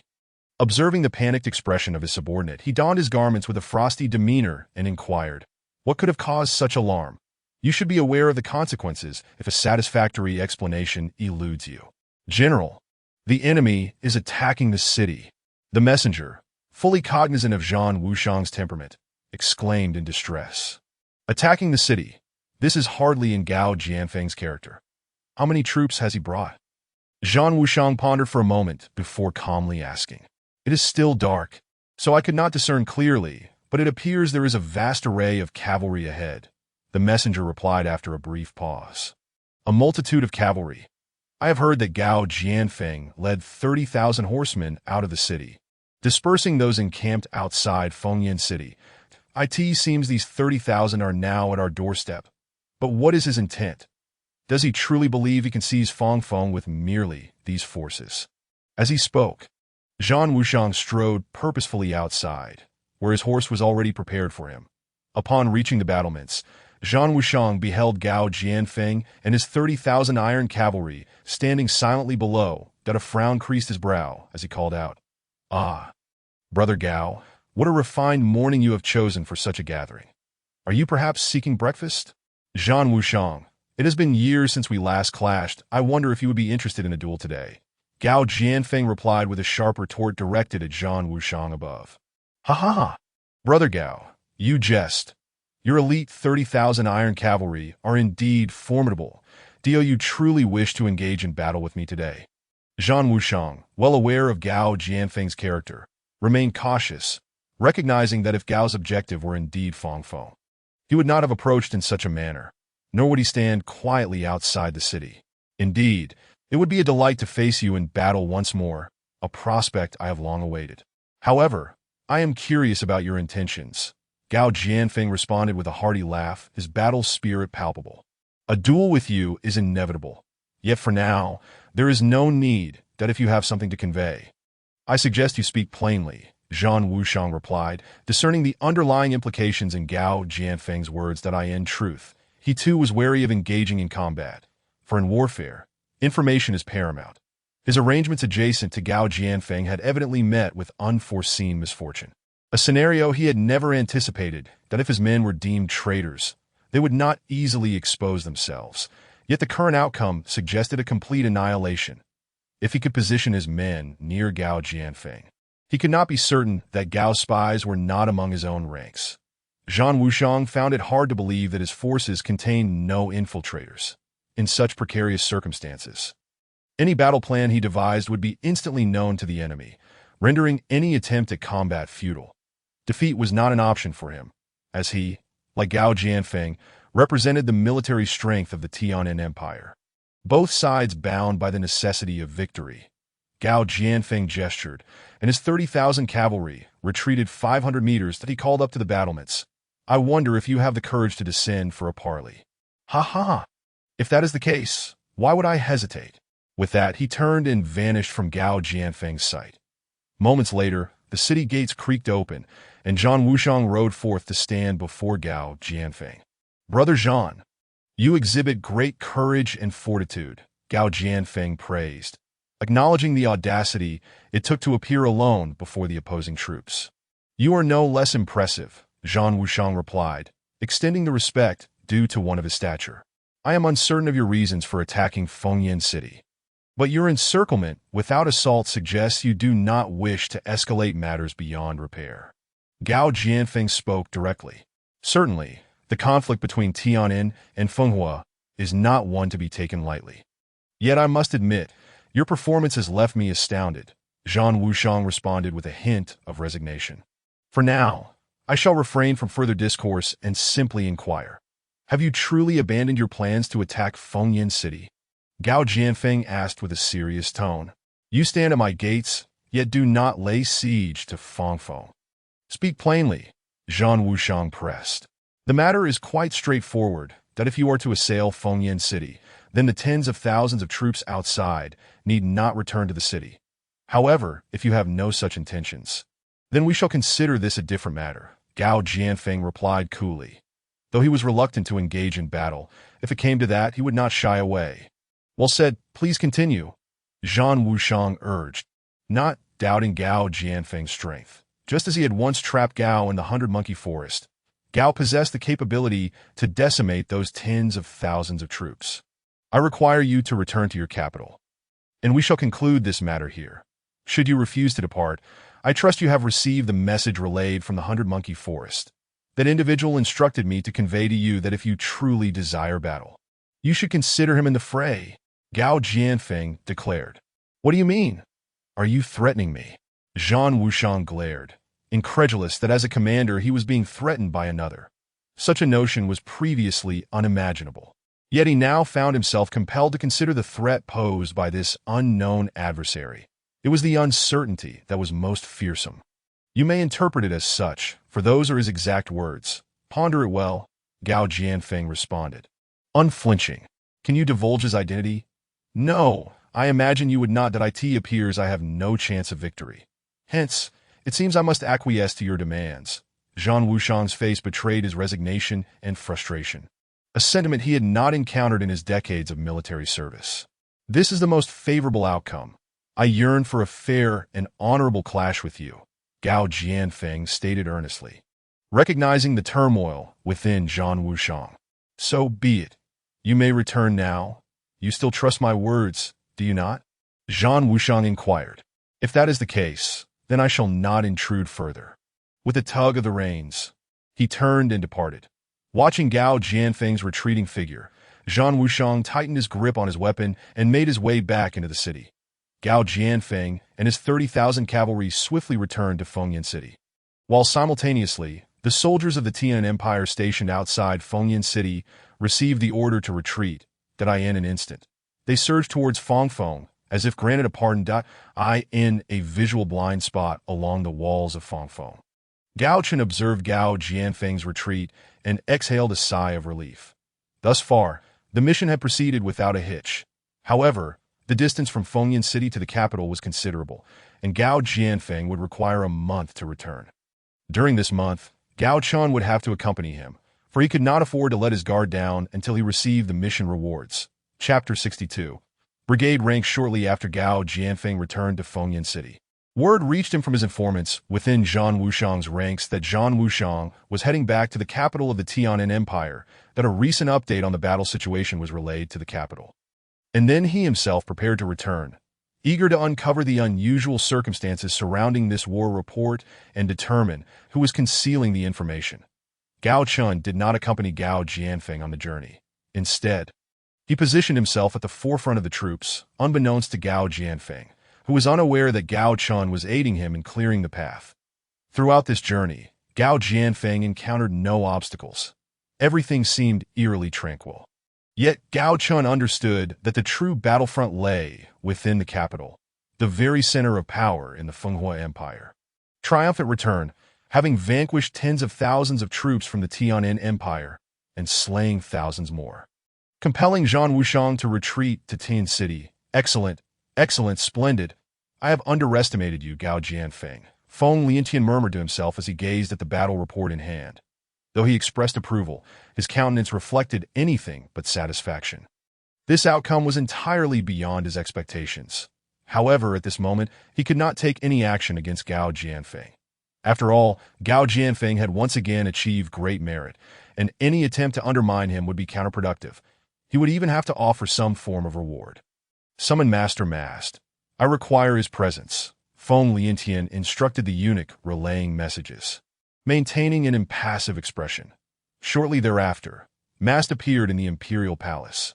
After greeting the glum-faced Feng Liantian, he inquired, "Might I ask what your humble servant has done to warrant your summons, Your Majesty?" "What business do you think is at hand?" "You need only take a look," Feng Liantian retorted, tossing the battle report to Mast, who knelt on the floor. Mast hurriedly picked up the report, his expression paling as cold sweat began to bead upon his brow, his body trembling slightly. How could this be? How could this happen? Mast appeared utterly incredulous at the information presented in the battle report, so much so that he exclaimed in disbelief. How can this be? Now, I wish to know what your plans are upon Gao Jianfeng's return to the capital. Feng Liantian demanded angrily, addressing the kneeling Mast.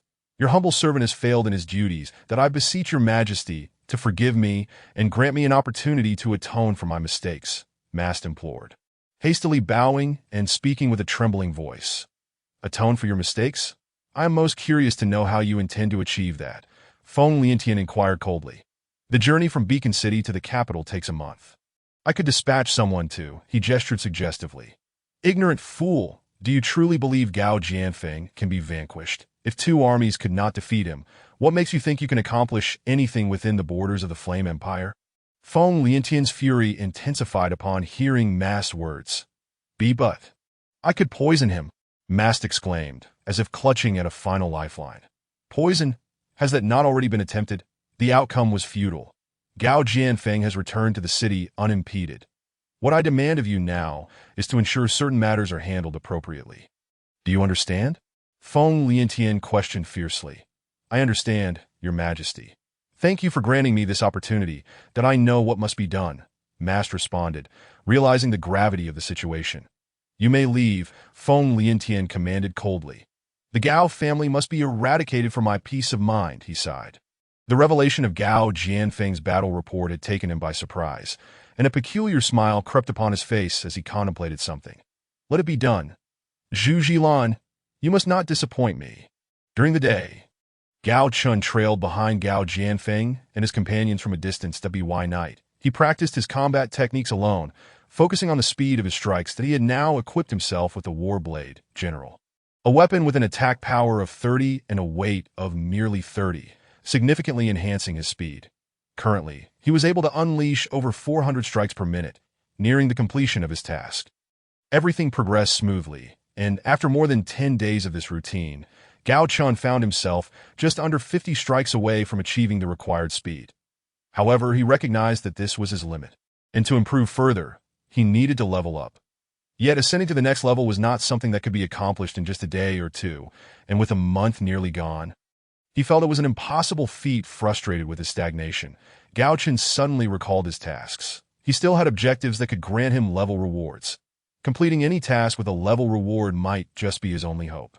Scanning his list of incomplete tasks, he noted several that could elevate his level, including one that required defeating Gary, which promised a 2-level increase, although he was currently reluctant to pursue it. There was also the crisis involving Gao Jianfei, which could only yield rewards once he returned to the Feng City, an endeavor that seemed distant. Then his eyes lit up upon spotting a task that resembled a timely blessing, Zhu Zhilan's challenge. The reward for this task could indeed elevate him by 1 level, which was precisely what he desired. Despite his low regard for Zhu Zhilan, having observed Gao Jianfeng and his entourage, Gao Chen noted that they had encountered no unexpected difficulties. Their journey had been remarkably smooth. It seemed that the individual in the capital had abandoned any thoughts of troubling Gao Jianfeng. After all, surviving the battlefield only to perish on the road to victory would be an extraordinary occurrence. One that could chill the hearts of many ministers. That as time passed, the moment for Zhu Zhilan's challenge drew nearer, and Gao Chen once again became the focus of the entire Magic Martial Academy. Having been absent for over 10 days, speculation swirled regarding his disappearance, but given his previous duel with Magwo, no one believed he was afraid. What began as a mere student challenge had escalated into a focal point for the entire Magic Martial Academy, further magnified by the machinations of those with ulterior motives, transforming it into a grand event for the entire capital. However, a piece of news ignited fervor throughout the academy and the city alike. Emperor Feng Liantian would be present in the audience on the day of the challenge, and the victor would receive a mysterious reward bestowed by him personally. The nature of this reward remained undisclosed, giving rise to rampant speculation. Regardless, one could hardly consider it trivial, as it was an imperial offering. Many believed Feng Liantian was subtly undermining the Gao family, for Zhu Zhilan was a 3rd-tier 6-star warrior, while Gao Chen, despite having defeated Magwo, was no match for him. Your Majesty, is it truly wise to proceed in this manner? Yi Tianzheng inquired from his seat in the dean's office, addressing Feng Liantian. What is inappropriate about this? The empire is founded on martial prowess.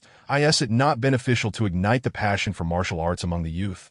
Surely, you desire the next generation of our academy to be stronger and more motivated. Feng Liantian smiled as he spoke. There are some things I shall refrain from saying, but you must understand that the Gao family has long been true loyalists. Some actions may cause discontent, Yi Tianzheng remarked pointedly. I am well aware of the Gao family's loyalty.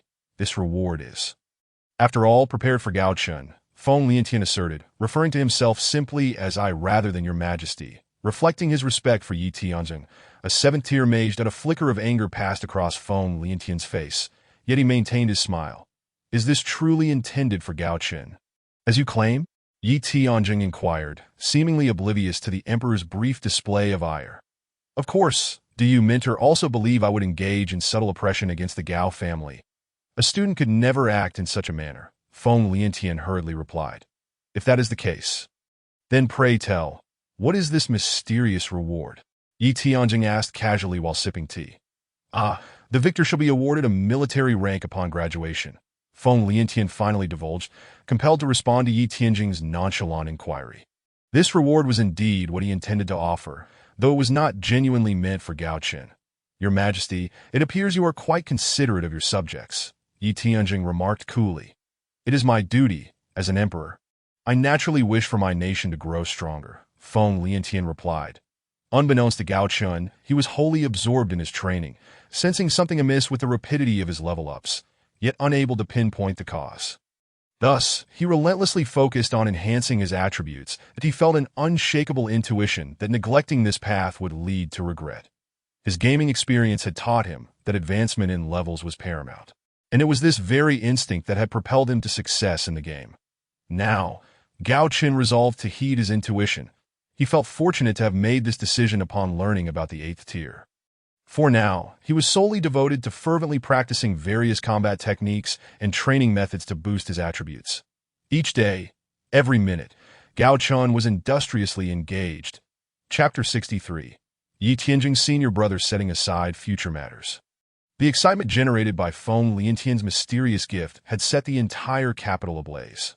Many families that traditionally opposed the Zhu family began seeking ways to curry favor with them, while those already aligned with the Zhu family were frequent visitors to their residence, creating an atmosphere of bustling activity. Zhilan, the emperor himself will be watching your match. You must perform admirably, but do ensure that Gao Chen is incapacitated without risking his life. Do you understand? Grand Tutor Zhu Shiliang advised Zhu Zhilan, feeling a sense of pride in his current success. Father, rest assured, I will not disappoint you. No matter how talented Gao Chen may be, it is of no consequence. I wonder what reward the emperor will bestow this time. Zhu Zhilan mused, already plotting how to present himself favorably to the emperor upon receiving his prize. Like Gao Chen, he was brimming with confidence, albeit for different reasons. One rooted in ability, and the other in ignorance. It seems the emperor does not wish for Gao Chen to hone his combat skills. However, Gao Jianfeng remains oblivious. The Gao family can no longer produce generals, Zhu Shiliang lamented, reflecting on the peril of befriending those in power. Time flew by, and soon the day of Gao Chen's duel with Zhu Zhilan arrived. The Magic Martial Academy was teeming with spectators, nearly bursting at the seams. This is not merely due to the identities of Gao Chen and Zhu Zhiwan, nor is it a reflection of their formidable prowess or exceptional genius. Rather, it is because the emperor of the empire, Feng Liantian, has chosen to attend this match as an observer. Presently, a considerable number of high-ranking officials from the Fire Beacon Empire have gathered within the Magic Martial Academy. For the common populace, this contest serves merely as a topic for idle chatter, but for the officials in attendance, it signifies the commencement of a war, with the Zhu and Gao families as the undisputed protagonists. Those allied with the Zhu family have dispatched capable individuals to show their support, thereby currying favor with Emperor Feng Liantian. Conversely, the Gao family has also sent numerous representatives, all eagerly anticipating the birth of a miracle. On the arena, Zhu Zhiwan, clad in a vigorous outfit, awaits the onset of the competition with quiet composure. Despite the impending duel being less than an hour away, he maintains an air of dignity. Standing calmly upon the stage as time ticks away, Gao Chen remains conspicuously absent. Yet Zhu Zhiwan stands unfazed, seemingly indifferent to the passage of time. His tranquility is not solely attributed to his previous duel with Magua, but also to the presence of the emperor in the stands. Leaving a composed impression is undoubtedly advantageous. Of course, the murmurs from the crowd are incessant. 18 noon. Gao Chen finally makes his entrance. Garbed in a simple long robe, a slight smirk gracing his lips, exuding an air of understated elegance. Those familiar with Gao Chen recognize this as his favorite attire from days gone by. You are rather punctual. But what is the meaning of your attire today? Are you regretting your martial pursuits and opting to return to your scholarly pursuits? Whatever happened to the armor you wore last time? Zhu Zhiwan remarks with a smile as he gazes at Gao Chen. Do I really need to prepare for someone like you? You are hardly worthy of my armor. Gao Chen replies with a smile, devoid of any trace of anger. You remain as arrogant as ever. I only hope you can maintain that bravado for what is to come. Zhu Zhiwan retorts with a cold sneer. Is that so? I assure you, I shall not disappoint. But tell me, have you prepared yourself for the inevitable defeat? Do not be like Magua, who faced his demise unprepared. Consider this a friendly warning the time is nearly upon us. Mentor, might we commence our match? Gao Chen states, disregarding Zhu Zhiwan's furious expression as he addresses the mentor officiating the duel. Since you are so eager to meet your demise, I shall not hold back. Mentor, I am ready, Zhu Zhiwan replies icily. Since both of you are prepared, let us begin, the mentor declares before stepping aside. Draw your weapons, or do not blame me for not offering you a chance. Seeing Gao Chen still standing with his hands clasped behind his back, Zhu Zhiwan coldly commands, enough of the idle chatter. Make your move. Gao Chen squints, his voice chilling. Why bother striking when you cannot even touch me? I am curious to see how someone who can only evade plans to defeat me. With a scoff, Zhu Zhuan responds, "If you seek death, I shall oblige." With that, he lunges forward, his long sword aimed at Gao Chen with the ferocity of the Zhu family's wolf battle technique executed to perfection. Although Zhu Zhuan's speed is not particularly remarkable, Gao Chen's agility astonishes all present, as he deftly evades each attack by a hair's breadth, clearly holding back his true strength. The disdainful glint in Gao Chen's eyes prompts Zhu Zhuan to intensify his assault. Yet Gao Chen remains unperturbed. Such meager strength, and you dare to boast? Gao Chen mocks with utter contempt. "I will kill you." Zhu Zhuan, already infuriated by his repeated failures to land a blow, is incensed by Gao Chen's taunt. In that moment, he forgets their prior agreement to merely incapacitate Gao Chen without resorting to lethal measures. "Kill me with your abilities?" Donning armor does not confer invincibility. Do not presume that wearing a master's armor guarantees your victory. True combat relies on one's own strength. Gao Chen retorts dismissively, effortlessly dodging Zhu Zhuan's frenzied attacks. Gao Chen's words resonate clearly with those closest to the arena, inciting a stir among the spectators. The revelation that Zhu Zhuan is clad in armor only adds to the excitement.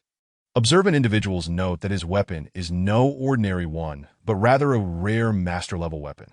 The Zhu family has evidently invested considerable effort in preparation for this duel, yet they could hardly anticipate such an outcome. Gao Chen evades with unparalleled finesse, having yet to unleash a single attack, leading many to wonder if he intends to exhaust his opponent's energy as he did in his previous duel. "Are you done? Feeling tired and in need of a break?" Zhu Zhuan suddenly halts. Observing Gao Chen's demeanor, Gao Chen, wearing a sly smile, responds, "If you cannot strike me, then what is the point? I look forward to seeing how someone who can only evade plans to defeat me." Zhu Zhuan, having realized that no matter how he attacks, he cannot land a blow on Gao Chen, decides to adopt a strategy of stillness to counteract Gao Chen's agility. "Since you refuse to make a move, I shall take the initiative that do not blame me for not affording you an opportunity. Blame your own inadequacy." Gao Chen's lips curl into an enigmatic smile, his tone dripping with mockery as he speaks. A weapon named Purgatory materializes in his hand, and the moment he grasps it, the skill Furious Wind Assassination Sword Technique is activated. Purgatory transforms into a beam of sword light, aimed at Zhuzinade Gao Chen draws Purgatory. Zhu Zhuan becomes acutely aware, preparing to counter. He swings his long sword to intercept Gao Chen's assault, and as their weapons collide, Gao Chen's Dragon's Roar Assault Sword technique is unleashed, sweeping upward toward Zhu Zhuan. In that instant of impact, Zhu Zhuan's hand goes numb, nearly causing him to lose grip on his weapon. But before he can recover, Gao Chen's onslaught resumes. With a fierce roar, Zhu Zhuan grips his long sword tightly, bracing for the incoming attack from Purgatory. The two weapons clash once more, rapidly exchanging blows that in mere moments. They engage in a fierce exchange of over a dozen strikes. This stark contrast to Gao Chen's previous evasive tactics leaves Zhu Zhuan internally lamenting his predicament. The energy consumption from such a fierce exchange is immense. In a matter of seconds, he has already expended half of his internal energy. The Zhu family's wolf battle technique, predicated on speed, relies on rapid successive strikes, resembling a pack of wolves relentlessly pursuing their prey. In past encounters, he relished watching his opponents panic under his relentless onslaught. However, he now realizes that despite the speed of his technique, it pales in comparison to Gao Chen's agility. Sweat beads profusely on his forehead. Understands. A person seated beside Yi Tianjing turns to him, inquiring, "Is this the young man you mentioned? What do you think, senior brother?" Yi Tianjing responds with a smile. Has he truly been training for less than half a year? The individual, referred to as senior brother by Yi Tianjing, asks incredulously. "I can assure you of that. He is utilizing the Furious Wind battle technique taught to him by Gary, albeit modified to suit his style. What do you think?" Yi Tianjing observes, pleased with his senior brother's astonishment. If this young man has indeed altered his technique, his talent is astonishingly formidable. While his modifications may have diminished his close combat effectiveness slightly, they have extended his attack range to 1 or 2 meters, significantly enhancing his power. Ouyang Changchu notes, analyzing Gao Chen's performance on the arena. Indeed, during close combat, he employs what appears to be a variation of the Gao family's dragon's roar technique. Has he modified that as well? The greatest drawback of using multiple techniques simultaneously is the challenge of seamless integration, yet he appears to execute them flawlessly. What a rare genius! Ouyang Chanchu exclaims sincerely. At this moment, the duel between Gao Chen and Zhu Jiwan has surpassed 100 exchanges, with Zhu Jiwan's so-called master-level weapon now riddled with numerous nicks. Sweat pours down Zhu Jiwan's forehead, and his labored breaths become increasingly audible. So, Zhu Jiwan, will you not concede gracefully? Gao Chen taunts. I will kill you. Zhu Jiwan retorts defiantly. Humph. One who knows not their place, Gao Chen declares, accelerating the speed of purgatory. Now poised against Zhu Jiwan's throat. This shocking turn of events leaves the audience in utter disbelief, as they witness an astonishing scene unfolding before them. Chapter 64. You have been deceived. Gao Chen's performance once again astounds all, as he transforms what was initially perceived as a potential defeat at the hands of Magwu into a resounding, albeit brutal, victory. Next, there would be no soul who believed that Gao Chen could triumph over Zhu Jiwan. Nevertheless, the outcome was even more astonishing. When faced with Ma Guwu, one could argue that it was attributable to his armor and a stroke of luck.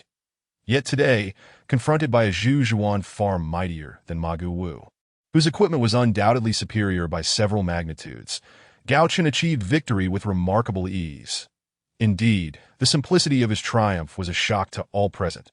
Was Gao Chen truly such a prodigy? Such an enigma? Suddenly, some recalled the mysterious gift the emperor had mentioned earlier. Could it be that this was originally intended for Gao Chen? You have lost. Do you wish to continue? Gao Chen inquired with a beaming smile directed at Zhu Jiwan. I have lost. I cannot believe it. I have been defeated by someone I deemed worthless. Zhu Jiwan's face was a mask of disbelief, his eyes even reflecting a glimmer of despair that he had once been a genius. A true child of destiny.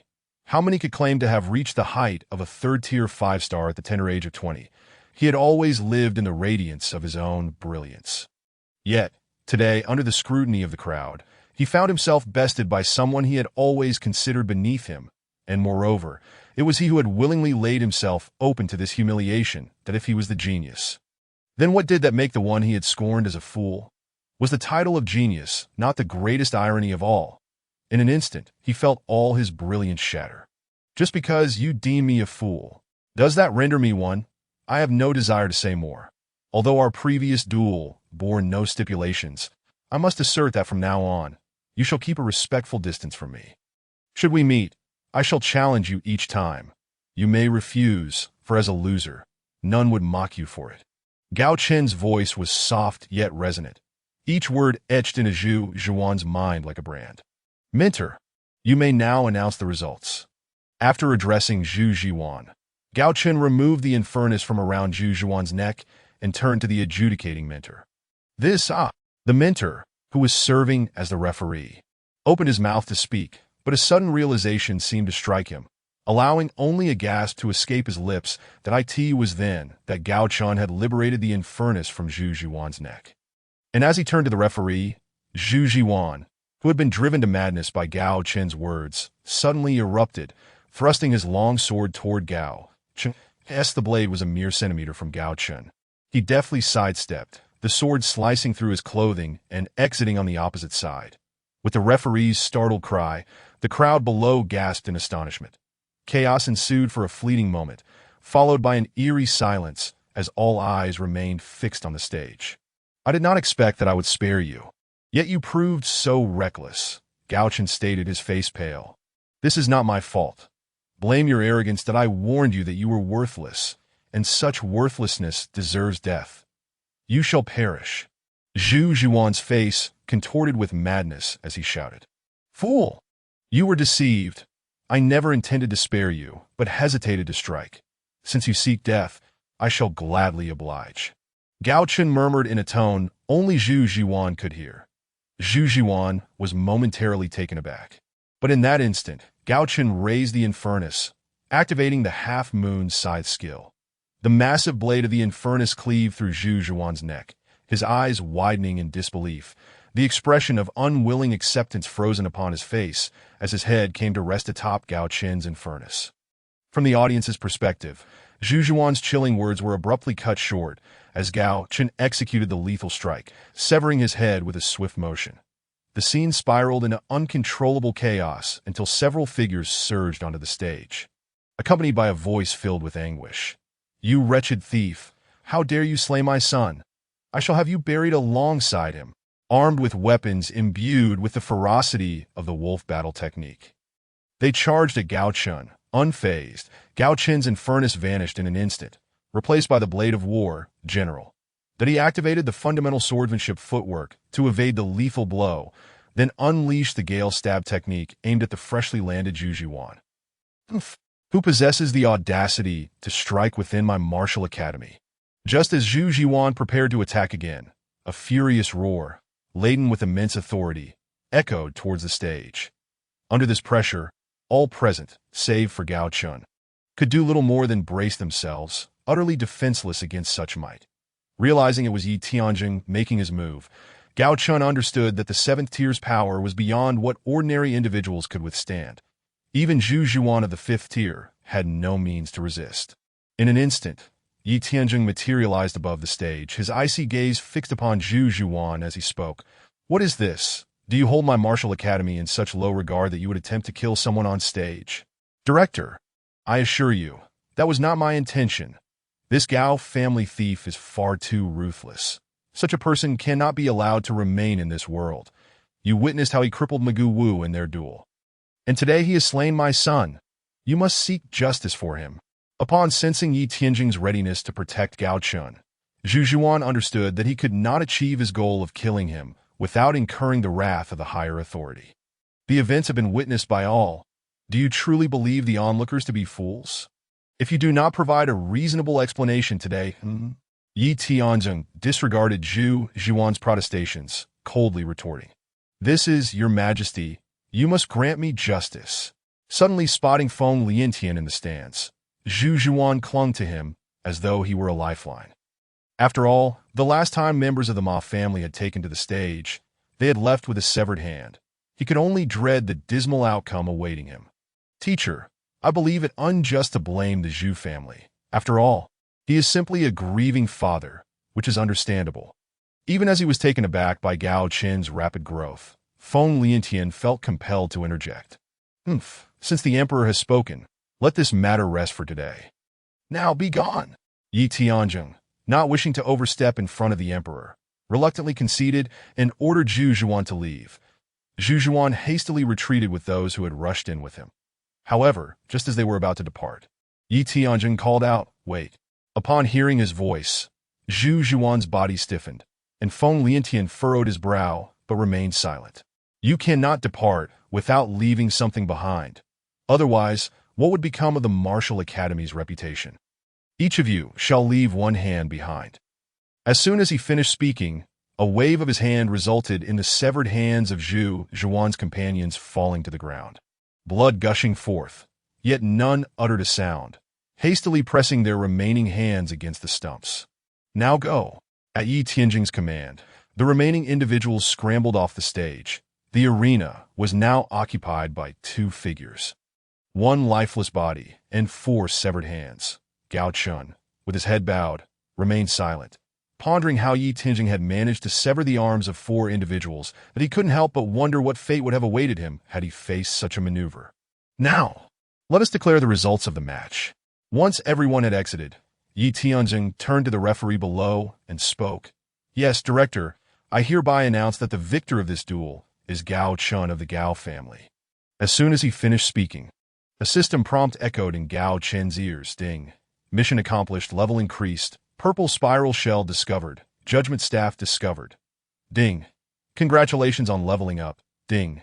Level reached 31, skill health thunderclap comprehended. At long last, another mission was completed. Did the Emperor not mention that the victor would receive a mysterious gift? He was now curious about what surprise awaited him.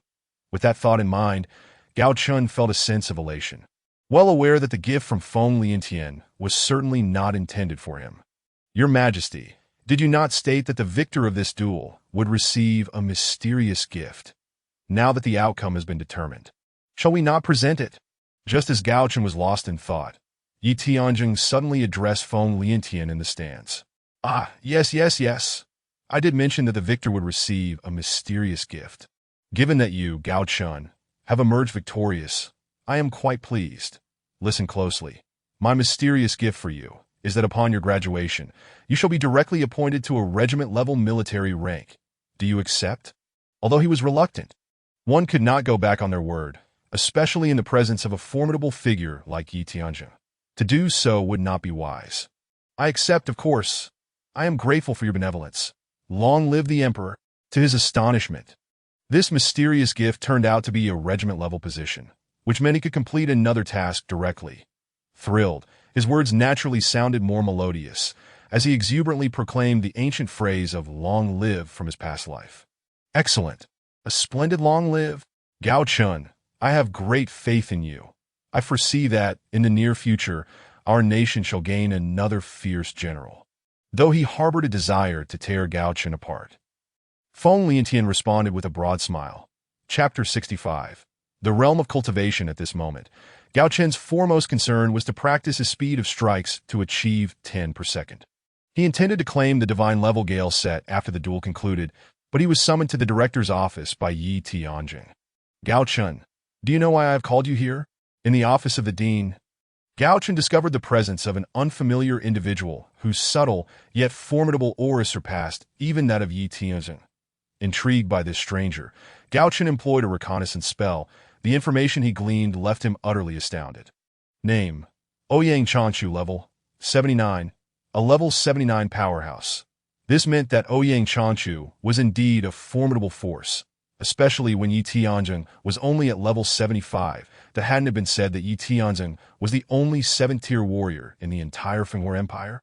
Amidst Gao Chen's shock, Yi Tianjing chuckled and inquired, "Well, young man, it seems you are unaware, so I kindly ask the esteemed dean to clarify." Gao Chen promptly responded with utmost respect. "Your cultivation speed is commendable. You should now be at the 3rd tier, 1 star, but your actual strength falls short of that. However, I did not summon you today to pry into your private matters. I wish to introduce you to someone, my senior brother. Ouyang Chanshu, a 7th tier, 9-star warrior," Yi Tianjing said, gesturing toward Ouyang Chanshu. "Young man Gao Chen pays his respects to the elder." Gao Chen stammered in feigned astonishment as he addressed Ouyang Chanshu, feeling compelled to show proper deference to such a powerful figure. Indeed, from your modifications to the Angry Wind battle technique, it is evident that you possess exceptional talent, that I wonder if you would be interested in practicing more advanced battle techniques, such as celestial grade techniques, Ouyang Chanshu remarked with a smile, delivering a revelation that left Gao Chen speechless. Celestial grade techniques. Are you referring to celestial grade techniques? Gao Chen asked incredulously. The techniques he practiced, such as the Angry Wind and Dragon Roar techniques, were merely classified as mysterious grade, and the chasm between these and celestial grade was unfathomably vast. Moreover, there were no celestial grade martial arts in the mundane world, which only deepened Gao Chen's astonishment. Indeed, I speak of celestial grade techniques. The reason they are not publicly available is that most individuals are simply incapable of practicing them. However, I believe you possess the potential to do so. Do you understand? Ouyang Chanshu continued to regard Gao Chen with an unwavering smile, seemingly unfazed by his astonishment. Weren't celestial grade techniques exclusive to the cultivation realm? Could it be that you are? Gao Chen muttered, suddenly struck by a realization as he looked at Ouyang Chanshu in shock. The cultivation realm, indeed, the place where our sect resides, is what the mundane world refers to as the cultivation realm, Ouyang Chanshu explained. Your sect? The dean's senior brother? Is the dean also? Gao Chen questioned, glancing at Yi Tianjing. Of course. Did you not hear me refer to him as my senior brother? Allow me to share a piece of news that may astonish you. In our sect, we are merely ordinary disciples. There are over 10,000 disciples like us within the sect. Yi Tianjing slowly divulged a bombshell that rendered Gao Chen even more incredulous, that if he understood that a 7th-tier warrior like Yi Tianjing was merely an outer disciple within his sect, he could hardly fathom the extent of his shock. Over 10,000 ordinary disciples. Yi Tianzong and Ouyang Chanchu remained silent, watching Gao Chen intently, clearly allowing him a moment to digest the staggering news, which was indeed overwhelming for someone raised in the mundane world. Suddenly, Gao Chen posed a question that left both men bewildered. Are those disciples vastly different from you? For instance, do they not face death? Perhaps sometimes they might lose a star in their strength? Gao Chen pondered, wondering if this was not a different world, but rather a game. Yet if it truly was a game, how long had it been since he had logged out? Such a notion seemed implausible. Not face death, suddenly lose a star in strength. How could such a thing occur? Gao Chen, why do you inquire about this? Yi Tianjing asked, taken aback by Gao Chen's unexpected question. Nothing. It's just that. No more. Gao Chen replied, suddenly feeling a profound sense of disappointment, as if yet another hope had slipped away. This was not a game, but a tangible world. Gao Chen, we are aware of your talent in cultivation, which is why your information was relayed back to the sect. During your return to the Gao residence, my senior brother traveled from the cultivation realm specifically to invite you to train there. The environment is far superior, and you have the potential to reach the 9th tier, or even higher. That if you remain in this mundane world, your accomplishments will be limited. You might reach the 8th tier at best. Yi Tianzong stated earnestly, gazing intently at Gao Chen. To the cultivation realm? Will I be able to return? When do we depart? Gao Chen pondered internally, harboring a desire to uncover the truth behind this system and whether he still had hope of returning to his previous world. He realized that the only way to fulfill this wish was through strength, and suddenly he felt that the cultivation realm was where he truly belonged. Rest assured, once you have achieved success in your cultivation, returning will be a matter of course. That my journey from the cultivation realm to here took merely over 10 days. That be why the time you reach the 8th tier, or even the 9th tier, returning will be all the more effortless. Ouyang Chanchu assured him, appearing quite eager for Gao Chen to embark on this journey. Then grant me some time. I must explain this to my family, Gao Chen replied after a moment of contemplation. He was determined to go to the cultivation realm, but he couldn't just leave without consideration. Of course, I have not visited the mundane world in quite some time. I shall give you a month. We will depart in 1 month's time, Ouyang Chanchu concluded. Gao Chen returned to his small courtyard at the Magic Martial Academy with a mix of emotions he could scarcely articulate. Habitually, he picked up the blade of war, general, and practiced fervently, repeating a simple movement for an entire hour. To an observer lacking sufficient strength, it appeared as though a silver wheel had formed before him, rendering the speed of Gao Chen's strikes almost incomprehensible. Who would have thought your speed could truly be that swift? 10 strikes per second for an entire hour. Impressive indeed. Gary, having unexpectedly arrived in the courtyard, gazed at Gao Chen in disbelief, his voice laden with astonishment. Just as Gary finished speaking, a system notification echoed in Gao Chen's ears. Ding! Task attack acceleration completed. Completion time, 25 days. Reward, Storm Set Divine Grade. Ding. Storm Ring discovered. Ding. Storm Necklace discovered. After a month of strenuous effort, Gao Chen had finally acquired the Divine Grade Storm Set. Eager to examine the equipment, he wondered whether it would enhance his speed or other attributes and what hidden qualities might surprise him. With Gary present, it was clear that this moment was not ideal for scrutinizing equipment attributes. So Gao Chen had to suppress his excitement. Mentor, you have arrived. I have fulfilled my duty and achieved my goal, Gao Chen exclaimed with exuberance. This was a divine grade set. In his previous gaming experience, he had only obtained a single piece of divine grade equipment, which had already been extraordinary. Now, possessing a complete set was exhilarating beyond measure. You have never let me down, my disciple. Senior uncle has inquired about you. It seems you will not be here much longer, Gary remarked with a proud smile, though his expression darkened with a hint of melancholy. Gao Chen had been his most outstanding disciple, yet now he felt he had little left to teach, and soon this disciple would be departing. Indeed, but mentor, were you also from the cultivation realm? Gao Chen asked, astonished. The cultivation realm. Yes, I hail from there. You seem perplexed. Are you wondering why my strength appears comparatively weak? Gary replied, his tone somewhat self-deprecating. That is not what I meant. Mentor, Gao Chen quickly clarified. It's nothing. I have grown accustomed to it. Gao Chen, the cultivation realm is not like the mundane world. There, my strength of 5th tier, 6 stars is akin to that of an ordinary citizen in the Fenghui Empire. Only those above 8th tier are regarded as true warriors. I recognize your extraordinary talent, and that is why I recommended you to the sect, Gary lamented. Mentor, could you share some insights about the cultivation realm? Gao Chen inquired, curiosity evident in his voice.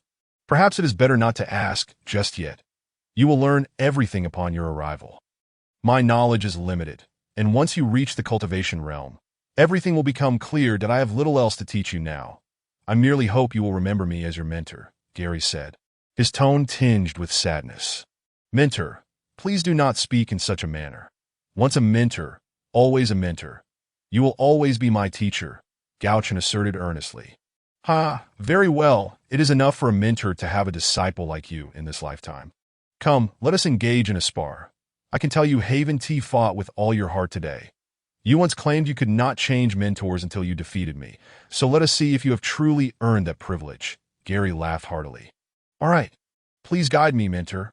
With that, Gao Chen donned his best equipment, excluding only his clothing and helmet. In Chapter 66, the hidden attributes of divine grade equipment. Fully equipped, Gao Chen's attack surpassed even Gary's, reaching an impressive 70 points. Although his defense was slightly lower due to the absence of armor, it was still comparable to Gary's. Thus, Gao Chen approached this challenge with great confidence, aware that while he did not wish to level up too quickly, he understood that refusing Gary now might cost him future opportunities, and he was eager to ascertain just how formidable he had become. Make your move first. As Gao Chen drew his weapon, a serious expression flickered across Gary's face before he spoke. Then I shall not hold back any longer, mentor. Here I come. Gao Chen also declined to be courteous, and as soon as his words fell, the weapon in his hand, infused with the fierce essence of the Angry Wind assassination sword technique, lunged toward Gao Chen. A splendid strike. Though you have altered the Angry Wind technique, behold, the true Angry Wind technique is far from the weakness you imagine. Gary shouted in excitement. And then his long knife transformed into a curtain of blades, meeting Gao Chen head-on. Gary's execution of the Angry Wind technique produced a distinctly different effect compared to Gao Chen's at this moment. Gao Chen had hardly utilized the Angry Wind technique at all, relying instead on the skill of the Angry Wind assassination sword technique. Gao Chen maintained the fundamental footwork, seamlessly transitioning from one skill to another. His proficiency in basic swordsmanship had reached level 10, enhancing his speed even further. Gary, being a formidable 5th-tier warrior, possessed an understanding of the Angry Wind technique that Gao Chen could scarcely fathom. And his physical coordination was exceptional, allowing him to strike from unexpected angles that in Gary's hands. The Angry Wind technique truly embodied the essence of its name, as a blade cleaved toward Gao Chen. He felt as if he were enveloped in Gary's blade curtain. Evading from any direction seemed futile, as though he were facing not a single opponent, but the tempest of nature itself. The wind was omnipresent, and the Angry Wind was an overwhelming force. Confronted with the close-range fury of the Angry Wind technique, Gao Chen had no choice but to counter with the Dragon's Roar assault skill. Yet Gary's attacks came like a relentless gale, howling in and out. Soon, the two engaged in over 100 exchanges, with Gao Chen repeatedly neutralizing Gary's tempestuous onslaught. Throughout the battle, Gao Chen gradually grasped the true significance of the Angry Wind technique. Ding. Angry Wind technique level increased. Ding. Angry Wind assassination sword technique level increased. In the heat of the battle, Gao Chen failed to notice these system notifications. He simply felt his skill usage becoming increasingly adept, and his application of the Angry Wind assassination sword technique flowing more smoothly. The small courtyard had long since been reduced to chaos amidst their clash, with several large holes even appearing in the courtyard walls. As the combat progressed, Gary became increasingly astonished.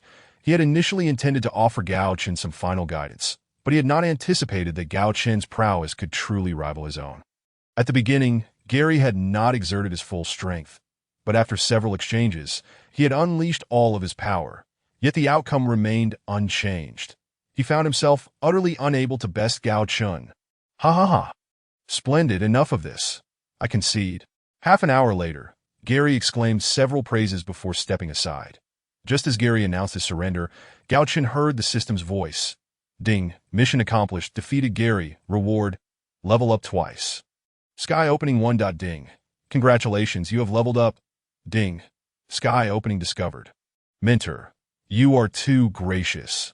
Thank you for your guidance. Gao Chen quickly responded upon hearing Gary's words. You have actually broken through again? Gary gazed at Gao Chen in disbelief. After Gary ceased his assault, he suddenly sensed a shift in Gao Chen's aura. The absorption of internal energy seemed to have increased significantly, a phenomenon clearly indicative of a breakthrough to the star level. I owe it all to your mentorship. Without you, I would not be where I am today. Gao Chen spoke respectfully. Although the greatest assistance to Gao Chen came from the system, without Gary, his progress would not have been so swift. Excellent. You have indeed not disappointed your mentor. Alas, I find myself unable to assist you further. Thankfully, you are about to enter the cultivation realm. Otherwise, I would fear I have misled my disciples, Gary suddenly lamented. Mentor, you speak too gravely. You are my true mentor. A mentor for life, Gao Chen replied earnestly. Today, I am quite pleased. I shall take my leave now, and I will have someone come to tidy up the courtyard, Gary said as he walked away. Watching Gary's figure fade from view, Gao Chen turned and entered the house, promptly closing the door and hastily retrieving the 3 pieces of divine-level Gale equipment. The appearance was not significantly different from that in the game, and Gao Chen quickly examined their attributes. Gale Necklace, Attack 0-1, Speed 10. Gale Ring, Attack 0-1, Speed 10. That the attributes were all focused on speed, which was truly marvelous. Equipping the entire set would elevate his speed to 30 points. Gao Chen could hardly imagine how swift he would become. With that thought, he hurriedly donned the 2 rings and the necklace. The moment he slipped on the final ring, a system notification chimed. Ding. Gathered the divine level Gale set, triggering the hidden attribute. Time-space barrier. What does this mean? Time-space barrier. What is that? Recalling his experiences in the game, it seemed that no such skill had been associated with the equipment. After pondering, he opened the skill menu and indeed found a skill named Time-space barrier in the last column. Activating this skill, the system prompted. Ding. Time-space barrier activated, currently at level 1, can accelerate time by skill level character level. Skill duration. 1 hour outside the time-space barrier. This revelation astonished Gao Chen further. What is this time-space barrier? Time acceleration. What does it mean? Skill level character level. Does that imply that during this 1 hour, he could utilize 33 hours, observing a small transparent semicircle? It enveloped him like a lid. Could it be that the effective range of this skill is confined to this luminous circle? Gao Chen estimated the radius of the time-space barrier to be 1 square meter. After considering, he decided to test whether time truly passed slower within this range compared to the outside. How should he approach this experiment? After some thought, Gao Chen resolved to practice various combat techniques, now that his level had suddenly increased. His attributes had ample room for growth. Thus, he began to train fervently. Before long, Gao Chen confirmed that indeed, time within the barrier was moving 33 times slower. He practiced for several hours, yet outside, the sky appeared unchanged. Under normal circumstances, it should have been dark by now. Gaining this assurance, Gao Chen was exhilarated. Did this not mean he would now possess 33 times the time compared to others? Moreover, this figure could be enhanced. Should this skill be upgraded to level 100, and his character level reach 100, would that not imply a time acceleration of 10,000 times? With this thought, Gao Chen became even more fervent in his training, for in just a month, he would be entering the cultivation realm, a world teeming with formidable warriors, and the duration of his stay there remained uncertain. Initially, he had intended to forego training during the day for a month to spend more time with his family and friends. However, now equipped with this skill, his training would not be hindered. What Gao Chen wished to ascertain now was whether others within this range experienced the same effect, and what the outcome of engaging in battle, while under the time-space barrier, would be. With these thoughts in mind, Gao Chen was eager to conduct experiments that he swiftly donned a teleportation ring and flew deep into the Hengduan forest, then began to run forward. For some unknown reason, Gao Chen's map could only display a radius of 100,000 meters, rendering the Hengduan forest a dark, obscure mass to him. Consequently, Gao Chen dared not venture recklessly. He could only fly to places he had previously visited. Once inside the Hengduan forest, Gao Chen activated the time-space barrier and soon encountered his first test subject, a fourth-tier tiger-shaped magical beast, distinguished by an additional eye, the three-eyed flame tiger. This extra eye could unleash a highly destructive flame capable of melting stone. Of course, for Gao Chen, a fourth-tier magical beast posed no threat. He quickly drew the three-eyed flame tiger into the time-space barrier, and the instant it entered, he received a prompt. Ding! A life form has entered the time-space barrier. Would you like to activate the time-space effect on it? After consideration, Gao Chen selected yes, and another prompt followed. Ding! You may choose to activate a positive or negative effect on the life form. After a moment's thought, Gao Chen opted for the negative effect. As he observed, the three-eyed flame tiger lunged at him, yet it appeared to lack any life-altering effect. Puzzled, Gao Chen realized that a fourth-tier magical beast posed no real threat. After unleashing several powerful skills, the three-eyed flame tiger was reduced to mere experience points. Gao Chen then sought his next test subject, which was also a fourth-tier magical beast. This time, Gao Chen chose not to activate the time-space effect on it. And the results were evident. Within the barrier, he discovered the beast's movements were painfully slow. Each action seemed as if it were being played in slow motion, reminiscent of a film from a past life. Gao Chen instantly understood the reason. It was not that the beast was slow, but rather that he was moving 33 times faster. At this realization, Gao Chen could hardly contain his laughter. The time-space barrier was truly a skill beyond imagination. Within the barrier, it was equivalent to having his speed increased by 33 times. With this time-space effect, Gao Chen began to question what level of opponents he could now contend with, 7th tier, 8th tier, or even 9th tier. Chapter 67, Quotas for the Cultivation Realm. After testing several 4th and 5th tier magical beasts, Gao Chen finally confirmed the efficacy of the time-space barrier, since he was not particularly interested in leveling up at the moment. He quickly flew back to his small abode and began practicing various physical training techniques that would enhance his attributes without granting experience points. The cooldown for the time-space barrier was 1 hour. After an hour within the temporal barrier, the cooldown period for the skill had elapsed, allowing Gao Chen to attempt the temporal barrier once more. However, he was met with a notification indicating that the effects of the skill could not be stacked, resulting in a failed cast. Though Gao Chen felt a twinge of disappointment, he ultimately accepted this outcome, recognizing that if such effects could indeed accumulate, it would be overwhelmingly powerful, while the current capabilities were already formidable. They paled in comparison to the prospect of stacked effects. Fortunately, despite the failed attempt, Gao Chen discovered that his proficiency with the temporal barrier had increased slightly. Within the confines of the temporal barrier, Gao Chen diligently trained in various methods to augment his attributes, fully aware that he needed to elevate his attribute points to their zenith before Gao Jianfeng's return, as he anticipated substantial level increases upon the latter's arrival. The following day at noon, within the resplendent palace of Emperor Feng Liantian, 2 distinguished guests graced the emperor with their presence, evoking a sense of reverence even from the sovereign himself. Your Majesty, allow me to introduce my esteemed master, Ouyang Changchu, a 7th level 9-star warrior, Yi Tianjing announced.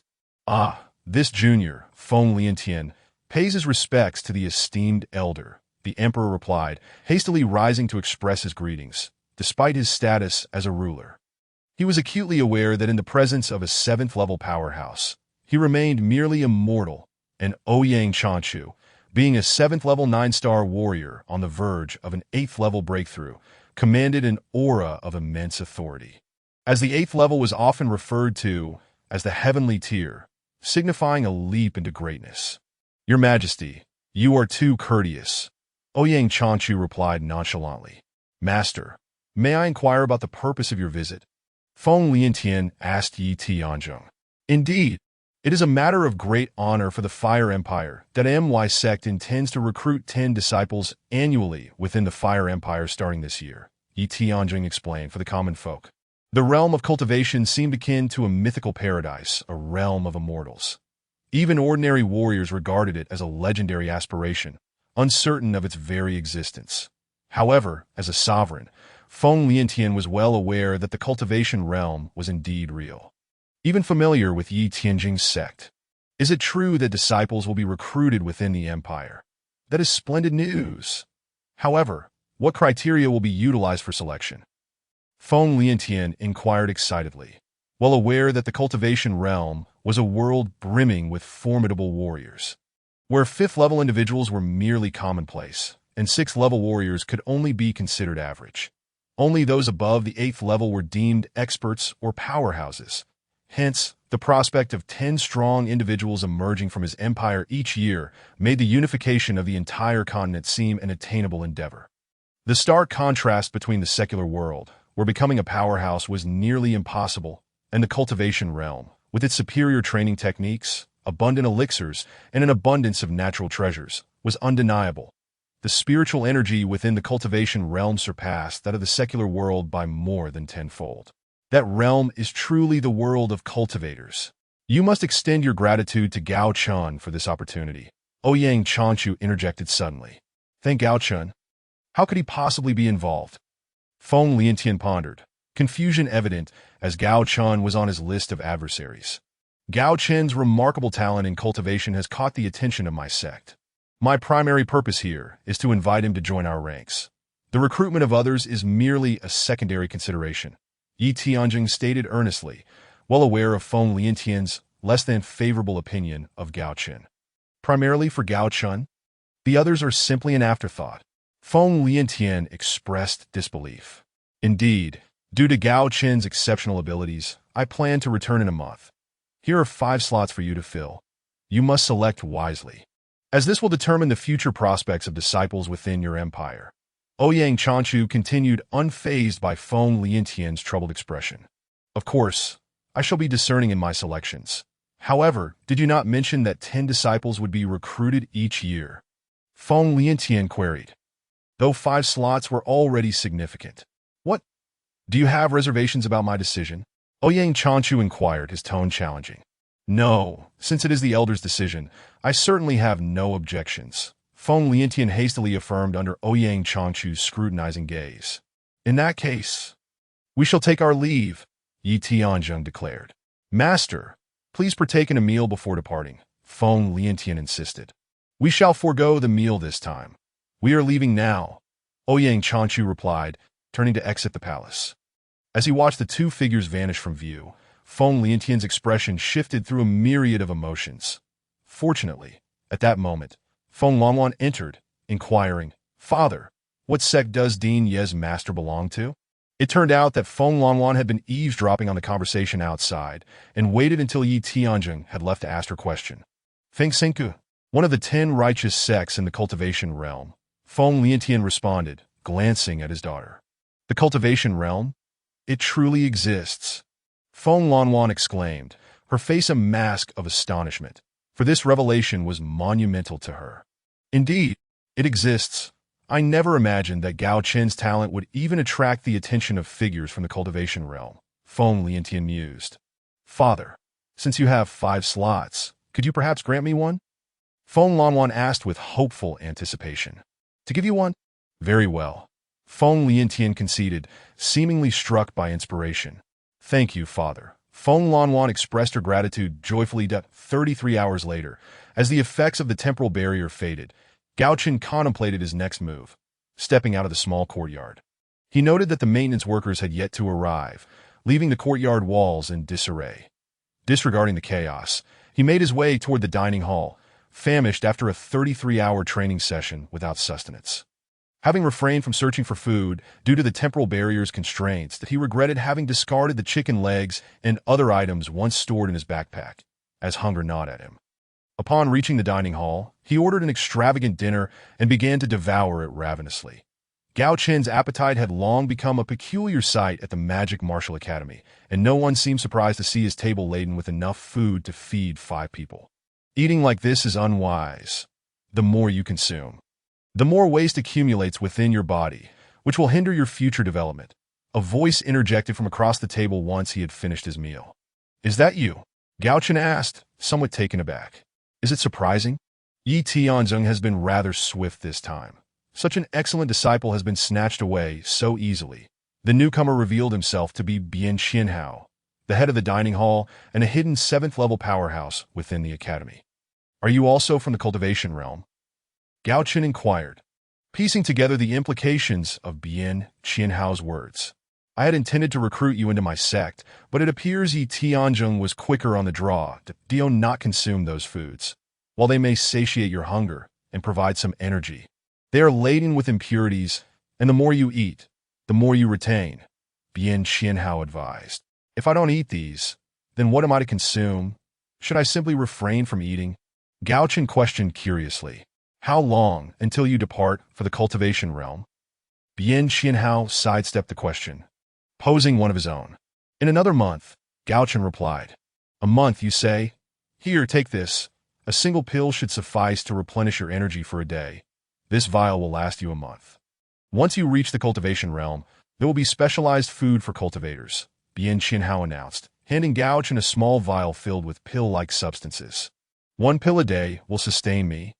Gao Chen asked, intrigued, wondering if this was akin to the ultra-compressed foods of his previous life. Do you doubt me? This pill is called Baigudan, crafted from the essence of 100 pounds of grain, Bian Qianhao explained. Noting Gao Chen's skepticism, a single pill consumes 100 pounds of grain.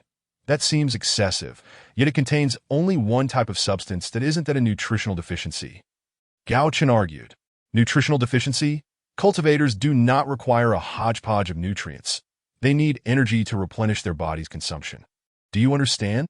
Bian Qianhao clarified, addressing Gao Chen's doubts. I see. But as the saying goes, one should not receive rewards without effort. While this pill seems beneficial, I cannot accept it without offering something in return, Gao Chen stated firmly. What do you mean you won't accept? While your reasoning holds some merit, all I ask is that if you become an unmatched powerhouse in the future, you might look after my sect if the opportunity arises, Bian Qianhao conceded, clearly taken aback by Gao Chen's rejection. An unmatched powerhouse? What defines such a being? Your sect is no small faction in the cultivation realm. How can a mere third-level novice like me be expected to look after it? That seems overly ambitious, Gao Chen remarked seriously. As for what constitutes an unmatched powerhouse, you will come to understand in due time. Consider this pill as an investment in your future. I have faith in your potential, Bian Qianhao asserted. Equally earnest. Very well, I shall accept your pill. Gao Chen finally relented, taking the vial and storing it away. I trust in my own vision, Bian Qianhao expressed with satisfaction. And I believe in myself. No matter how high the heavens may rise, I shall one day break through, Gao Chen declared resolutely. Chapter 68. We shall not part. Bian Qianhao was taken aback by Gao Chen's unwavering confidence, which radiated an aura of grandeur in that moment. After a brief pause, he smiled and remarked, Excellent. You truly are someone I hold in high regard. Gao Chen merely smiled faintly, choosing to remain silent. He then returned to his courtyard, which, despite the late hour, was bustling with activity. Even before entering, he recognized the sound of workers, evidently called upon by Gary, diligently repairing the damaged courtyard wall. Ignoring everyone, Gao Chen made his way inside and locked the door behind him. He first activated the time-space barrier, where time accelerated significantly. Within this accelerated time frame, Gao Chen embarked on an intense training regimen, employing various methods to enhance his attributes, with a 33-fold increase in time.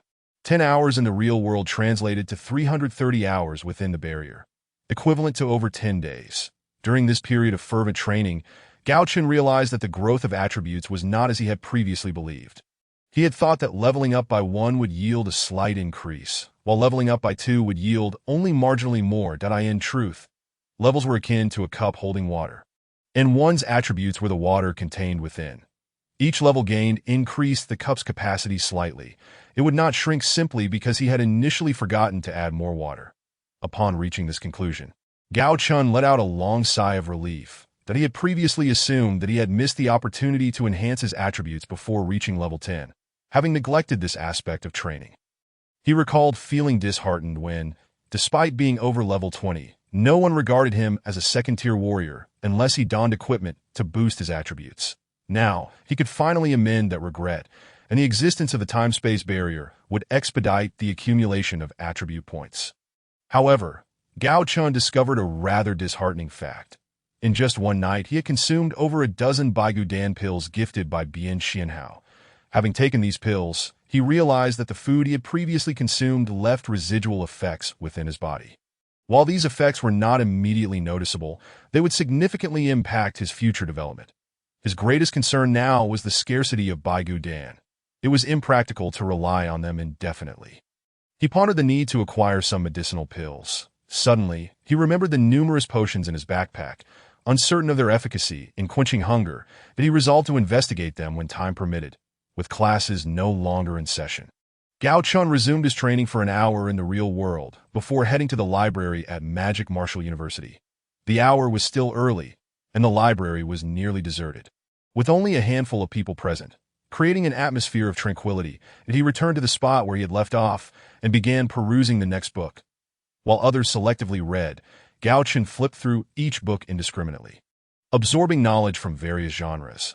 After perusing over 100 books, he finally felt a slight dizziness, a marked improvement from his previous limit of merely a dozen.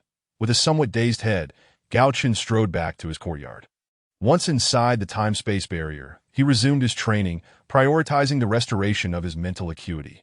Soon, an hour passed in the outside world, and Gao Chen had fully regained his vigor, having trained extensively. Such was the advantage of the time-space barrier. Suddenly, he perceived a familiar voice calling out to him. Surprised, he stepped outside to discover the beautiful instructor, Wang Yujie. "Sister, you've come. It's been ages. I've missed you dearly," he exclaimed, unable to suppress the joy that spread across his face. After spending 2 months in the time-space barrier without seeing her, the longing he had managed to suppress now surged forth. "You've become quite impressive, yet you haven't bothered to visit me all this time. And now you say you miss me?" Wang Yujie replied, her expression tinged with a hint of accusation. She had merely intended to check on Gao Chen, but upon seeing him, her tone reflected her feelings of disappointment. "Sister, you've misunderstood me, that I genuinely intended to seek you out, but I had no idea you would arrive first." Gao Chen hastily defended himself. Observing the expression on Wang Yujie's face, he felt an inexplicable joy welling up within him. Was this the sensation of being valued and cherished? Who would believe your words? I was quite foolish to trust you so easily in the past. From now on, I shall remain skeptical, she replied softly. "Sister, what is troubling you? I assure you, I was just about to find you that I've never lied to you before," Gao Chen insisted, feeling a twinge of anxiety as he sensed that her visit was not merely a casual one. "Sister, please come inside. Let us talk in private, shall we?" he invited earnestly. "I want to go inside, that I've come to return the gold coins you lent me, and I would prefer not to see you again," Wang Yujie said sorrowfully. The truth was, she had not fared well during his absence. After Gao Chen returned to the Gao family to train, she found herself missing this younger companion more than she had anticipated. At times, memories of his words would bring a smile to her face without her realizing it. During Gao Chen's duel with Zhu Zhilan, she had fervently cheered him on from the sidelines, her heart swelling with pride as she witnessed him effortlessly defeat Zhu. Yet when Zhu launched a surprise attack, her heart raced with fear. Ultimately, when Gao Chen emerged victorious, she felt an overwhelming sense of pride in his strength. Having missed him deeply, she had expected him to seek her out the very next day. But after waiting an entire day without a glimpse of him, she was taken aback by a frenzied piece of news. Yi Tian's sect was recruiting disciples within the borders of the Fenghua Empire, and Gao Chen's name was prominently mentioned.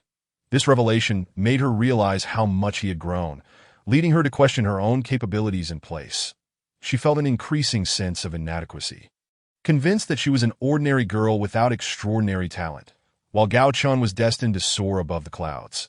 Despite her decision to avoid him, she was compelled to return due to the 100 million gold coins he had given her. "Sister, let us discuss this inside," Gao Chen urged, feeling somewhat flustered as he gently pulled her into the room. "Sister, what is the matter? I thought that the 100 million gold coins I gave you would serve as my proposal. Do you think it's too little or too mundane? Tell me what you desire. I will procure it for you," he offered, attempting to alleviate her sorrow. "Are you planning to enter the cultivation realm?" Wang Yujie suddenly inquired softly, her heart melting at the earnestness in his voice. "The cultivation realm? How did you come to know of this?" Gao Chen asked, astonished. He had believed it to be a closely guarded secret, yet it seemed otherwise. "Are you not aware? Your name prompted Dean Yi to recruit disciples from our empire, granting 5 spots this year to the emperor," Wang Yujie explained, divulging the information she had learned, even though, given her status, she shouldn't have been privy to such details. 5 spots. So, he isn't taking only me? That is wonderful. I shall immediately speak with old Ouyang to bring you along as well. And then we won't have to part. Gao Chen exclaimed, relieved that he wouldn't have to endure another separation from Wang Yujie. I can't go. My age exceeds the limit.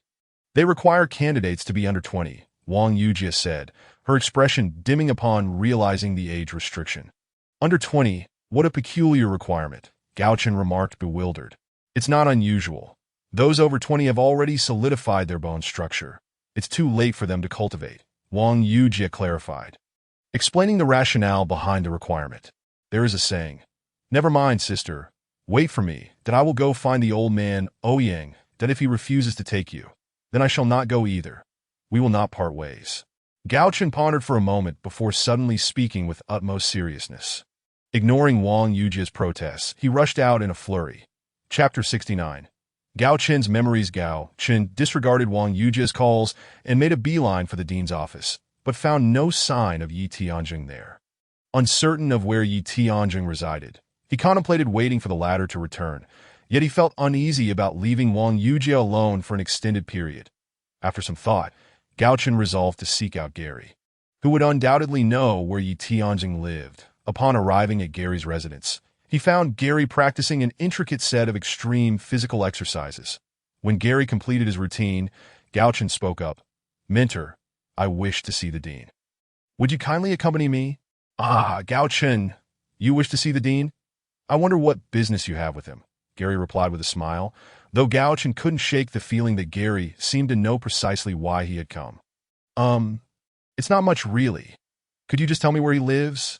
Gao Chen felt a bit embarrassed to reveal the truth, given Gary's expression, so he simply inquired about Yi Tianjing's residence. I see. I have nothing pressing to attend to, so I will take you there, Gary responded, a peculiar smile gracing his face, which made Gao Chen feel even more uneasy. That would be quite troublesome for you.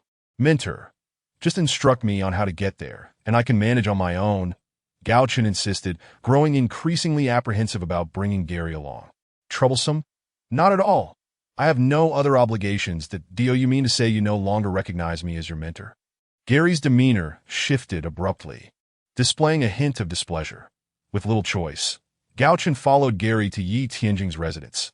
They soon arrived at the dean's quarters within the academy, where they discovered Yi Tianjing was currently enjoying tea with Ouyang Chanchu. Upon seeing Gary and Gao Chen together, Yi Tianjing greeted them with a warm smile, saying, Gary, you're here. Gao Chen, what brings you here? I have a bit of a matter to discuss. Is it true that Ouyang Sr. is not the only one returning to the cultivation realm this time? Gao Chen inquired directly. Indeed. That is the case. Do you have any objections? Ouyang Chanchu asked, a smile playing on his lips as he looked at Gao Chen. No, I have no objections whatsoever. I merely wondered if you could spare me a few of the 5 disciple quotas you granted to the emperor, Gao Chen replied, feeling somewhat bashful, but deciding to be forthright since he had already broached the subject. Oh, you wish for a few quotas. It is only fitting that we grant the emperor 5, as he is a ruler of a nation. But why should I extend the same courtesy to you? Ouyang Chanchu questioned, noticing the perplexed look on Gao Chen's face. Well, I certainly have my reasons, Gao Chen responded, sensing a glimmer of hope as he feared Ouyang might outright refuse him. Your reasons? Pray enlighten me, Ouyang Chanchu said with a smile, appearing genuinely curious about Gao Chen's explanation. To elaborate, you are aware that I have only recently begun my cultivation journey. During this initial phase, a mentor has been exceptionally kind to me, offering unwavering support, that I feel it is now my turn to repay her kindness, that if I fail to assist her by providing a quota at this juncture, I would be left with a lingering sense of regret, which could adversely affect my progress in the cultivation realm. Who knows, I might even fall into madness as a result. Thus, should it truly be impossible, I would rather forego my journey to the cultivation realm altogether, so that I might remain true to myself, Gao Chen articulated, his gaze fixed earnestly on Ouyang Chanchu, awaiting a response. Your mentor is Wang Yujie, is it not? Ouyang Chanchu remarked playfully, a teasing tone in his voice. At that moment, Gao Chen noticed Gary's face adorned with an oddly enigmatic smile, while Yi Tianjing regarded him with a similarly mischievous expression. Well, if you already know, does that mean you have acquiesced? Gao Chen hurriedly asked. Now was not the time to ponder their peculiar smiles. Ah, since you said you would not take your mentor along, then I too must refrain from bringing you. Ouyang Changchu's expression shifted dramatically. As if lamenting the situation, his gaze now pitying as he looked at Gao Chen. Gao Chen was left astonished, his mouth agape, unable to articulate a response. After a moment, he finally spoke. In that case, I believe I shall accompany Uncle Bian Qianhao to the cultivation realm instead. He turned to leave, but hardly took a few steps before Ouyang Changchu's voice rang out. What did you just say? You plan to go to the cultivation realm with Bian Qianhao? That fellow has sought you out? Yes, he mentioned that had the dean not arrived a bit sooner, he would have taken me to his sect. Moreover, he remarked that the food I have been consuming is laden with impurities detrimental to my future training, and he gifted me a vial of something called 100 grains pill, Gao Chen recounted. Unable to suppress a grin as he observed Ouyang Changchu's reaction, feeling somewhat helpless. He actually gave you the 100 grains pill. It seems this lad is truly intent on undermining us. Ouyang Changchu remarked incredulously upon seeing the vial in Gao Chen's hand. Enough of that. I shall grant you 2 quotas. Choose whomever you wish to bring. But if your companions turn out to be useless, they would fare better remaining in the mundane world than struggling in the cultivation realm. In such a case, you would not be helping them, but rather harming them. That deal you understand. Ouyang Changchu stated earnestly. I am fully aware of that. However, would it be possible to grant me a few more quotas? Gao Chen asked, feeling a bit sheepish. What do you mean by a few more? The emperor received 5 quotas, and if I were to grant you additional ones, how would that reflect on you and your family? Yi Tianzong interjected. But you did grant the emperor 5 quotas. How about allocating 4 to me? This way, the emperor would still have 1 more than I do, thereby affirming his status, while my 4 quotas would reflect my significance, all of which would only benefit my family with minimal drawbacks. Gao Chen proposed after careful consideration. For quotas? What rationale do you have to support this claim? Yi Tianzing asked, stroking his beard thoughtfully. Dean, you are aware of the precarious position of our Gao family that I in the past, when I refrained from practicing martial arts or magic. Things were bearable. However, now that I have taken up martial arts and seem to possess considerable talent, this only brings trouble to our family. Acquiring these 4 quotas would, in a sense, alleviate our family's urgent predicament. Do you not wish to lend a hand to the Gao family? Gao Chen implored earnestly, his gaze fixed upon Yi Tianzheng. How is it that you can recognize the Gao family's current precarious status? Yi Tianzheng inquired, astonished, as this revelation did not align with his perception of Gao Chen. I have long understood this, which is why I chose to focus solely on scholarly pursuits and forego martial training. Gao Chen replied earnestly, a self-deprecating tone coloring his words. This statement held a kernel of truth, for in the world of that Gao Chen, he had witnessed the spectacle of Gao Jianfeng's departure for battle at a tender age. Hundreds of thousands of soldiers stood in formation, the atmosphere solemn and quiet, unmistakably indicative of a formidable army that as Emperor Feng Liantian ascended the platform. Gao Jianfeng made a gesture, prompting the soldiers to erupt in synchronized cheers. Their enthusiasm appearing almost rehearsed, devoid of any expressions of joy or excitement. Such a display merely indicated the soldiers' exceptional discipline. Following the emperor's address, a meticulously timed round of applause resonated, and when the general's orders were passed to Gao Jianfeng, the cacophony erupted, shattering the earlier tranquility. Faces that had once been solemn transformed into expressions of fervor, as they applauded and cheered wildly, despite the emperor's attempts to quell the ruckus with furrowed brows. His efforts proved futile. Gao Jianfeng, however, managed to restore order with merely a couple of gestures to that moment. All attention was fixated on Gao Jianfeng, while the 5-year-old Gao Chen's gaze was drawn to Feng Liantian, who wore an expression of displeasure as he regarded Gao Jianfeng. The intensity of that gaze left an indelible mark on Gao Chen's young psyche, haunting him even in his dreams. Upon encountering phrases like meritorious service overshadowing the sovereign during his studies, he finally comprehended the reason behind Feng Liantian's expression. What? You have long understood, and this is the very reason you chose to forsake martial arts for scholarly pursuits. Yi Tianzeng was genuinely astonished, his face a canvas of disbelief. After all, how old had Gao Chen been when he first expressed disdain for martial arts and magic in favor of academics? Gao Chen remained silent, merely nodding in affirmation. Then why have you resumed your martial training? Yi Tianzeng queried. In truth, the former Gao Chen has perished. It is his demise that has illuminated the reality for me. In this world, I, Gao Chen, will forever be a member of the Gao family, even if I do not acquire a single martial skill. As long as I am not a fool, it is impossible for me to live in peace. Thus, in the wake of death, I have come to understand that in order to survive, to live quietly, and to protect the Gao family, my aim should not be to reassure the emperor, but rather to instill in him a sense of dread about taking action. Gao Chen's face bore an unwavering determination, far more resolute than merely proclaiming to vanquish gods and demons. Chapter 70. On the last day of students having secured 4 quotas from Ouyang Chanshu, Gao Chen hummed a cheerful tune as he made his way back to his small courtyard. Those who encountered him along the way were left with an uncanny sensation, as Gao Chen had previously been perceived as a taciturn individual, always hastening towards his training and meals. Today, however, he displayed a surprisingly youthful demeanor. If Gao Chen were aware that his fervent dedication to training had left such an impression on others, one wonders how he would feel with the delightful news of obtaining 4 quotas. How could Gao Chen not feel elated? The foremost joy was not having to part ways with the one he cherished. Sharing such good news with her was of utmost importance.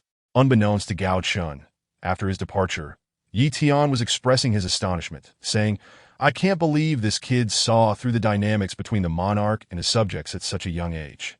I previously thought he merely lacked an interest in martial training. But today I realize he has long recognized the Gao family's current predicament. This lad appears to possess extraordinary talent beyond mere cultivation. Gary remarked with a look of admiration. Oh, what predicament does the Gao family face? Isn't Gao Jianfeng the national protector of the Fire Empire now? That seems quite a prestigious position. Surely, there must be no issues. Ouyang Chanshu, who was not particularly well-versed in the intricacies of worldly affairs, inquired. Ah, I see. Gao Chen's future is limitless. Ouyang Chanshu sighed after listening to Gary's recounting of the Gao family's recent circumstances. Indeed, at that time, Gao Chen was merely a child. For one so young to perceive matters so astutely is indeed worthy of admiration. Sister, you can now rest easy. You will accompany me to the cultivation realm. I have always said we would not be separated. Upon returning to his small courtyard, Gao Chen excitedly declared to Wang Yujie. What did you say? They agreed to grant you a quota? Wang Yujie exclaimed in surprise as Gao Chen's words sunk in. For those devoted to cultivation, nothing is more alluring than the cultivation realm, particularly as she too wished to remain close to Gao Chen. Ha! It's not just 1 quota, it's a full 4. Gao Chen replied joyfully. What do you mean by 4 quotas? Doesn't the emperor only have 1? Wang Yujie asked incredulously. Not quite. They had originally set aside 4 quotas for me. Ouyang, that old fellow, can take 10 people to the cultivation realm at a time. The emperor has 5, and with my 4 plus myself, it makes 10. Gao Chen clarified. What do you mean they originally set aside 4 quotas for you? Wang Yujie questioned. Puzzled. That's simple. They know I wouldn't go to the cultivation realm alone. Of course, I would need to bring someone along. What if I miss you while I'm there? Gao Chen initially intended to joke about needing to bring daily necessities. But upon reflection, he felt it unwise to say so, and quickly changed his words. Such matters could indeed arise. However, if the emperor hears this, he may not be pleased. Wang Yujie expressed her concern. He certainly won't be pleased. If I were to seek his approval, I would only find myself in a predicament. Gao Chen replied nonchalantly. This world respects the strong. While imperial authority may overshadow ordinary powers, it does not equate to the highest authority. In a past life, Gao Chen would never have dared to voice such sentiments. Though Wang Yujie did not fully grasp the implications of Gao Chen's words, she refrained from further inquiries. The two engaged in conversation for an extended period. Reluctantly bidding farewell to Wang Yujie, a moment of their longest and most joyful exchange. Once Wang Yujia departed, Gao Chen activated the temporal boundary, resuming his training. Currently, he possessed over 100 Baigu Dan, as well as a single higher-grade Dan that could sustain him for an entire month. While this would not last indefinitely, it was certainly preferable to having nothing at all. Before leaving, Gao Chen had spoken to Ouyang Chanchu, saying, "Senior Ouyang, Uncle Bian Qianhao advised me to refrain from consuming worldly food from now on, and he provided me with a bottle of Baigu Dan, claiming it could sustain me for a day. However, I feel it barely lasts an hour." "What? He actually gave you Baigu Dan? Are you jesting when you say it lasts less than an hour?" Ouyang Chanchu responded incredulously. "Indeed, he gave me 100 yesterday. But look at how many are left now," Gao Chen said, presenting the bottle containing the Baigu Dan. "More than 30 are missing." Ouyang Chanchu exclaimed in disbelief. This Baigu Dan is reputed to require 100 pounds of grain to forge a single pill, highlighting the immense energy contained within. For an average person, consuming even one might lead to dire consequences, akin to eating compressed food that could prove fatal if overindulged. "Indeed, I feel that one merely sustains me for a short while. Could you spare me some Baigu Dan?" Gao Chen looked at Ouyang Chanchu with hopeful eyes. "Since Bian Qianhao has given you some, it would be ungracious of me not to do the same. Here are 100 Baigu Dan. Take them," Ouyang Chanchu replied, handing Gao Chen a small bottle. "What? Are you dissatisfied?" Ouyang Chanchu inquired, noting Gao Chen's less than enthusiastic expression as he accepted the bottle. "Not exactly. It's just that with this 100 plus the remaining from Uncle Bien, it still wouldn't last a month," Gao Chen admitted shyly. "Are you still unsatisfied? Do you know how much a single Baigu Dan sells for in the mundane world? Let me tell you, it's worth over 1,000 gold coins. I'm giving you 100, and you're still not content." Ouyang Chanchu's expression darkened. For 1,000 gold coins is an amount that many common folk wouldn't earn in a lifetime. "Well, it seems I must resort to consuming chicken or duck meat instead." "What a pity," Gao Chen lamented helplessly. "All right, fine, I concede. Here, take this. 100 pigadan each can sustain you for a month, though I wonder if you can consume that much." Ouyang Chanchu relented, producing another bottle of distinctly different pills for Gao Chen. "Thank you, Senior Ouyang, but what is the value of a single pigadan?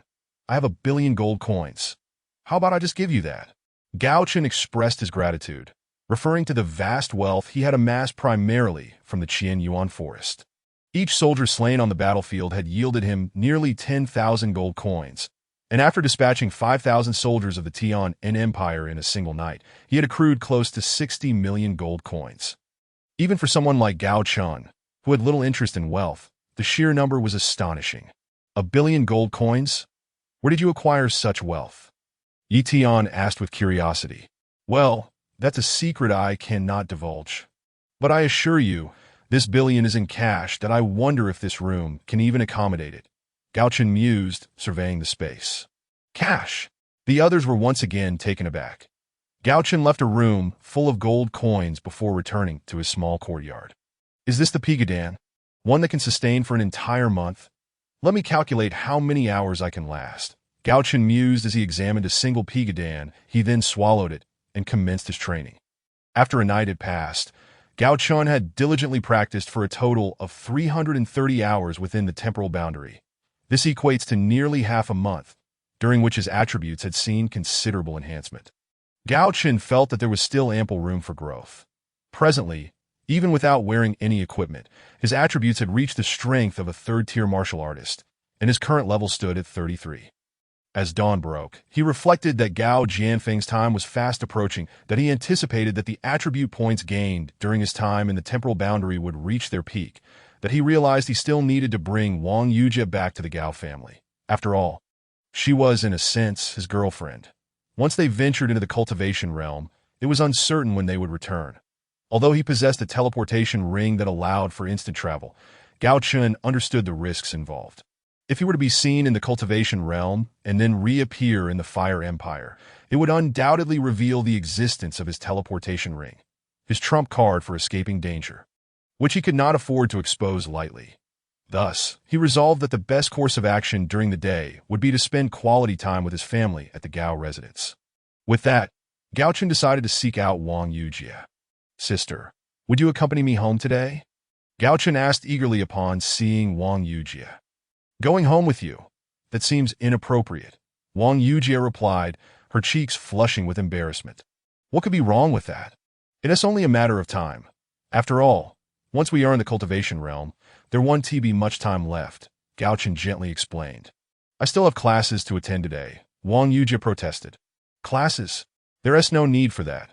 You're coming with me to the cultivation realm, so what do you need classes for? Gao Chen spoke up. After today's class, let's inform the dean. You will accompany me to class today.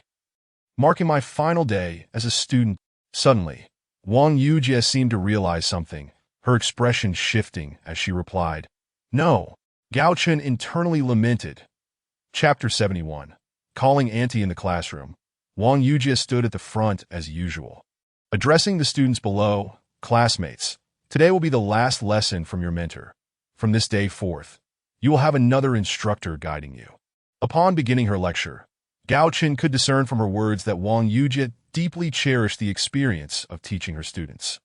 As soon as she uttered this statement, the classroom erupted into chaos, with many speculating the implications of Wang Yujie's announcement. Although no one dared to inquire directly, hushed discussions filled the air, drowning out the silence of the room. All right, everyone, let us commence today's lesson. Please cherish this final class, Wang Yujie said with heartfelt emotion. Instantly, the students fell silent, and Wang Yujie, satisfied, nodded and began her last lecture. For some reason, many students felt that this particular class passed unusually swiftly. Gao Chen. Shall we proceed to find the dean now? Once outside the classroom, Wang Yujie asked hesitantly, her tone tinged with reluctance. Of course, it wouldn't be appropriate to leave without seeing him, Gao Chen replied matter-of-factly. But Wang Yujie clearly had more to say, yet Gao Chen disregarded her, pulling her in the direction of Yi Tianjing's office. Dean, are you in? Wang Yujie respectfully inquired outside the door of Yi Tianjing. Yujie. Uve arrived. Come in, came Yi Tianjing's voice from within. Have a seat, that I am aware of your purpose for coming. So, Gao Chen, have you confirmed your 4 slots? Yi Tianjing asked Gao Chen. My slots are easily arranged. Although I am the only one from the Gao family, we have quite a few servants, Gao Chen replied with a smile. You plan to allocate them to your servants? That sounds quite challenging, Yi Tianjing remarked with a mysterious smile. Challenging? You say? Pray tell, what do you mean by that? Gao Chen queried with curiosity. You will find out soon enough. I shan't elaborate further now, Yi Tianjing responded cheerfully. Not pressing for further answers, Gao Chen proceeded to inform Yi Tianjing about Wang Yujie's fondness for teaching, which Yi Tianjing had already anticipated. Half an hour later, having exited Yi Tianjing's office, Gao Chen led Wang Yujie toward the Gao residence. Along the way, Wang Yujie expressed her concern. Gao Chen, if you take me to your house. What should I call your aunt? Dear sister, did we not agree that we would address each other in our own way? She remains your sister. You may continue to call her sister. It is as simple as that, Gao Chen teased, noticing Wang Yujie's bashful demeanor. That simply won't do. Perhaps I should still refer to her as aunt, Wang Yujie murmured, her face flushed, speaking so softly that Gao Chen could barely hear her. Ha! Splendid. A wife follows her husband, Gao Chen responded with glee, and the two laughed as they strolled toward the school gates. Little did they know, a pair of sinister eyes was fixed upon them from behind. Wang Yujie. Gao Chen. I shall not relinquish my pursuit so easily. Just wait, Huang Changjun muttered darkly as he watched their retreating figures. And I'm back, Gao Chen exclaimed joyfully upon returning to the Gao residence. You've finally returned. You rascal. Do you think defeating Zhu Zijian makes you remarkable? You didn't even come home, Gao Tingjuan scolded, her tone laced with mock reproach, though a smile betrayed her words. Aunt, I have returned. Have a look at whom I have brought with me, Gao Chen said, eager to present Wang Yujie, as if showcasing a treasure. Sister, you're here. It's been ages since we've had a proper chat. Come, let us go inside, Gao Tingjuan said, her face lighting up with joy upon seeing Wang Yujie. Well, Wang Yujie stammered, her face reddening. She had thought it would be easy to speak, but when the moment arrived, the words eluded her, and Gao Chen kept casting her sidelong glances. Sister, What troubles you? This isn't like you at all. Have we grown distant from not having spoken in so long? Gao Tingjuan inquired, puzzled by Wang Yujia's demeanor. Aunt, their relationship hasn't grown distant. Rather, it has become more intimate. She can no longer call you sister. Gao Chen interjected when Wang Yujia struggled to find her voice. Cannot call her sister? Then what should she call you? Gao Tingjuan asked, intrigued by Gao Chen's words, which only deepened her confusion. Naturally, she should call you aunt, Gao Chen replied proudly. What? Aunt? How could she possibly call you that? Gao Tingjuan was even more perplexed. But then, as if struck by a revelation, she glanced at Wang Yujia's bashful expression, exclaiming, Could it be that you too? Indeed, aunt, you have guessed correctly. What do you think? Is our relationship not closer now? Gao Chen beamed, pleased that Gao Tingjuan seemed to understand. Ah, quite impressive, young man's sister, or rather, I shall still call you sister. Come, let us go inside and chat, and do not mind this young rascal, Gao Tingjuan said, pulling Wang Yujia toward her room. Wang Yujia turned back to look at Gao Chen, who gestured silently to her until she vanished from sight. Only then did Gao Chen turn to make his way to his own courtyard. Activating the temporal barrier once more, that a new round of training commenced, for Gao Jianfeng would soon be returning. Glancing at his tasks, several remained unfinished, merely awaiting submission. Once Gao Jianfeng returned home, he would be able to level up several times. And with those levels gained, Gao Chen had a plan to push his attributes to their peak before undertaking that shop task. Regarding the shop task, Gao Chen sensed it would be a significant undertaking. The news of the Emperor's 5 cultivation slots quickly spread among the upper echelons of the capital, prompting officials to flock to the palace, vying for an audience with the Emperor, all hoping to secure a slot for their descendants. Amidst this frenzy, an even more outrageous rumor surfaced, that Gao Chen also possessed 4 slots. Gao Chen actually managed to obtain 4 slots. What does this mean? Feng Liantian exclaimed, struggling to accept this revelation.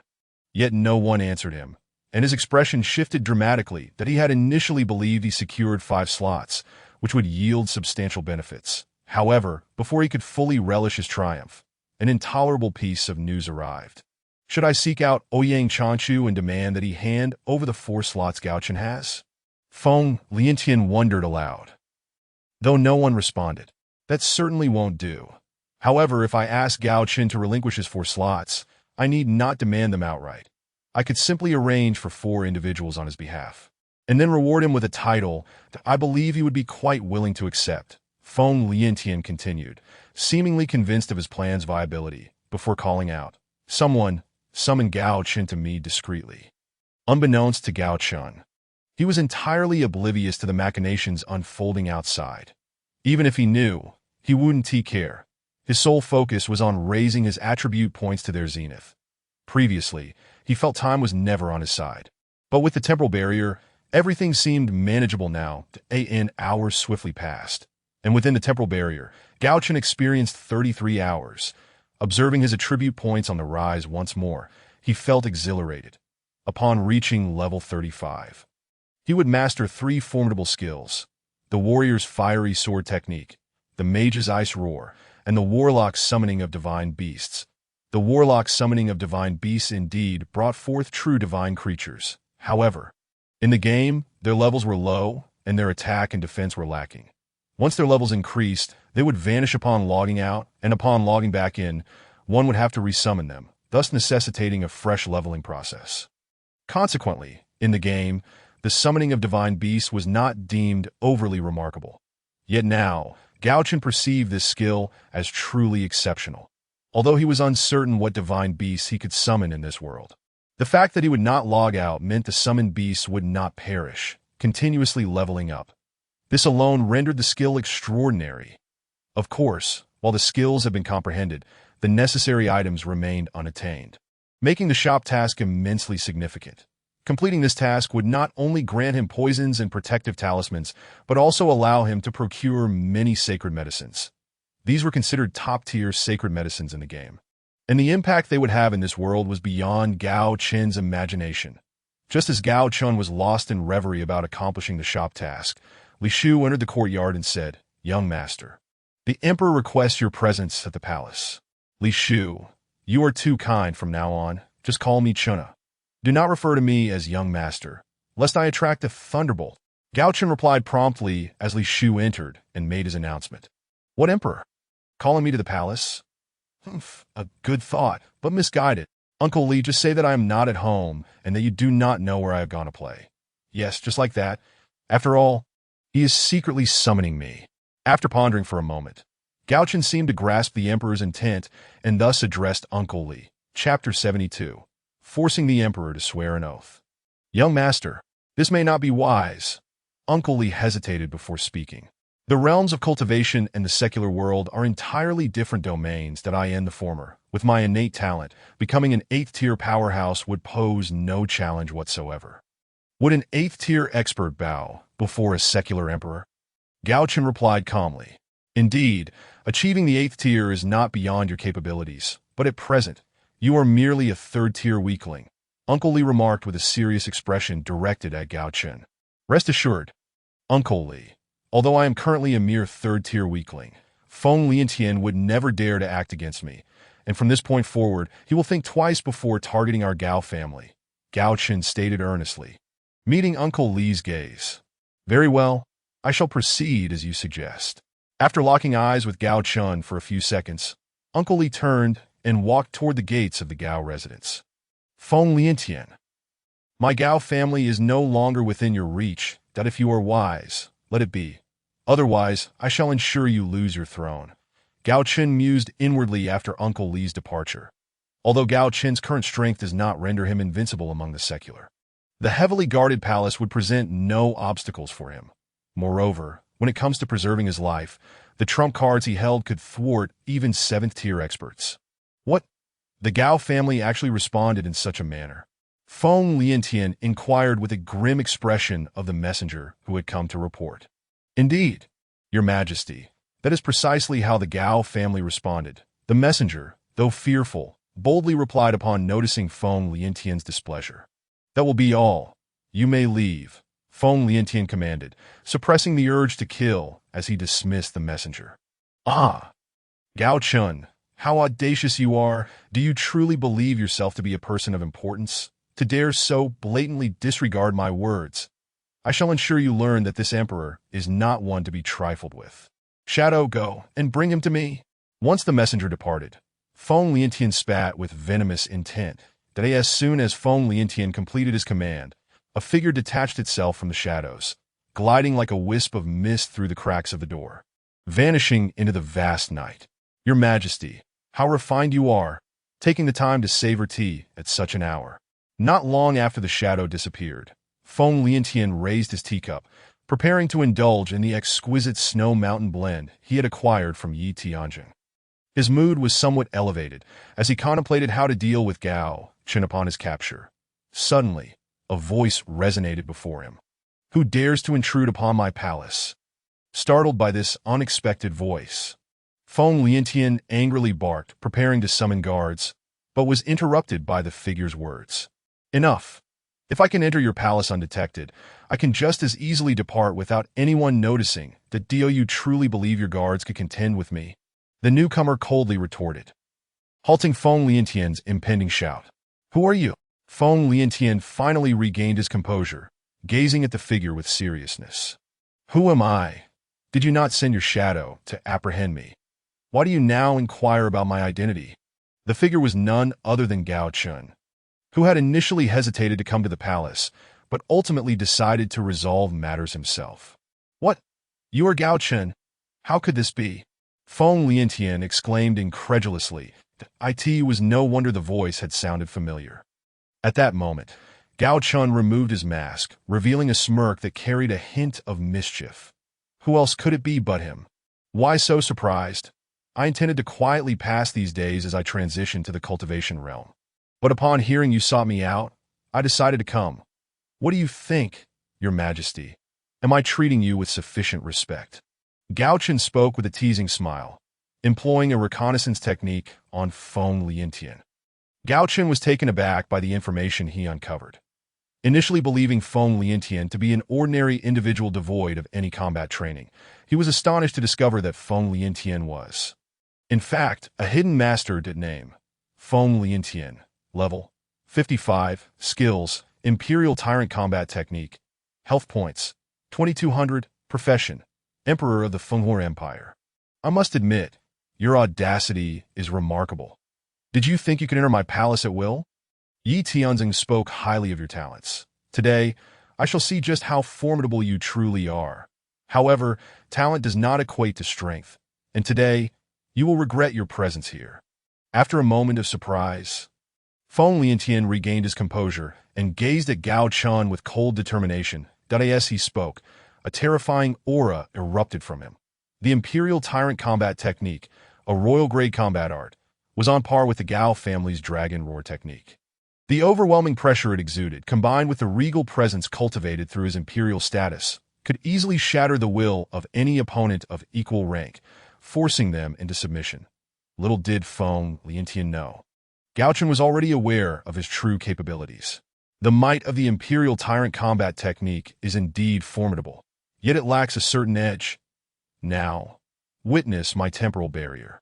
As Feng Liantian prepared to strike, Gao Chen let out a cold laugh, and the temporal barrier quietly unfurled, rendering Feng Liantian's movements as sluggish as a snail in Gao Chen's eyes. Do not think that concealing your strength will alter the outcome. I would not appear before you without confidence. In Feng Liantian's sight, Gao Chen transformed into an indistinct shadow, executing strikes that he could not even perceive, rendering any notion of defense futile. In an instant, Gao Chen's blade rested against Feng Liantian's throat, igniting a flicker of fear in Feng Liantian's gaze. Sustained only by the aura of authority he had long held. I did not anticipate your speed to be so extraordinary. It appears the world has underestimated you. Today, I concede, but I do not believe you dare to act against me. Although his life seemed to hang in the balance, Feng Liantian remained unfazed, regarding Gao Chen with cold defiance. You jest. Why would I dare harm you? You are a sovereign ruler, the epitome of authority in the Fenghua Empire. Should I kill you, countless souls would seek vengeance for your demise. But tell me, your majesty, would you care to see how many would rise to avenge your death? As Gao Chen continued, his voice grew increasingly frigid. Playing such games with me, Gao Chen, you are still too naive. Should I perish, the first to seek your life would be your father, Gao Jianfeng. Feng Liantian retorted without a hint of fear. How amusing! Truly, it is laughable that someone you constantly guard against would be the first to seek your revenge. Gao Chen scoffed, his anger palpable. Amusing indeed. Your father boasts countless achievements. How could I possibly be as you imagine? Gao Chen, withdraw now, and I may overlook your transgression of trespassing into the palace. Feng Liantian's expression shifted, and he spoke with a newfound gravity. Do not waste your breath on me, you genuinely believe that everyone is as loyal to the imperial authority as my father, who remains oblivious to your repeated machinations against him. Have you any idea why I have refrained from practicing combat techniques for the past 16 years? Gao Chen's voice turned cold as he posed the question. Is it not because you dislike it? Could there be another reason? Feng Liantian was momentarily taken aback by Gao Chen's inquiry, his expression darkening. Allow me to clarify. It is because of you that I have abstained from learning combat techniques. I chose to focus solely on scholarly pursuits in hopes that you would spare my Gao family. Little did I realize that even a scholar such as I would be unable to escape your wrath. Gao Chen's voice grew icier, as if the spirit of the deceased Gao Chen had returned. Is it truly so hard to believe? Do not forget the expression of unmitigated hatred that crossed your face each time you beheld my father's silhouette. Gao Chen mocked with a chilling smile. I never imagined you to be so deeply concealed. Upon witnessing the grim expression on Gao Chen's face, Feng Liantian sighed, uttering his defeat. Regardless of how deeply one hides, without strength, one will still fall to your hands. Gao Chen's tone was frigid, reminiscent of a wail from the depths of hell. Now, tell me your purpose for coming here today, Gao Chen demanded, his expression prompting a flicker of guilt within Feng Liantian. The oppressive aura of the Imperial Tyrant Combat Technique had long dissipated, allowing Feng Liantian to speak calmly. Nothing much, that I merely wish for you to swear by the names of your ancestors from the Feng family that during your lifetime, You shall not bring any harm upon the Gao family, Gao Chen articulated clearly, word by word. Do not overstep your bounds, Feng Liantian bellowed with indignation. How laughable! The one overstepping is you. Should you refuse to swear, I shall render you an imbecile. Given my ability to infiltrate your palace at will, do you truly believe I cannot turn every disobedient emperor of the Feng family into a fool? A bloodthirsty smile graced Gao Chen's lips as he spoke with chilling composure. You are ruthless. Feng Liantian discerned the resolve in Gao Chen's eyes, realizing that he would carry out his threats without hesitation. This is not yet your coercion, but rest assured, as long as you fulfill the oath you have taken, my father will remain your loyal general. Gao Chen stated calmly. Chapter 73. The triumphant return of Gao Jianfeng. Ultimately, under Gao Chen's unwavering insistence, Feng Liantian swore a toxic oath. Although many in this world often disregard their promises, for those who practice cultivation, breaking an oath is a grave matter, leaving a shadow upon the heart. The repercussions can be dire: a failure to advance in cultivation or, in severe cases, succumbing to madness and death. The more severe the oath, the more daunting it becomes to violate it. The oath Gao Chen compelled Feng Liantian to swear was such that not only would breaking it be unthinkable, but even adhering to it would have an unparalleled impact on him. Gao Chen spent a considerable 30 minutes in this realm, albeit under the constraints of the time-space barrier, during which the actual duration did not exceed a mere minute to Tio Feng Liantian. It felt akin to a fleeting dream or a brief illusion. However, the disheveled state of the room starkly indicated that this was no mere figment of imagination. Quickly protect the emperor. There's an assassin. At that moment, a throng of soldiers encircled the area. Come here. You others stand down. Upon hearing the commotion outside, Feng Liantian emerged, pointing at a captain of the Imperial Guard. Once the others had retreated, the trembling captain followed Feng Liantian into the chaotic room. Feng Liantian took a seat and inquired, Speak. What has transpired? Your Majesty, we witnessed a shadow dart by. Then it fled into the Emperor's chamber, prompting us to pursue, the captain replied. You saw someone approach, and then you chased after them. Is that all? Feng Liantian questioned. His brow furrowed. Yes, I failed to protect adequately. I beg for your Majesty's pardon. The captain stammered, fearing Feng Liantian's wrath. Enough. This is not your fault. Depart. You misjudged the situation. No one has entered. Feng Liantian waved dismissively. The captain, not daring to meet his gaze, hurriedly retreated. What on earth is happening? Feng Liantian sensed something amiss. The timeline presented by the captain did not align, and the prolonged absence of the shadow was perplexing. At this moment, Gao Chen had not returned. He was concealed on the rooftop of the Emperor's chamber, fervently practicing within the time-space barrier, awaiting the return of those dispatched by Feng Liantian. He needed to ensure that the truth remained undisclosed, for revealing the existence of the time-space barrier could not be allowed, that if Feng Liantian failed to uphold his oath, Gao Chen had means to ensure he remained silent about the events of the day. After over 10 hours of cultivation within the barrier, nearly half an hour had passed outside.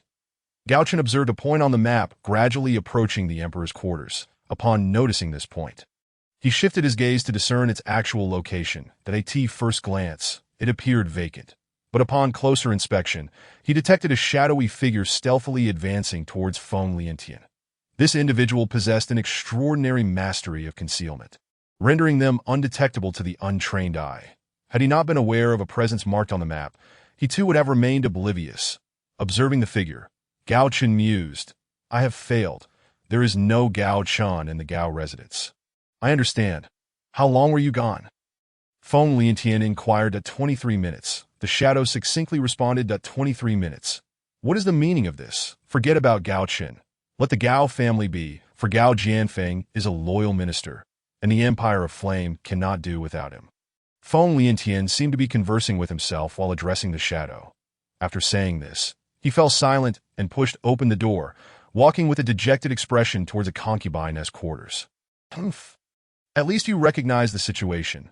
Matters are finally resolved, allowing me to return home and prepare for my father's arrival. Gao Chen thought, then soared back to the Gao residence, unbeknownst to Gao Chen. The moment he departed, Feng Liantian cast a grim look towards the spot where Gao Chen had just been, his expression marred by frustration and helplessness. The evening of rigorous training had once again augmented Gao Chen's attribute points. Yet he sensed ample room for further advancement. Meanwhile, his familiarity with the time-space barrier skill was nearing an upgrade. A second-tier time-space barrier would yield a time acceleration of 66 times, providing him with an abundance of temporal resources. For now, Gao Chen's sole focus was awaiting Gao Jianfeng's return. During the day, he spent time with Wang Yujie and Gao Tingjuan, while at night, he diligently practiced various methods to enhance his attributes. Finally, the day before Gao Jianfeng's return, Gao Chen felt his attribute points nearing their zenith. Currently, without the aid of equipment, his attributes surpassed that of an average third-tier warrior, although he was only at level 33. His health had reached 900 points, with an attack limit of 30 points without equipment, 20 points for magic, 20 for mental strength, 15 for defense, and 15 for magical defense. Upon reviewing his attribute sheet without gear, Gao Chen felt an overwhelming sense of satisfaction. Class: full-time level. 33 survival points. 11,120 experience required for upgrade. 5,000. 3,200,000 stamina. 920 mana. 1,080 defense. 5 to 15 magical defense. 5 to 15 attack. 15 to 30 mental strength. 10 to 20 magic. 10 to 20 accuracy. 15 agility. 25 luck. 0. This was merely without equipment, with a full set of war blades. Gao Chen's attack could soar to 90 points in this world. 80 points were typically the threshold for an average 7th-tier warrior. Thus, donned in full gear, Gao Chen stood as the foremost among those beneath the 8th tier. However, against an 8th-tier powerhouse, he held no hope of victory. The 8th tier was known as the heavenly tier, implying a leap into the heavens and harnessing the forces of nature. 8th-tier warriors could draw upon the energies of the universe, unleashing attacks tenfold their inherent strength, an ability beyond Gao Chen's capacity to contend with in the face of an 8th-tier opponent. His only recourse was to flee, aided by his teleportation ring, which would ensure his escape. As Gao Chen contemplated his attributes, the system's prompt resonated in his ear. Ding! Gao Jianfeng has returned to Defeng City. Mission completed. Urgent mission, Gao Jianfeng's crisis. Gao Jianfeng faced defeat on the battlefield due to unforeseen circumstances and is now trapped in a mountain, confronting a life-threatening peril. Mission objective: rescue Gao Jianfeng and return him to Defeng City. Mission reward: Resurrection Ring, map system activation, level increased by 2 million gold coins. Failure incurs a 10-level penalty. Ding, map system permanently activated. Ding, acquired Resurrection Ring, level increased. Ding. Upon reaching level 36, Gao Chen felt no particular excitement. He had been utilizing the map system for some time, rendering its activation unremarkable. What truly captivated him was the Resurrection Ring, a piece of equipment deemed extraordinary within the realm of gaming that could instantly restore all health lost prior to death. Legend has it that it was crafted by the Celestial Sovereign as a reward for the most valiant sorcerers, who often engaged in battle like warriors but succumbed due to their fragile health. In recognition of the immense contributions sorcerers made during warfare, the Celestial Sovereign personally forged this remarkable item to honor their bravery. Within this unassuming ring, the Celestial Sovereign sealed 5 powerful resurrection spells. Though its other attributes were modest, minimal defense and magical defense, and limited to 5 uses, it was clear to Gao Chen that once he completed the shop system, this ring would become capable of boundless utility.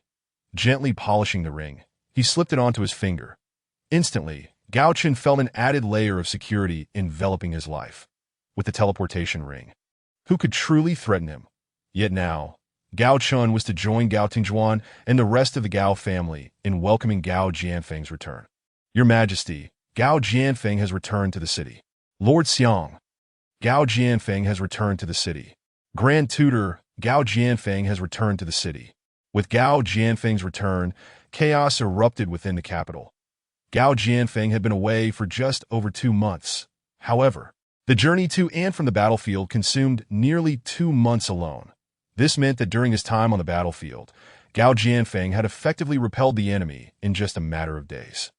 The Empire of Tian'an had dispatched nearly 1 million troops to besiege Fengfeng City for close to a month, Yet Gao Jianfeng managed to turn the tide in less than a month, earning the title of the Invincible Flying General.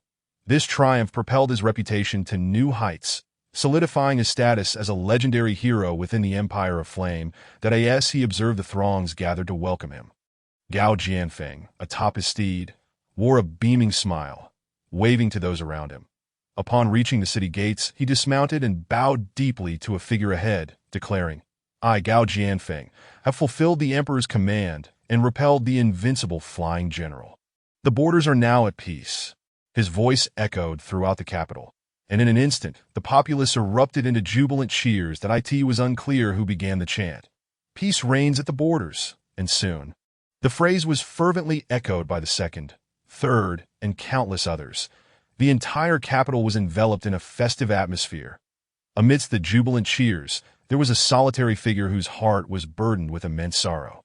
Yet he was compelled to wear a facade of smiles. None other than the Emperor of the Fire Empire, Feng Liantian.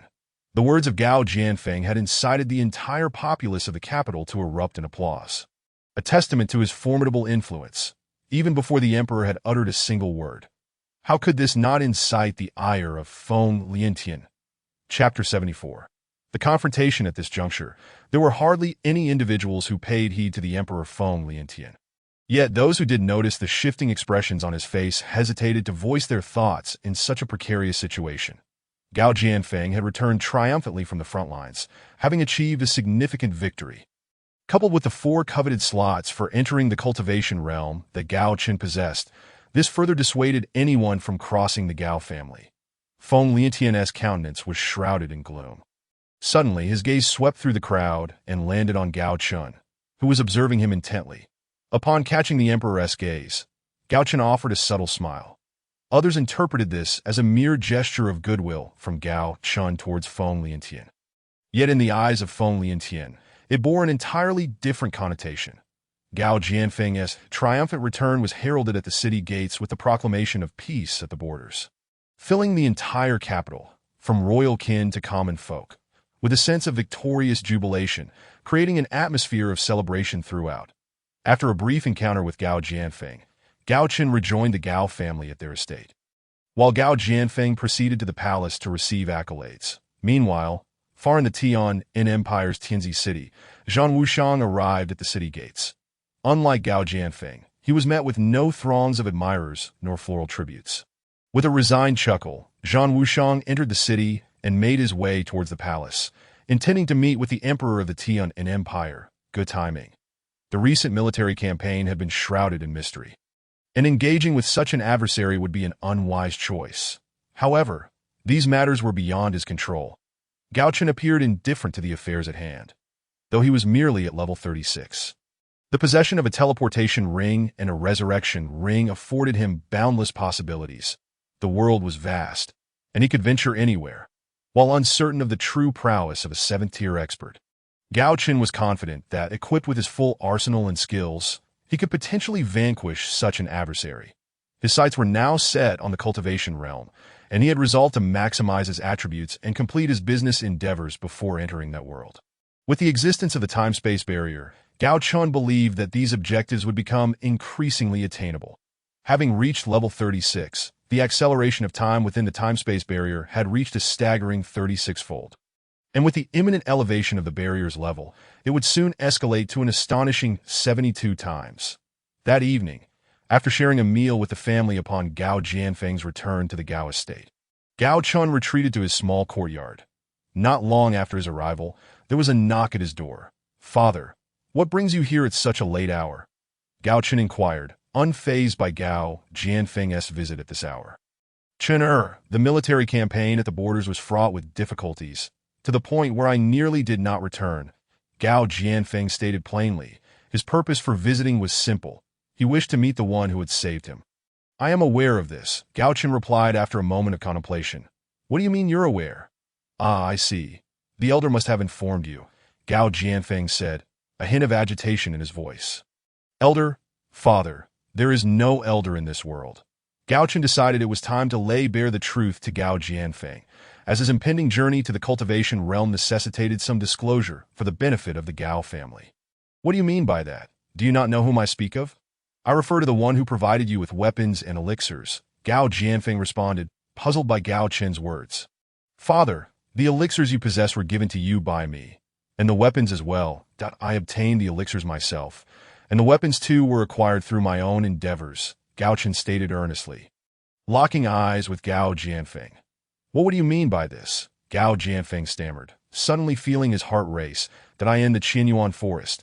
It was I who supplied you with 3,000 sets of armor for the Tian Empire's soldiers. I was the one who provided the healing potions that cured your poison. Was I who sniped the soldiers of the Tian Empire to create chaos, allowing your escape. That I was also the one who eliminated the Tian Empire's commander, Zhang Ling, who had surrounded you. Gao Chen elaborated, observing that Gao Jianfeng was beginning to comprehend the gravity of the situation. This is impossible. How could it be you? Gao Jianfeng spluttered, overwhelmed by disbelief that he had always thought of the mysterious savior as possibly being Gao Chen's master. But never did it occur to him that the savior was his own son, an idea that sent shockwaves through his mind. Father, it was all me, and this is how I appeared before you, Gao Chen declared, donning heavy armor and a face veil, raising the sword Jingzhongyu. Once again, I appeared before you in this manner, he added, switching to another set of equipment. Gao Jianfeng stood speechless, utterly stunned. The revelation that the legendary figure he had envisioned as a formidable savior was, in fact, his own son, who he had perceived merely as a novice in martial arts, was a profound shock. Can you enlighten me on all that has transpired? Gao Jianfeng, a seasoned general, quickly regained his composure. Though he remained visibly agitated, that I am uncertain how to convey the details to you. Given the current circumstances, you find it hard to believe, do you not? If I were to reveal everything, you might think me deranged. I merely wish to inform you that the danger you faced was not merely from your political adversaries. The true threat comes from Feng Liantian, Gao Chen said earnestly, locking his gaze on a Gao Jianfeng. Feng Liantian? How is that possible? I, Gao Jianfeng, have fought valiantly on the battlefield, earning countless accolades. That it was I who ensured that the other nations refrained from causing disturbances at the borders of our Fire Empire, thus safeguarding the Feng family's dominion. Why would Feng Liantian wish to harm me? Gao Jianfeng's expression darkened, his voice filled with incredulity. That in truth, he had begun to harbor suspicions about Feng Liantian based on previous evidence. But as a loyal subject, he had dared not contemplate such thoughts. Now, however, Gao Chen had torn down the veil of ignorance, and past memories began to resurface, illuminating the doubts he had long harbored. Father, do you recall when I was 6 years old and asked you a question? Gao Chen seemed to reminisce, softly inquiring. That I remember that year vividly. It was the year you decided to abandon martial arts and magic. But what was it you asked? I truly cannot recall, Gao Jianfeng replied, lost in thought. Before the age of 6, Gao Chen had not been averse to martial arts, being born into a military family. How could he have despised martial techniques and magic, having witnessed their efficacy firsthand?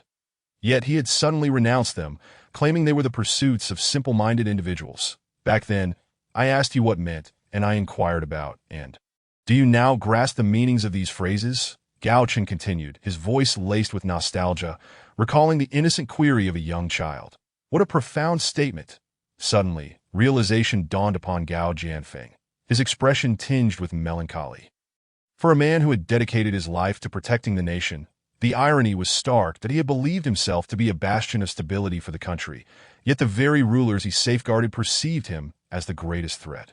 Truth be told, if you wished, with a mere command, Feng Liantian would meet his end at the you believe this?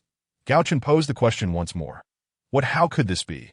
Gao Jianfeng's complexion drained of color as the implications of Gao Chen's words sank in. The Fire Empire boasts an army of 500,000. That you command the most elite 300,000. 100,000 are under the command of Yu Tianzhan, who shares both a minority and a friendly bond with you. The remaining 100,000 consist of 50,000 imperial guards under the emperor's control, all of whom originated from the troops you trained. The final 50,000 are in the hands of the Ma family. Father, consider this. If you aspired to ascend the throne, who could obstruct your path? Who would dare to stand in your way? Gao Chen articulated slowly. The memories he spoke of were not merely his own, but the lingering recollections of the deceased Gao Chen. who understood all too well that his father would never entertain such thoughts, that I have no desire for such ambitions, that I es it wrong to train all my soldiers into formidable warriors. Gao Jianfeng retorted, his voice rising in protest, that I have faith that you harbor no intentions of usurping the throne. But Feng Liantian does not share that belief that to him. You are a sword poised above his head. Your slightest whim could spell his doom. In such a scenario, do you think he would trust you? During times of war, would you permit others to command all of your soldiers? Gao Chen inquired resolutely. I see now. I was mistaken. Indeed. I was wrong, Gao Jianfeng lamented. No, it is of no consequence. From this moment forth, Feng Liantian shall no longer dare to trouble father or Gao Chen. Gao Chen suddenly remarked with an enigmatic smile and a chilling tone. Chapter 75. May we sleep together? What do you mean by that? Gao Chen's unexpected statement left Gao Jianfeng momentarily stunned, followed by an incredulous response. It's nothing significant. Gao Chen gradually recounted the circumstances under which he had compelled Feng Liantian to make an oath. Notably, he refrained from mentioning that Feng Liantian was in fact a fifth-tier powerhouse, opting to withhold the explanation of the temporal barrier, as it constituted Gao Chen's most crucial trump card. Given its importance, it was prudent to reserve it for a pivotal moment. You've truly endured much. Have you genuinely resolved to venture into the cultivation realm? Gao Jianfeng asked with concern, pondering how long it would be before he could see Gao Chen again. In the cultivation realm, Yi Tianzheng is merely an ordinary disciple. Father, you are aware of my talents. Do you believe I should go? Gao Chen earnestly queried, gazing intently at Gao Jianfeng. Indeed, your potential lies within the cultivation realm. Only there can you fully harness your extraordinary gifts. That is your platform for development. Yet I hope you will return home often, Gao Jianfeng replied. His longing for Gao Chen held a deeper meaning, for Gao Chen bore an uncanny resemblance to his mother, whose whereabouts remained a mystery to Gao Jianfeng.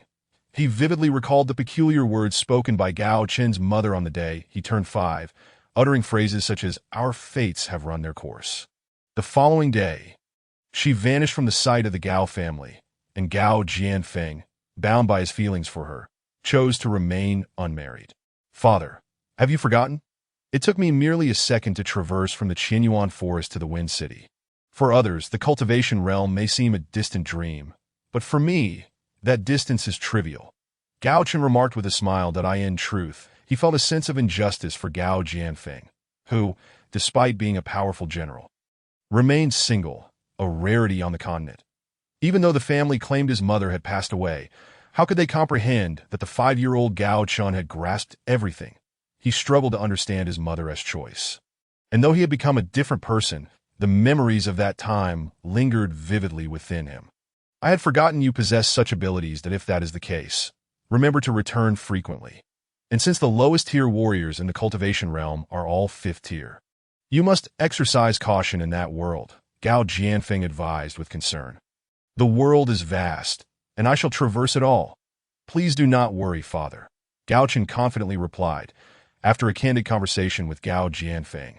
The latter departed, leaving Gao Chen to contemplate that he began training in various methods to enhance his attributes, knowing that he could not afford to relax in his pursuit of strength. Within the temporal barrier, he trained for 36 hours, during which time he not only augmented his attributes through various exercises, but also practiced several skills from the system. Among them, the fiery sword technique allowed Gao Chen to unleash an astonishing double attack power. Techniques capable of doubling one's attack power were legendary within the known combat arts of this world, and it was surprising that the fiery sword technique possessed such prowess. Moreover, these skills were not mere isolated moves. Each skill comprised numerous techniques, forming a complete combat art. Gao Chen sensed that once these skills reached a higher level, they would wield even greater power, promising him further surprises. Throughout a night of rigorous training, Gao Chen made slight progress in enhancing the fiery sword technique before continuing with various attribute-boosting exercises. Now at level 36, he stood as a 3-tier, 6-star warrior in this world, with ample room for further enhancement. Gao Chen understood that his level would rise, driven by another task, the expectations of Gao Jianfeng. Although he had yet to enlist, the promise made by Feng Liantian ensured that upon graduation, he would obtain a military rank. Gao Chen was aware that his graduation coincided with his journey to the cultivation realm. Gao Jianfeng's triumphant return, paired with the 4 slots in Gao Chen's possession, once again positioned the Gao family at the center of attention in the entire Wind City that in the past, families such as the Ma and Zhu clans, as well as other minor houses, had dismissed the Gao family, believing their decline was inevitable. However, a single piece of news restored the Gao family to a position of security. Gao Chen was to enter the cultivation realm, and he held 4 slots to grant to others. Point 1 could only imagine the power those who obtained these slots would wield upon entering the cultivation realm, especially considering that the emperor had only 5 slots to distribute. Yet Gao Chen possessed 4. This conundrum was intriguing. Gao Chen understood the significance of the cultivation realm, akin to the legendary realms of his past life, yet this world's cultivation realm was tangible and offered a chance for return, bringing back immense strength. Such a reality would undoubtedly shake the foundations of a world already awed by the 7th-tier existences that on a new day, the Gao family home bustled with visitors, each bearing lavish gifts, claiming to celebrate Gao Jianfeng's triumph. However, all visitors shared a common trait. They were heads of families, accompanied by what they deemed to be their most talented sons, their intentions transparent. "Son, do you truly possess 4 slots for the cultivation realm?" Gao Jianfeng asked incredulously after receiving guests throughout the day, his gaze sweeping over the mountain of gifts. "Father, do you still doubt the authenticity of this matter?" Gao Chen replied, equally astonished by the fervor of these individuals, many of whom were high-ranking officials from the Fire Empire, suddenly claiming ties to the Gao family. "The emperor has only 5 slots, yet you have been granted 4, equating you to the emperor himself," Gao Jianfeng remarked. "Indeed, these 4 slots were left for me by Elder Ouyang long ago. Their actions are quite simple. They aim to convey to Feng Liantian my significance in the cultivation realm. Although I am uncertain of what that world entails, I know that only those above the 8th tier are regarded as true powerhouses. How do you believe the inhabitants of that realm perceive us mundane folk?" Gao Chen analyzed thoughtfully, recognizing that even though the 4 slots appear to be a result of his own efforts, the information he gleaned from Elder Ouyang revealed that he would have received them regardless. Gao Chen's intuition proved correct. In the eyes of the cultivation realm, a secular emperor held little weight. Throughout the day, he and Gao Jianfeng hosted guests, leaving him with no time to spend with Wang Yu. As the last guest departed, the hour was still relatively early, prompting Gao Chen to seek out Wang Yujie. "I never imagined that a single slot would be so coveted. These people have gone mad for the chance to enter the cultivation realm," Wang Yujie exclaimed upon seeing Gao Chen. "The cultivation realm was once the stuff of legends, and now it has truly appeared before us. How could tales of that world not drive these people into a frenzy?" Gao Chen replied with a calm demeanor. "Do you truly believe the cultivation realm is as formidable as they say?" Wang Yujie suddenly asked, her skepticism evident despite her imminent journey to that fabled world. After all, in her understanding, only 4 7th-tier powerhouses existed in the entire Xinyu continent. Reaching such heights seemed almost unattainable. "Isn't that a question we shall answer upon our arrival?" Gao Chen smiled as he responded. "You truly intend to take me to the cultivation realm?" Wang Yujie inquired, her face alight with joy and gratitude. Among the throngs of visitors that day, she had witnessed many figures she once considered prominent, yet they had all bowed before Gao Jianfeng, more accurately, before Gao Chen, seeking a coveted slot. This only underscored the rarity of such an opportunity, and Gao Chen's unhesitating willingness to grant her one deeply moved Wang Yujie. "If you do not go, neither will I. Wherever I go, I shall always be with you, sister. We must never part and shall remain together for a lifetime," Gao Chen assured Wang Yujie earnestly. "Thank you, Gao Chen," she replied, pressing a gentle kiss on his forehead before hurriedly departing. "What audacity to steal a kiss from me! Stop right there!" Upon regaining his composure, Gao Chen, filled with ecstatic disbelief, rose to his feet, preparing to pursue. "It's too late. We shall meet tomorrow, that I must retire for the night. Farewell." Just before closing the door, Wang Yujie peeked out and addressed Gao Chen. "We could sleep together," Gao Chen teased. Lecherous fiend. With that, she disregarded him and shut the door. Gao Chen, feeling dejected, rubbed his nose and returned to his own chamber. While others embraced the tranquility of rest, for him, the time for cultivation had arrived. Chapter 76.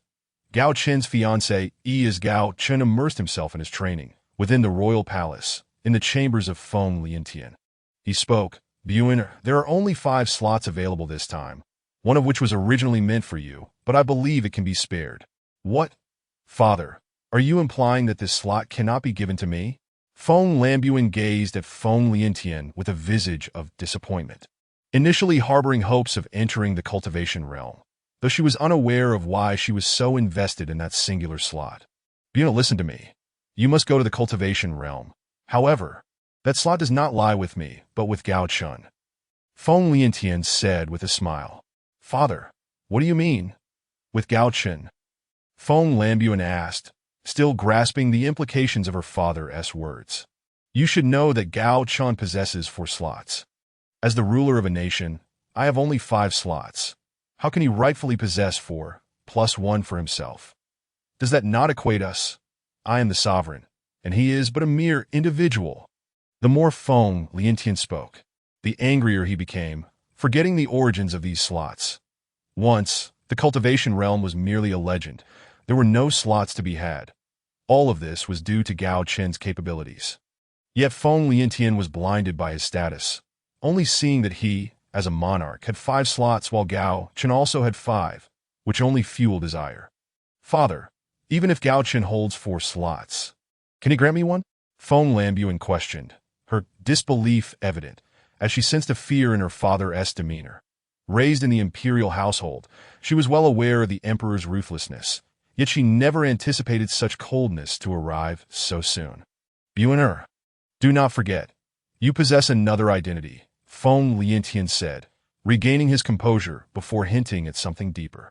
Another identity, what is that? Does it relate to the slots in Gao Chen's possession? Feng Lambuin inquired, curiosity piqued. You are indeed Gao Chen's fiancé, Feng Liantian stated, looking at her intently. What? I am Gao Chen's fiancé, How can this be? I was completely unaware. His words struck her like a thunderbolt, leaving her mind in a chaotic whirl. The notion that she was Gao Chen's fiancé, was unfathomable. Yes, you are his fiancé. This engagement was arranged long ago when you were both very young. Thus, it is only natural for you to request a slot from Gao Chen, Feng Liantian asserted earnestly. No, father, I cannot believe this. How can I be Gao Chen's fiancé, when I have no knowledge of it? Feng Lambuin struggled to accept this reality. Her life had been perfectly fine until suddenly she found herself with an unexpected fiancé. How could she come to terms with it? Do you look down upon Gao Chen? That is impossible. Though he was once a renowned talent, I know you desire a strong protector who can shield you from life's storms. Gao Chen may not have been suitable before, but I believe he now meets your standards of strength, that I concealed your engagement to him precisely because I knew your heart favored not a mere scholar. Feng Liantian remarked, perplexed by Feng Lambuin's reaction to the revelation of her betrothal. No, father, I detest him. I refuse to be his fiancé, and do not want his slot. Feng Lambuin declared firmly, though she herself was unsure of her true feelings. Gao Chen's impression on her was not entirely negative. In fact, he held a significant place in her heart. However, upon hearing Feng Liantian declare her as his fiancé, an instinctive aversion arose within her. Disliking him, is that not fortuitous? I fear you might develop feelings for him. If you merely secure his slot, once in the cultivation realm, another world, you would have the autonomy to dictate your path. This would also save me a slot, allowing me to nurture another loyal expert for my kingdom. Feng Liantian earnestly advised. Father, must it truly be this way? Is a mere slot so vital? Feng Lambuin questioned. Indeed, it is of utmost importance. The cultivation realm is an entirely different world from our mundane existence, offering superior opportunities for advancement that a single slot represents a minimum of a 5th-tier expert, and with better aptitude, perhaps even a 6th or 7th tier. Such an expert, do you not see the significance? Feng Lin Tian explained, his tone growing increasingly imploring. But, father, will Gao Chen even agree? Feng Lambuan queried, her expression darkening at the thought. Seeing her father's earnest demeanor softened her heart. Silly child. Why would he refuse? You are, after all, his fiancée. That if he were to deny you and grant that slot to another, he would invite public scorn. Feng Liantian responded with a sense of triumph. Very well, I shall comply. Feng Lambuan replied with a hint of resignation. That is my good daughter. Tomorrow we shall visit the Gao family. We must act swiftly. Feng Liantian chuckled with satisfaction, for although Gao Chen possessed 5 slots, one was now effectively his. Unbeknownst to them, Gao Chen remained oblivious to these developments. Fully engrossed in his fervent training, the exhilaration of enhancing his skill levels and augmenting his attribute points caused him to lose track of time. Previously, he feared the scarcity of time, as he was cultivating skills across 3 professions, requiring thrice the duration of others. Now, with the temporal barrier at his disposal, that concern faded into the past. Fortunately, Gao Chen possessed an abundance of 100 Valley pills and 100 pill of abandoning grains, thus liberating him from the need for meals. Otherwise, how much sustenance would he have to consume? That would surely raise eyebrows. The following day, the Gao family welcomed an extraordinarily esteemed guest, the Emperor of the Fenghui Empire, Feng Liantian. Accompanying him were but Feng Lambuan and a handful of guards, indicating a personal visit. Your Majesty, we greet you. Gao Jianfeng and the Gao family members bowed in respect at the entrance. Brother Jianfeng, you are too formal. We are not in the palace. Let us dispense with such rigid protocols that we are friends, brothers now. Feng Liantian insisted, lifting Gao Jianfeng with a broad smile. Your Majesty, such words are unwarranted. The decorum between sovereign and subject must not be neglected. Please, enter, Gao Jianfeng replied respectfully, despite Feng Liantian's casual demeanor. Brother Jianfeng, can you believe it has been over a decade since we last met? I fondly recall our time at the Demon Martial Academy, when our bond was far more intimate, and we shared everything. Now, we have grown estranged, Feng Liantian reminisced. Your Majesty, now you are the ruler of a nation.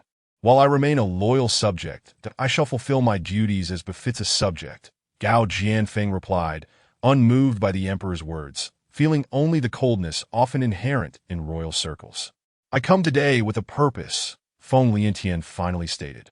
May I inquire? Your Majesty, what brings you here personally? A simple message would suffice, Gao Jianfeng questioned in surprise, taken aback by the emperor's unexpected private visit. It is essential that I speak to you directly, Brother Jianfeng. You mustn't forget our familial ties, Feng Liantian replied with a smile. Are you referring to the engagement between Gao Chen and the princess? Gao Jianfeng cautiously asked, given that one had just ascended to the throne and the other was newly engaged in warfare. Their relationship had once been akin to that of brothers, but circumstances had changed. Indeed, it is nothing of great concern, with both of them heading to the cultivation realm soon, which may last for years. I think it prudent to inform them of their engagement. This way, Gao Chen can look after Buener while in the cultivation realm, don't you think? Feng Liantian chuckled, glancing at Gao Chen, whose astonished expression caught Feng Lambuan's eye, causing her cheeks to flush crimson. Does His Majesty intend for the princess to accompany him to the cultivation realm? Gao Jianfeng asked. Originally, I wished to grant Gao Chen a slot to ensure they remained together.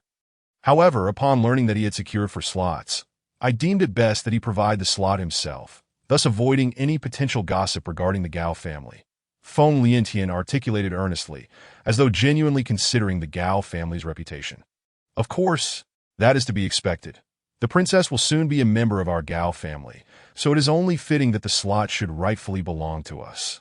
Gao Jianfeng cast a glance at the bashful Feng Lanwen, then turned his gaze upon Gao Chen, contemplating for a moment before speaking. Noticing Gao Jianfeng's direct acquiescence, even though Gao Chen had more to convey, he could only let out a sigh in his heart.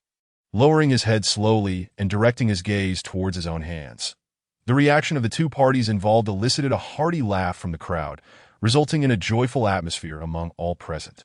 Yet within Gao Chen's mind lingered confusion. How had he suddenly acquired a fiancée without any prior knowledge? In truth, he held a favorable impression of Feng Lanwen, but due to their previous social standings. He had perceived her as belonging to an entirely different realm. Who could have anticipated that these two seemingly disparate worlds would intersect?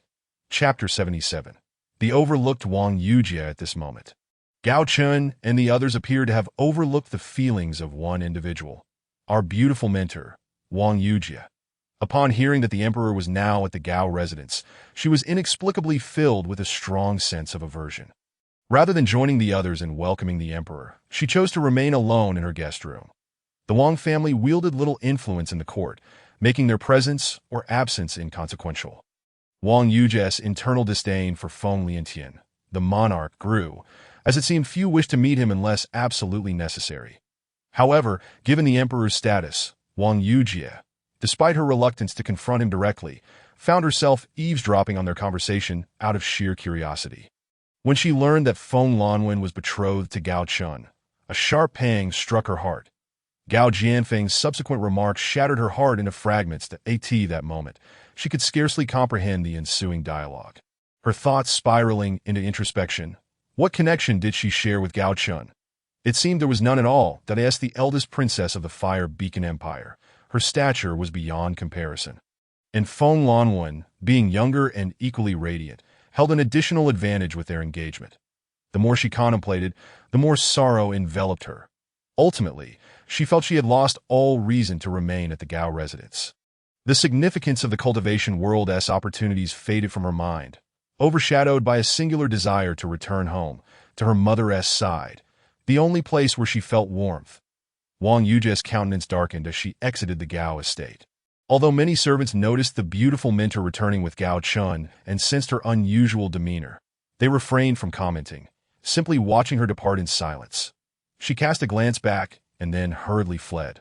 As if escaping, the Wang family resided not in Dafeng City, but in a nearby city, Jingrun City.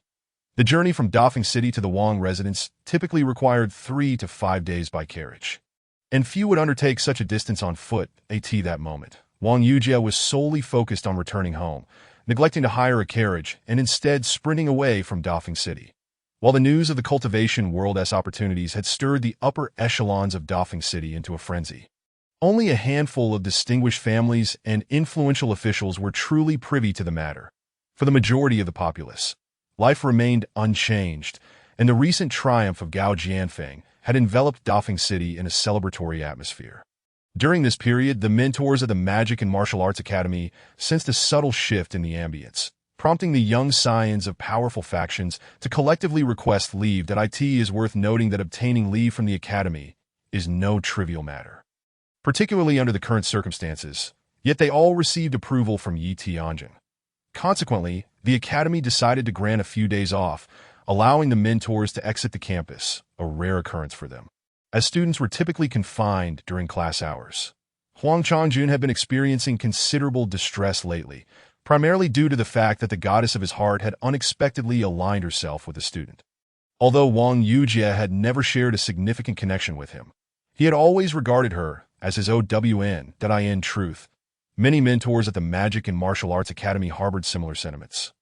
Thus, witnessing Wang Yujie with Gao Chen felt like a profound insult.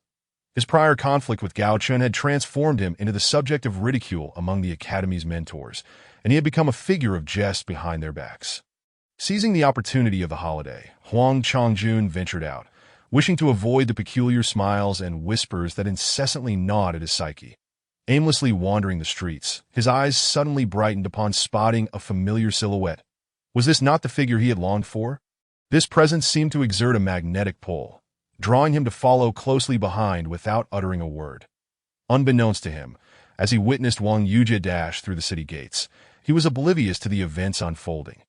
However, he sensed that her current state of mind was far from stable. Although he yearned to offer her comfort, the memory of her previous indifference, especially following the incident with Gao Chen, rendered him hesitant to speak. So he merely trailed behind her. Wang Yujie, consumed by thoughts of Gao Chen, was utterly lost, subconsciously sprinting towards home, perhaps believing that this direction would offer her a sense of security in her current state. She had forgotten that returning home should not be accomplished in such a manner. Even the fastest carriage would require 3 days, and on foot, she could only wonder how long it would take. Time blurred as she ran, unaware of how far she had traveled.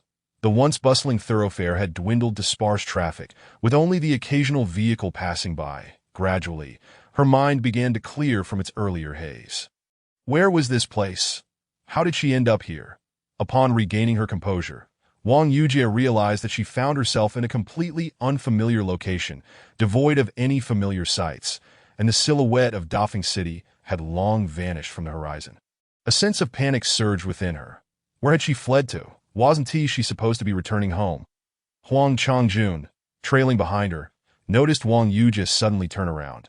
Seeing the confusion and emptiness in her eyes pierced his heart, prompting him to step forward and inquire, "Yujie, what on earth is happening? Do you realize you've been running for nearly a day? Where are you headed?" "Huang Changjun, what is this place? How did you end up here?" In her daze, Wang Yujie was startled to see not just unfamiliar scenery, but the familiar figure of Huang Changjun before her. Despite her recognition, she held no fondness for him, opting to remain silent until he spoke again. "I've been following you all along as you ran frantically. Please, tell me what's wrong that I can help you," Huang Changjun implored, his heart racing with concern. "I was merely taking a solitary walk. There's nothing wrong. Now, I wish to return, so please don't follow me," Wang Yujie replied, realizing the folly of her actions. How could she return home in such a manner? Setting aside the distance, encountering a band of robbers along the way would not bode well, and while she possessed some strength, it would hardly suffice against a group of marauders. "Let us go back together. I was worried about you running off alone. Now that you're safe, let us return to Dafeng City. It's been a long time, and I'm sure you're hungry, that we should get something to eat." Huang Changjun gazed at Wang Yujie with tender concern, unaffected by her earlier demeanor. "I think it's best if we don't. Huang Changjun, I know your feelings for me, but it's simply impossible between us. You will find someone far better than I in the future. Isn't it wonderful for us to remain friends?" Wang Yujie spoke earnestly. Huang Changjun's gentle tone almost moved her, yet matters of the heart are peculiar. Had it not been for Gao Chen's prior influence, perhaps Huang Changjun might have succeeded in winning her over. "No! You must understand, I love you. Always have. You know you love me too. Did that Gao Chen put a spell on you? Forget about him. Yujie, I am the one who truly loves you after all these years of connection. Are you truly willing to give up on us?" Upon hearing Wang Yujie's unyielding rejection, Huang Changjun lost his composure, his words tumbling out in a frenzy. "Huang Changjun, what are you saying? What years of connection are you speaking of? To be frank, I have never felt anything for you. Not now, nor in the future that I'm returning now. I ask you to please leave me be." Wang Yujie's face flushed at Huang Changjun's incoherent ramblings. But it was not from shyness. It was pure indignation. After hastily uttering her words, she dashed towards the direction of the Wind City, yearning to escape everything familiar to her. She longed to return to her mother's embrace and weep freely. "No, I know you love me. Today, I shall have you. You are mine." Upon hearing Wang Yujie's declaration and witnessing her resolute departure, Huang Changjun felt as though all his rationality had been consumed in an instant, leaving only one singular thought in his mind: to possess Wang Yujie. With a sudden outcry, he lunged towards her, in Wang Yujie's heart, although she held no particular affection for Huang Changjun. She did not perceive him as a villain, thus she bore him no ill will. When he unexpectedly charged at her, she was momentarily taken aback, unable to comprehend the unfolding events. Their strengths were relatively equal. Yet in this unforeseen confrontation, a single blow from Huang Changjun rendered Wang Yujie unconscious. Observing her collapsed form, a wave of fear surged within Huang Changjun that he had never considered himself a good person. Yet he could not be labeled as entirely wicked either. Throughout his 20-plus years of existence, he had committed no particularly heinous acts. Although he was adept in combat, he had seldom engaged in actual confrontations, let alone taking a life. As he gazed at the unconscious Wang Yujie, he instinctively scooped her into his arms. Studying her serene visage, a ripple of emotion stirred within him, gently caressing the woman in his embrace. He softly murmured, "Yujie, I have finally held you close. Do you have any idea how long I have awaited this day? You are mine, regardless of Gao Chen. Only I am the one you should love. And only I am the one who truly loves you. His voice was tender, as if afraid to disturb the tranquility of the moment or awaken the beauty in his arms. Suddenly, a thought struck him. The reason he was able to hold her now was that she was unconscious. Once she regained her senses, would he still be permitted to embrace her? No, certainly not. Wang Yujie had never bestowed upon him a kind expression, despite his years of caring for her. She had always treated him with disdain. This realization filled Huang Changjun's face with sorrowful indignation. Why? He questioned himself repeatedly, until a chilling notion crept into his mind. To possess her, even if he could not win her heart. He must at least claim her as his OWN at that point. Wang Yujie would be destined to be his woman. As this thought emerged, a flicker of guilt flashed through Huang Changjun's heart, causing his expression to shift dramatically. Yet soon after, this guilt was eclipsed by the desires that consumed him. Finally, with gritted teeth, he vowed, Yujie, I will treat you well in time. You shall understand my feelings. Please believe me, I love you. With that, he dashed in one direction, acutely aware that he could not return to Wine City. The Gao family was far too numerous within its walls, and he risked being discovered.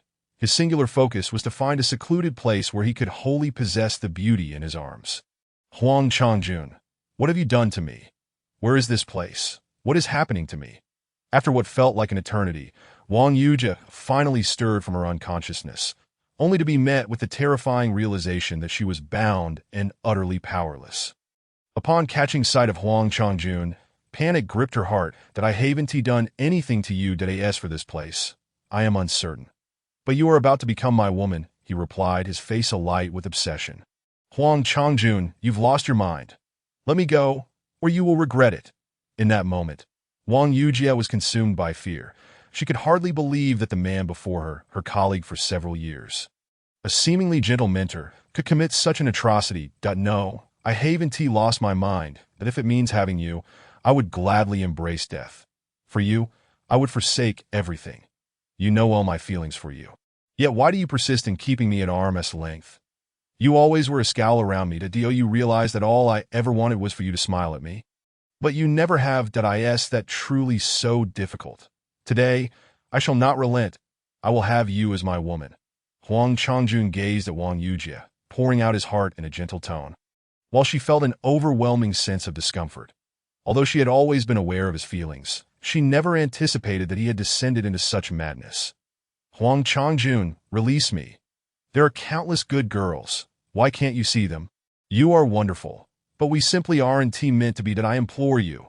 Let me go, she pleaded, terror-stricken by his near-manic state. No girl can compare to you. Who says we aren't suitable?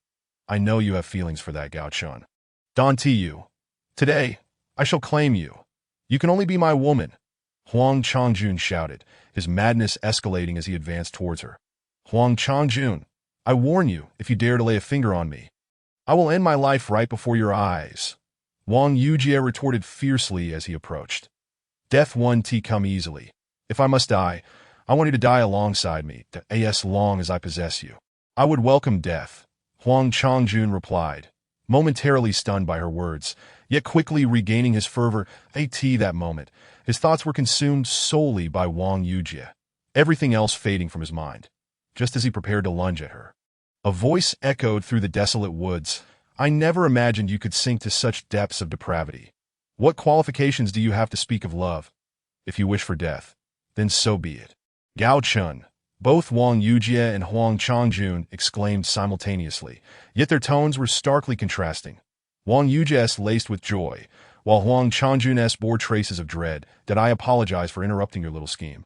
But how dare you set your sights on my woman? You truly wish for death, Gao Chen declared, slowly advancing towards them.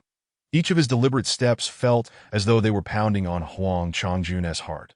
The fury within Gao Chen was palpable. Had he arrived even a moment later, he would have been haunted by regret for a lifetime. It's you. Even if you've arrived, do you think you can stop me?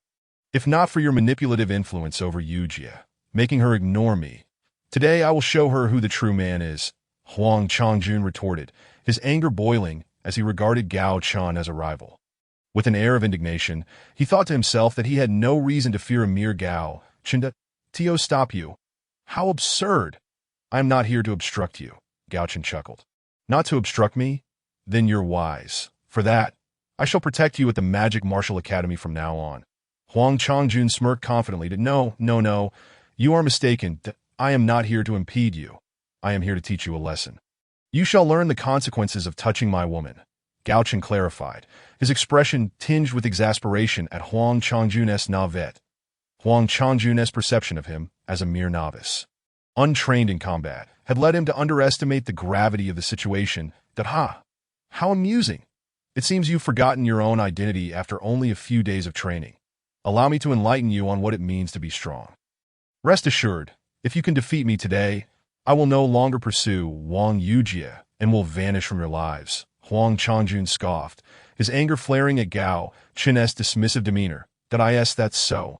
You won't pursue Yujie anymore? Of course.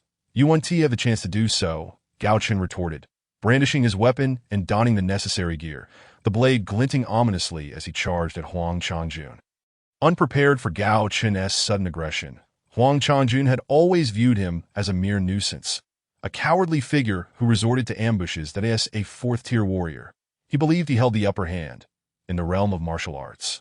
A difference in tier was significant. Since you seek death, do not blame me, Huang Changjun sneered, drawing his long blade and striking at Gao Chen. His technique, the full moon technique, while merely a yellow-grade skill, was said to have once been mastered by a formidable warrior, casting a radiant light that could penetrate defenses. Though Huang Changjun lacked the mastery to wield it at that level, the blade's glow still held a certain allure. Ultimately, the true measure of a technique's strength lay not in its intricacies, but in the practitioner's inner energy. Present Huang Changjun, as a fourth-tier warrior, could muster barely 50 points of attack power. The prowess of Gao Chen's attacks soared to over 70 points, even without fully equipped gear. Yet, facing Huang Changjun, who wielded a mere 50 points of attack, was a trivial endeavor, with a cold snort. Their weapons clashed in that fleeting moment of contact. Gao Chen activated his signature skill, Barbaric Charge, a hallmark of warriors in the game. It could only propel those of a lower level than oneself, but the specifics of this world remained unknown to Gao Chen. However, his intention in employing this skill was not to collide with Huang Changjun, but to hasten his own movement. In an instant, he closed the distance, and with a swift motion, his warblade cleaved towards Huang Changjun. Unleashing the powerful melee skill, Blazing Swordsmanship, learned at level 35. Chapter 79. Accompanying you home. Gao Chen's speed and combat techniques far exceeded Huang Changjun's expectations, and as he confronted the fierce blazing swordsmanship, a chilling realization of his inadequacy washed over him. Gritting his teeth, he desperately raised his long knife to block Gao Chen's ferocious strike. Observing Huang Changjun's reaction, Gao Chen's gaze turned icy as he delivered a decisive blow to Huang Changjun's weapon. In that moment of collision, Huang Changjun felt as though he were enveloped in raging flames, on the verge of being consumed by their merciless heat. What sort of demonic technique is this? Panic surged within him. This was impossible to withstand. He had to evade. Yet, Gao Chen's speed far surpassed his own, and if it came to a direct confrontation, Gao Chen's attacks were equally overwhelming. In the realm of the game, Huang Changjun might have held a slight advantage due to his level, but here in this reality, he lacked even that. After a flurry of strikes, Huang Changjun felt as though his inner energy had been completely drained, leaving him devoid of the power to resist. In Gao Chen's eyes, Huang Changjun's originally robust health of over 900 points had dwindled to less than 400. Gao Chen had discerned a pattern. When a person's health exceeded 50%, it bore little impact, but once it dipped below that threshold, they would enter a state of severe injury. This was one of Gao Chen's advantages. Despite Huang Changjun's remaining health being under 400, he had reached a point where he could scarcely retaliate. Even so, Gao Chen continued to unleash his skills with reckless abandon, believing that mere injury was insufficient. He sought to reduce Huang Changjun to the brink of death, leaving him with but a sliver of health. Huang Changjun could not withstand Gao Chen's relentless onslaught, and what instilled even greater terror within him was the realization that every time he narrowly evaded an attack, Gao Chen's blade would carve a deep gash into the earth beneath them. A tree, as thick as a bowl, was cleaved in two with a single stroke from Gao Chen. What kind of power is this? Even he, at over level 40, could not possibly possess such might. The only conclusion he could draw was that there must be something extraordinary about Gao Chen's blade. Despite his simmering indignation, the outcome remained unchanged. As Huang Changjuan's health plummeted to a mere 50 points, he lay incapacitated on the ground, his eyes filled with fear as Gao Chen coldly remarked, "Do you understand? In my eyes, you are nothing more than a complete waste. Do not presume that your fourth-tier status makes you remarkable. Believe it or not, I could slay you with a single strike. No, you cannot kill me. I am an instructor at the Mage Warrior Academy." Under the chilling gaze of Gao Chen, Huang Changjun was truly frightened that he was merely a practitioner of martial arts, existing solely within a world of training techniques. This was a stark contrast to Gao Chen, who wielded the gravitas of nearly 5,000 lives. Under Gao Chen's piercing gaze, he felt his mind slipping into disarray, consumed by sheer terror. Does being an instructor at the Mage Warrior Academy exempt you from death? Do you believe that I would face any repercussions for ending your life right now? Gao Chen scoffed before slowly continuing. Yu Jie, I implore you, plead with Gao Chen to spare me, that I realize my mistakes. I truly do. Under Gao Chen's relentless glare, Huang Changjun dared not question his words that he hastily turned his gaze towards Wang Yujie. Seeking her intervention, Wang Yujie glanced at the fallen Huang Changjun, then at Gao Chen, emitting a soft huff without uttering a word. Turning her head away, she could hardly believe that Huang Changjun would dare to ask for her assistance in pleading for mercy. Had he truly lost his senses? Gao Chen, spare me, and I will vanish from your sight forever. I will never appear before you again. Please, just let me go. I genuinely understand my wrongs. As Wang Yujie ignored his pleas, Huang Changjun fervently begged Gao Chen for mercy. I will not kill you, but there must be some punishment, that I shall take one of your hands. Gao Chen replied coldly. No, please do not sever my hand. You cannot do this to me. I am from the Huang family in Xianyang City. As Huang Changjuan's desperate pleas echoed in despair, Gao Chen paid him no mind, swiftly delivering a strike that severed his hand. Subsequently, he cast a healing spell, not out of compassion, but because he had promised not to kill him. If he did not heal him, Huang Changjun would surely perish. Supporting Wang Yujie, they walked towards the nearby pathway. With an expression of deep remorse, she said, "Thank you, Gao Chen. If it weren't for you, I wouldn't know how to proceed. Do not mention it, sister, that I will take care of you. With me around, you have nothing to fear," Gao Chen reassured her, gently patting her back. "Yes, I believe in you. I just didn't expect you to become so strong. And no wonder the director sent you to the training realm." Wang Yujie replied softly, her feelings in turmoil. Upon seeing Gao Chen, she had felt a fleeting joy, quickly overshadowed by concern. She had been unaware of his true strength, and with Huang Changjun being a fourth-tier warrior, she had worried for Gao Chen's well-being. The outcome had been astonishingly gratifying, yet utterly unforeseen. Suddenly, a rumbling sound emerged, causing Wang Yujie's face to flush crimson. Gao Chen eyed her curiously and remarked, "Sister, you haven't eaten all day, have you?" Wang Yujie admitted bashfully. "Here, take this 0.100 grain pill. Consuming it will sustain you for an entire day without the need for further nourishment, though we still have some distance to travel back to Great Wind City. And if you wait until then to eat, you might starve," Gao Chen said, retrieving a 100-grain pill from his bag and presenting it to Wang Yujie with a gentle tone. "What is this 100-grain pill? Is it truly as miraculous as you say?" Wang Yujie inquired, captivated by the description. Such a thing seemed almost otherworldly to someone from the mundane world. Indeed, in the training realm, meals are seldom consumed.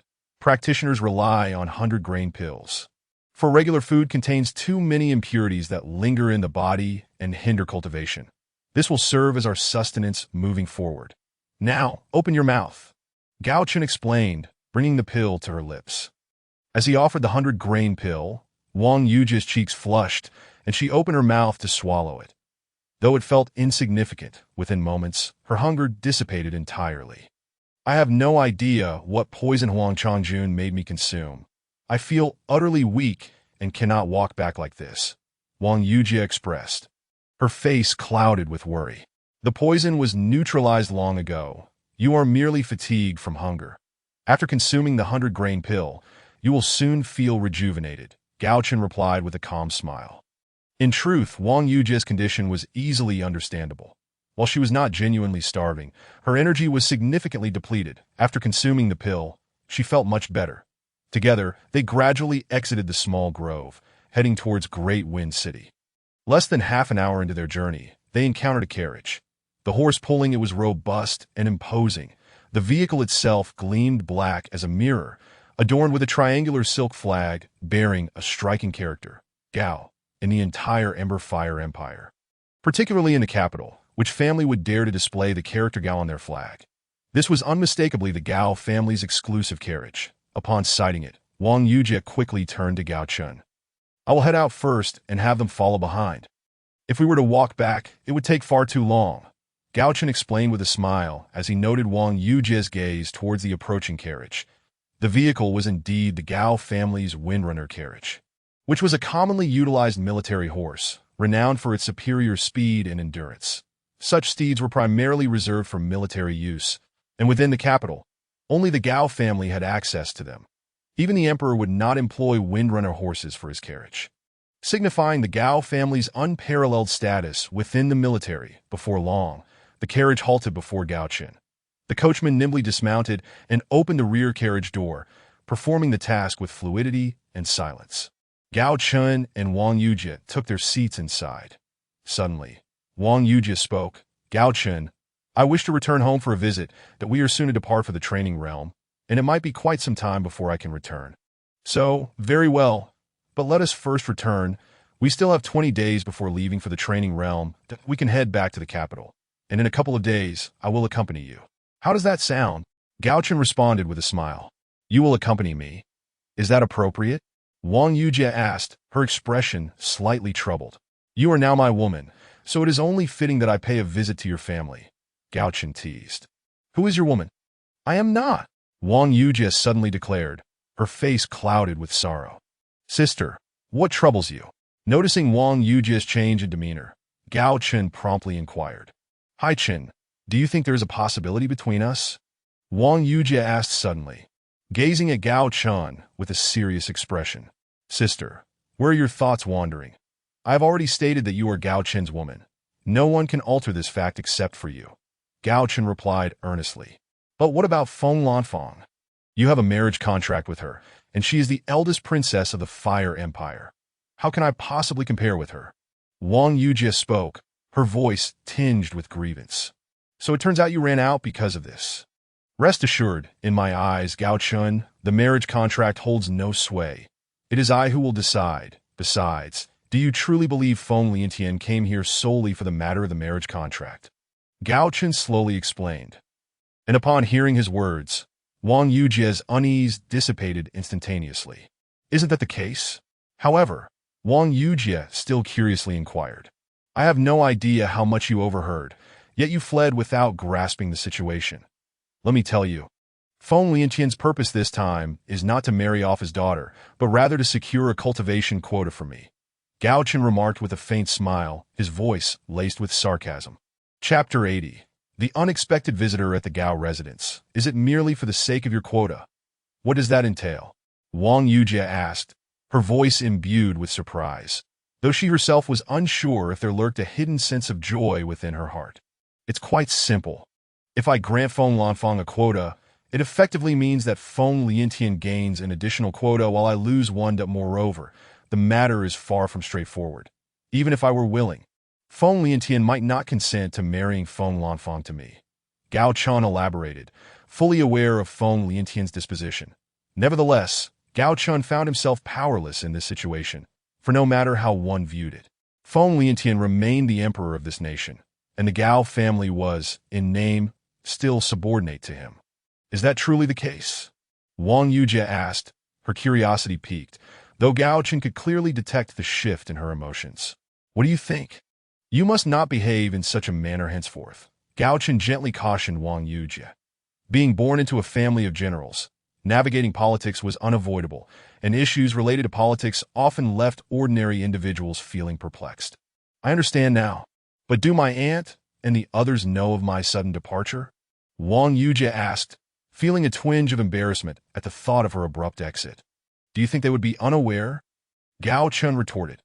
It was only after Feng Liantian left the Gao residence with a satisfied smile that Gao Chen realized Wang Yujie was missing, that an uneasy feeling crept into his heart, prompting him to seek out Gao Tingjuan.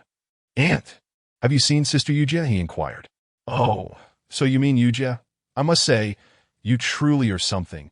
I hadn't realized you had such skills. Isn't she in your little courtyard? Gao Tingjuan teased. No, I searched the entire estate and couldn't find her. I thought she might have come to you, Gao Chen replied, worry evident in his tone. Why not ask the servants? Judging by your anxious demeanor, I must ask, just how far have you and my dear Yujie progressed? Gao Tingjuan couldn't help but continue her playful jests. Knowing well that Wang Yujie was a composed girl, and surely nothing untoward could happen within the Gao residence. It's just as you suspect, and I will seek her out, Gao Chen declared, unable to endure Gao Tingjuan's teasing tone, and hurriedly made his way outside. Just as I suspected, what do you think I am imagining? You've truly grown up, Gao Tingjuan murmured to herself as she watched Gao Chen's hasty retreat to that moment. She didn't notice the profound melancholy etched on her usually composed face, which seemed to brim with passion for life. Have you seen Miss Wang? Gao Chen inquired of a guard stationed outside. Replying to the young master, I have not seen her, the guard answered respectfully. With the Gao residence housing no fewer than 100 guards, each responsible for their own territory, the guard stationed in the inner courtyard would certainly not have noticed if Wang Yujie had fled the Gao family. After considering the situation, Gao Chen resolved to inquire with the guards stationed at the gates to see if they had noticed anything, that if they had not, it would confirm that Wang Yujie had not left the Gao residence at all. For reasons unbeknownst to him, Gao Chen felt an urgent sense of unease gnawing at him. Striding quickly outside, he asked the guards positioned at the entrance, Have any of you seen Miss Wang leave? Replying to the young master, Miss Wang has been gone for quite some time, the guard replied respectfully. What? Which direction did she head? Upon confirming that Wang Yujie had indeed left, Gao Chen's anxiety intensified, prompting him to ask urgently. She left in that direction. But her demeanor at the time did not seem very cheerful. The guard ventured to add, glancing at Gao Chen, who appeared unfazed, allowing the guard to breathe a sigh of relief. Where could she be going? It's been so long. Gao Chen muttered anxiously to himself, wishing fervently for a tracking necklace. Unfortunately, such thoughts could only remain in his mind. Finally, he sought out Gao Tingjuan, saying, Aunt, Wang Yujie truly has run off. I believe she must have overheard our conversation with Feng Liantian and, in a moment of despair, fled. The guards outside mentioned her emotional state was not quite normal. Is there any way to find her with utmost urgency? Although the Gao family wielded considerable influence in the Great Wind City, Gao Chen had never utilized such power, leaving him at a loss for what to do. Thus, he turned to Gao Tingjuan for assistance. She really has gone out? That doesn't seem like her character. Chener, you are the only son of the third generation of the Gao family. You cannot remain uninformed about these matters. Follow me. Finding someone in the capital is a trivial task for the Gao family, Gao Tingjuan said sternly before turning to leave. With Gao Chen promptly following her, she instructed a guard with a few words, prompting the guard to leave and return shortly with another individual. After a brief inquiry, Gao Tingjuan informed Gao Chen, Yujie has actually left the Great Wind City. And she didn't even rent a carriage. This is indeed quite unusual. Quickly search for her, particularly towards Wang's Runjing City. Gao Tingjuan instructed the guard who had reported back to her. Aunt, I wish to go find her. I will bring her back. I promise, Gao Chen declared, his growing anxiety compelling him to act without regard for Gao Tingjuan's response as he rushed outside. Watching his retreating figure, Gao Tingjuan contemplated calling out to him, but ultimately refrained. In a secluded area, Gao Chen activated his teleportation ring, directing himself towards Runjing City.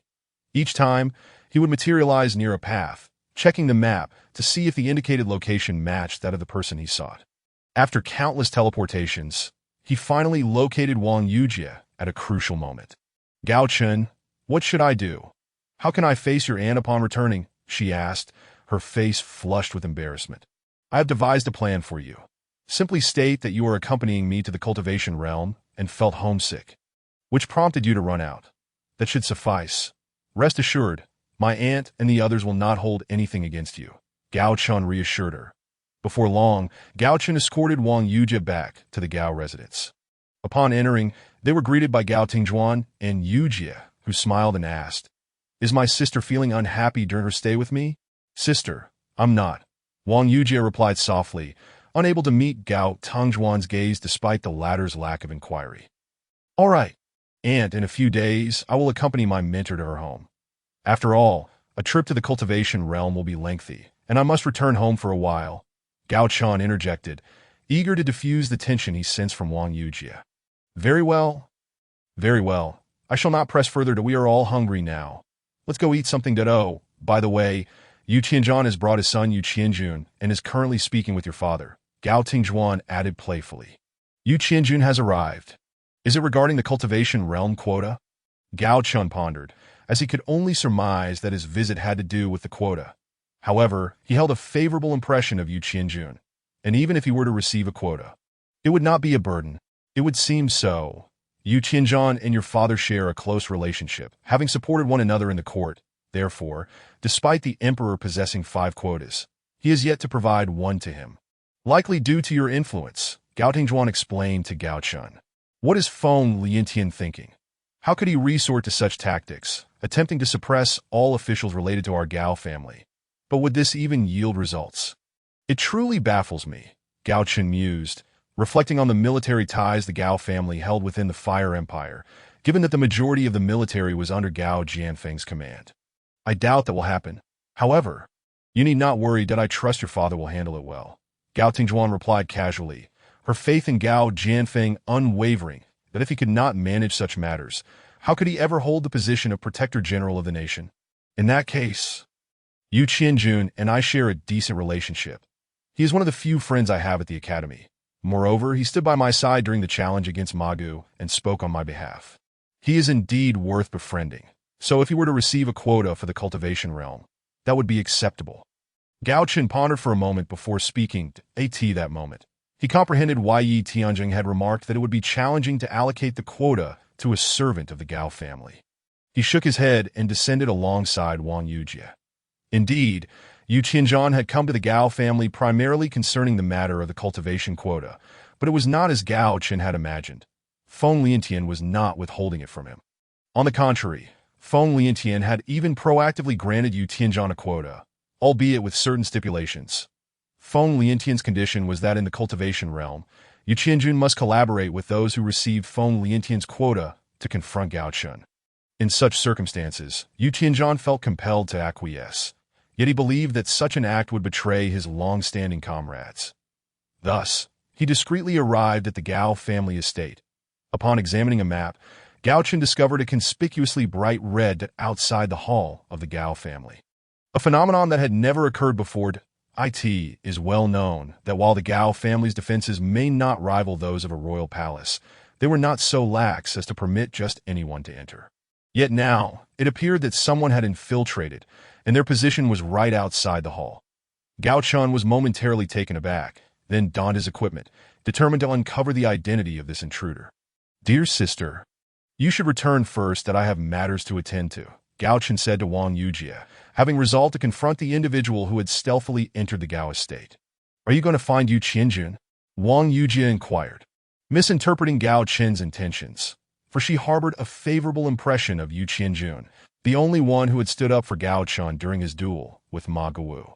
"Something like that I shall take my leave now. Sister, that I will visit you again this evening if time permits," Gao Chen replied with a smile, softly whispering in Wang Yujie's ear. "It is too late. There is no need for that. Go on ahead. I shall be fine," Wang Yujie said. Her cheeks slightly flushed as she felt Gao Chen's breath against her ear, her voice barely above a whisper. "Sister, what are you thinking? I merely intend to check on you later this evening before retiring," Gao Chen said, a hint of surprise evident in his tone. "Insufferable Gao Chen, be gone!" Wang Yujie exclaimed in frustration, attempting to kick him away, but Gao Chen had already darted off. His cheerful laughter echoed in Wang Yujie's ears, lifting her spirits. The events of the day had weighed heavily upon her, but Gao Chen's comforting presence had alleviated some of her burdens. Watching Gao Chen disappear, Wang Yujie sighed softly before turning away. As Gao Chen walked, He contemplated the identity of the individual who had infiltrated the Gao estate, that if this person were a subordinate of Yu Tianzhan, it seemed unlikely. Thus, it appeared they were there to surveil Yu Tianzhan. Otherwise, why would they appear at this particular moment? He speculated that Feng Liantian was the one behind this, as he suspected Feng Liantian the most. Gao Chen was unaware that Feng Liantian had recently summoned Yu Tianzhan, offering him a cultivation quota with the objective of having Yu Tianzhan assist in dealing with Gao Chen. Consequently, once Yu Tianzhan appeared at the Gao estate, this individual also emerged, indicating they had been shadowing Yu Tianzhan all along. Upon nearing the hall, Gao Chen discovered that this person was not lurking beside the hall, but rather on the rooftop above. Utilizing his teleportation ring, Gao Chen instantly materialized behind the figure, who was lying horizontally with their ear pressed against the tiles of the hall, clearly eavesdropping. Clad in a tight black suit, the figure lay motionless on the rooftop, seemingly without even a breath, blending seamlessly into the tiles from a distance. Such adept concealment was astonishing, rendering them undetectable. Eavesdropping from up here, are we? Do you intend to wait until they finish their conversation before departing? Gao Chen suddenly interjected. The unexpected voice startled the figure, who sprang to their feet in an instant, glancing back only briefly before sprinting forward with remarkable speed. Gao Chen followed closely behind. Although his speed was not lacking, he found himself at a disadvantage in terms of agility, making it nearly impossible to catch up to the fleeing individual. However, with the teleportation ring in hand, he pursued at a leisurely pace, reappearing just as the figure was about to escape his line of sight. Gao Chen observed the figure's movements with great curiosity. They moved soundlessly across the rooftop tiles, their escape resembling a wisp of smoke or fog.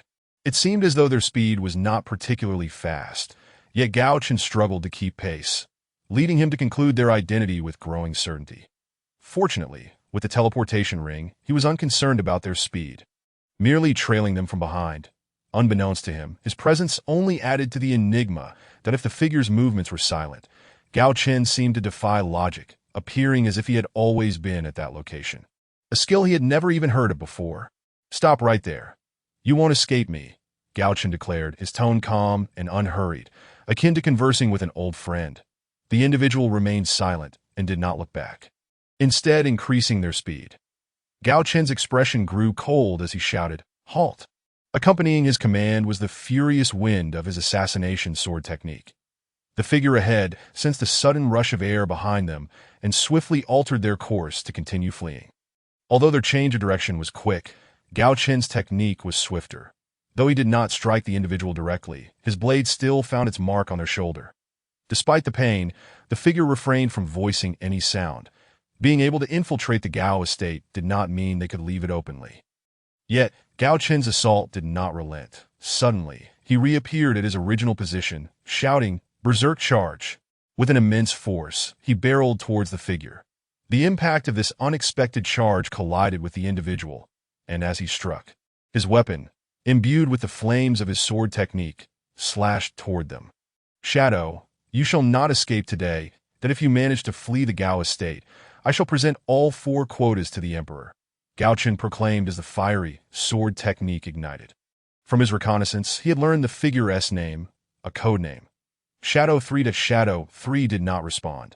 Instead, they narrowly parried Gao Chen's fiery sword strike, sustaining significant injury in the process in a swift motion. They retrieved a pill and consumed it, casting a glance at Gao Chen before turning to flee in that instant. Their speed surged exponentially. Gao Chen recognized that their sudden acceleration was undoubtedly due to the pill they had ingested. "Do you truly believe you can escape?" Gao Chen's gaze hardened as he spoke coldly. Although Shadow 3 remained silent, Gao Chen discerned their intent from their eyes, which conveyed a simple message. A promise made to it seemed this individual held great confidence in their speed, or perhaps in the efficacy of the pill. Yet, their expression incensed Gao Chen. Did they not realize he was merely toying with them? If not, how could his fiery sword technique have slightly missed, merely striking the rooftop and causing only a minor injury? Meanwhile, the commotion of "Capture the Assassin" echoed throughout the Gao estate. Although Gao Chen's fiery strike had not directly hit Shadow 3, the resulting noise had alerted the guards to the presence of 2 individuals on the rooftop. As cries of "Capture the Assassin" rang out, shadows emerged from the darkness, pursuing Gao Chen and Shadow 3. At this moment, Shadow 3 felt an overwhelming sense of discomfort. While the pill had granted them a dramatic increase in speed, its side effects were severe, and its potency would only last for half an hour. Once that time elapsed, they would be left utterly drained, although they believed half an hour to be sufficient to escape the Gao estate. The sudden appearance of numerous guards forced them to reconsider their chances. Despite the guards of the Gao estate being relatively weak, consisting predominantly of warriors above the third rank, they could not be entirely dismissed in a straight escape. At that moment, the true strength of the Gao family's guards became evident. One by one, figures appeared. Had Shadow 3 not already memorized the guards' patterns, they would have been captured long ago. Gao Chen observed Shadow 3's retreat with a cold smile. This individual exhibited a degree of skill, managing to navigate the tightly secured Gao estate with such ease. Moreover, judging by their escape route in conjunction with the various hidden points he had noted on the map, Gao Chen realized that this person must be exceptionally familiar with the Gao family's defenses, a dangerously alarming signal. Studying the route taken by Shadow 3 and analyzing the layout of the guards, Gao Chen swiftly calculated their escape path. With a derisive smirk, he sought out a concealed spot, instantaneously appearing in the path Shadow 3 was bound to traverse, ready to ambush at that moment. Gao Chen wished he had a protective talisman to facilitate the use of his invisibility technique. Although the security force of the Gao family is formidable, Shadow number 3 is confident that he can escape. As long as he makes it out of the Gao residence, he believes he will be safe. Moreover, the 4 slots mentioned by Gao Chen ignite a fervor within him. Although he is uncertain whether Gao Chen will willingly relinquish them, he is convinced that once he escapes, there will be a way. Your speed is indeed impressive. But do you truly believe you can so easily seize the 4 slots I mentioned? Just as Shadow number 3 is about to successfully flee the Gao family estate, a familiar voice materializes before him. Staring in disbelief at the suddenly appeared Gao Chen, Shadow number 3 struggles to comprehend how Gao Chen, who had been behind him, now stands in front of him as if he had been waiting there all along. Shadow No. 3. It is rumored that Wind Liantian possesses a mysterious shadow team, who follow their targets like phantoms. It seems you're one of them. Given that your codename is number 3, your status must not be low. I wonder if Wind Liantian would feel remorse for killing you. Gao Chen gazes at Shadow number 3 and speaks with a smile, as if casually conversing with a friend about where to dine or play today. Well done, Gao Chen, the talented scion of the Gao family, concealing yourself so profoundly. Shadow number 3 observes silently, yet Gao Chen senses his unspoken thoughts. Thank you for the compliment. That if I lacked genuine skill, do you think Ouyang Changchu would have traveled from the realm of cultivation to escort me? I suspect you are not merely a shadow of the Gao family, but rather that of Yu Tianzhan. Gao Chen maintains his composure and speaks calmly. Shadow number 3 remains silent, and Gao Chen deduces that it is not out of reluctance to speak, but rather because he lacks the ability to do so. A shadow has no need for verbal communication. You audacious thief, daring to infiltrate the Gao family. You're the first in over a decade. I am eager to discover your true identity. At that moment, the furious voice of Gao Jianjiang reaches both Gao Chen and Shadow number 3. Uncle, you have arrived, Gao Chen acknowledges, observing Gao Jianjiang's approach. Chener, have you captured him? Who sent this person? It is indeed surprising that someone could breach the Gao family. It seems without you, he might have successfully escaped. When did the Gao family become a place for anyone to enter at will? Gao Jianjiang's voice booms with rage as he looks at Shadow No. 3. The Gao residence is their stronghold, and as one of the last powerful families in the Fenghua Empire, it is utterly humiliating for them to have been infiltrated so easily. Following Gao Jianjiang's arrival, Gao Jianfeng and others also appear on the scene, leaving Shadow number 3 with no possibility of escape. The guards close in. Gao Chen turns to Shadow number 3 and inquires, shall we have a proper discussion now? Shadow No. 3 nods, and Gao Chen addresses Gao Jianfeng, saying, Father, since this individual wishes to hear your conversation, let us allow him to do so. Now, back to the hall. Very well, let us proceed. With a glance at Shadow No. 3, Gao Jianfeng, being a decisive man, turns and walks away. Follow Shadow number 3. Gao Chen instructs casually. Yet, Shadow number 3 understands that this seemingly nonchalant demeanor belies an absolute confidence that has ensnared him, preventing his escape from the Gao family. Speak! Who are you, and who sent you? Upon entering the hall and dismissing all guards, Gao Jianfeng coldly questions Shadow No. 3 to AT this moment. His imposing presence is enough to instill fear in an ordinary person. The National Protector General is genuinely furious. Father, there is no need to inquire that he will not speak that in truth. I know his identity, though I am uncertain whether I should reveal it. Gao Chen responds calmly. Oh, you know his identity. Gao Jianfeng turns curious. They possess only codenames, not names, and his codename is Shadow number 3, that I do not know how many of them exist, but they are all shadows, mere reflections of someone else. And this Shadow number 3 is, in fact, your shadow, Uncle Yu. Gao Chen explains slowly. What do you mean? My shadow, what does that imply? Yu Tianzhan asks in astonishment, his expression filled with skepticism. You should be aware that the Emperor has a mysterious unit known as the Shadows that it is unknown how many individuals have been trained. But each possesses combat capabilities that are not particularly strong. However, they possess superior stealth abilities, for the martial skills they cultivate are not intended for direct combat.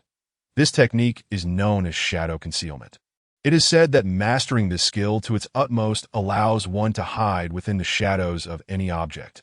Although they have not yet reached such a level, under normal circumstances, they can blend into their surroundings seamlessly, making it exceedingly difficult for ordinary martial artists to detect them. This is how he infiltrated the Gao family. Gao Chen elaborates. Shadow concealment. What sort of technique is this? I have never heard of it, the others present murmur, confusion etched on their faces. Gao Jianfeng, in particular, looks perplexed. It is understandable that you have not heard of it, for it is classified as an Earth-level martial skill. Gao Chen drops yet another astonishing revelation. Earth-level martial skill? As anticipated, the group gasps in disbelief.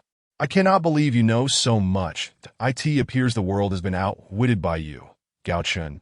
At that moment, the previously mute Shadow number 3 speaks. Do you wish to die? It is not so simple. Gao Chen, unfazed by Shadow number 3's sudden speech, promptly casts a healing spell on him. Those who practice shadow concealment cannot speak.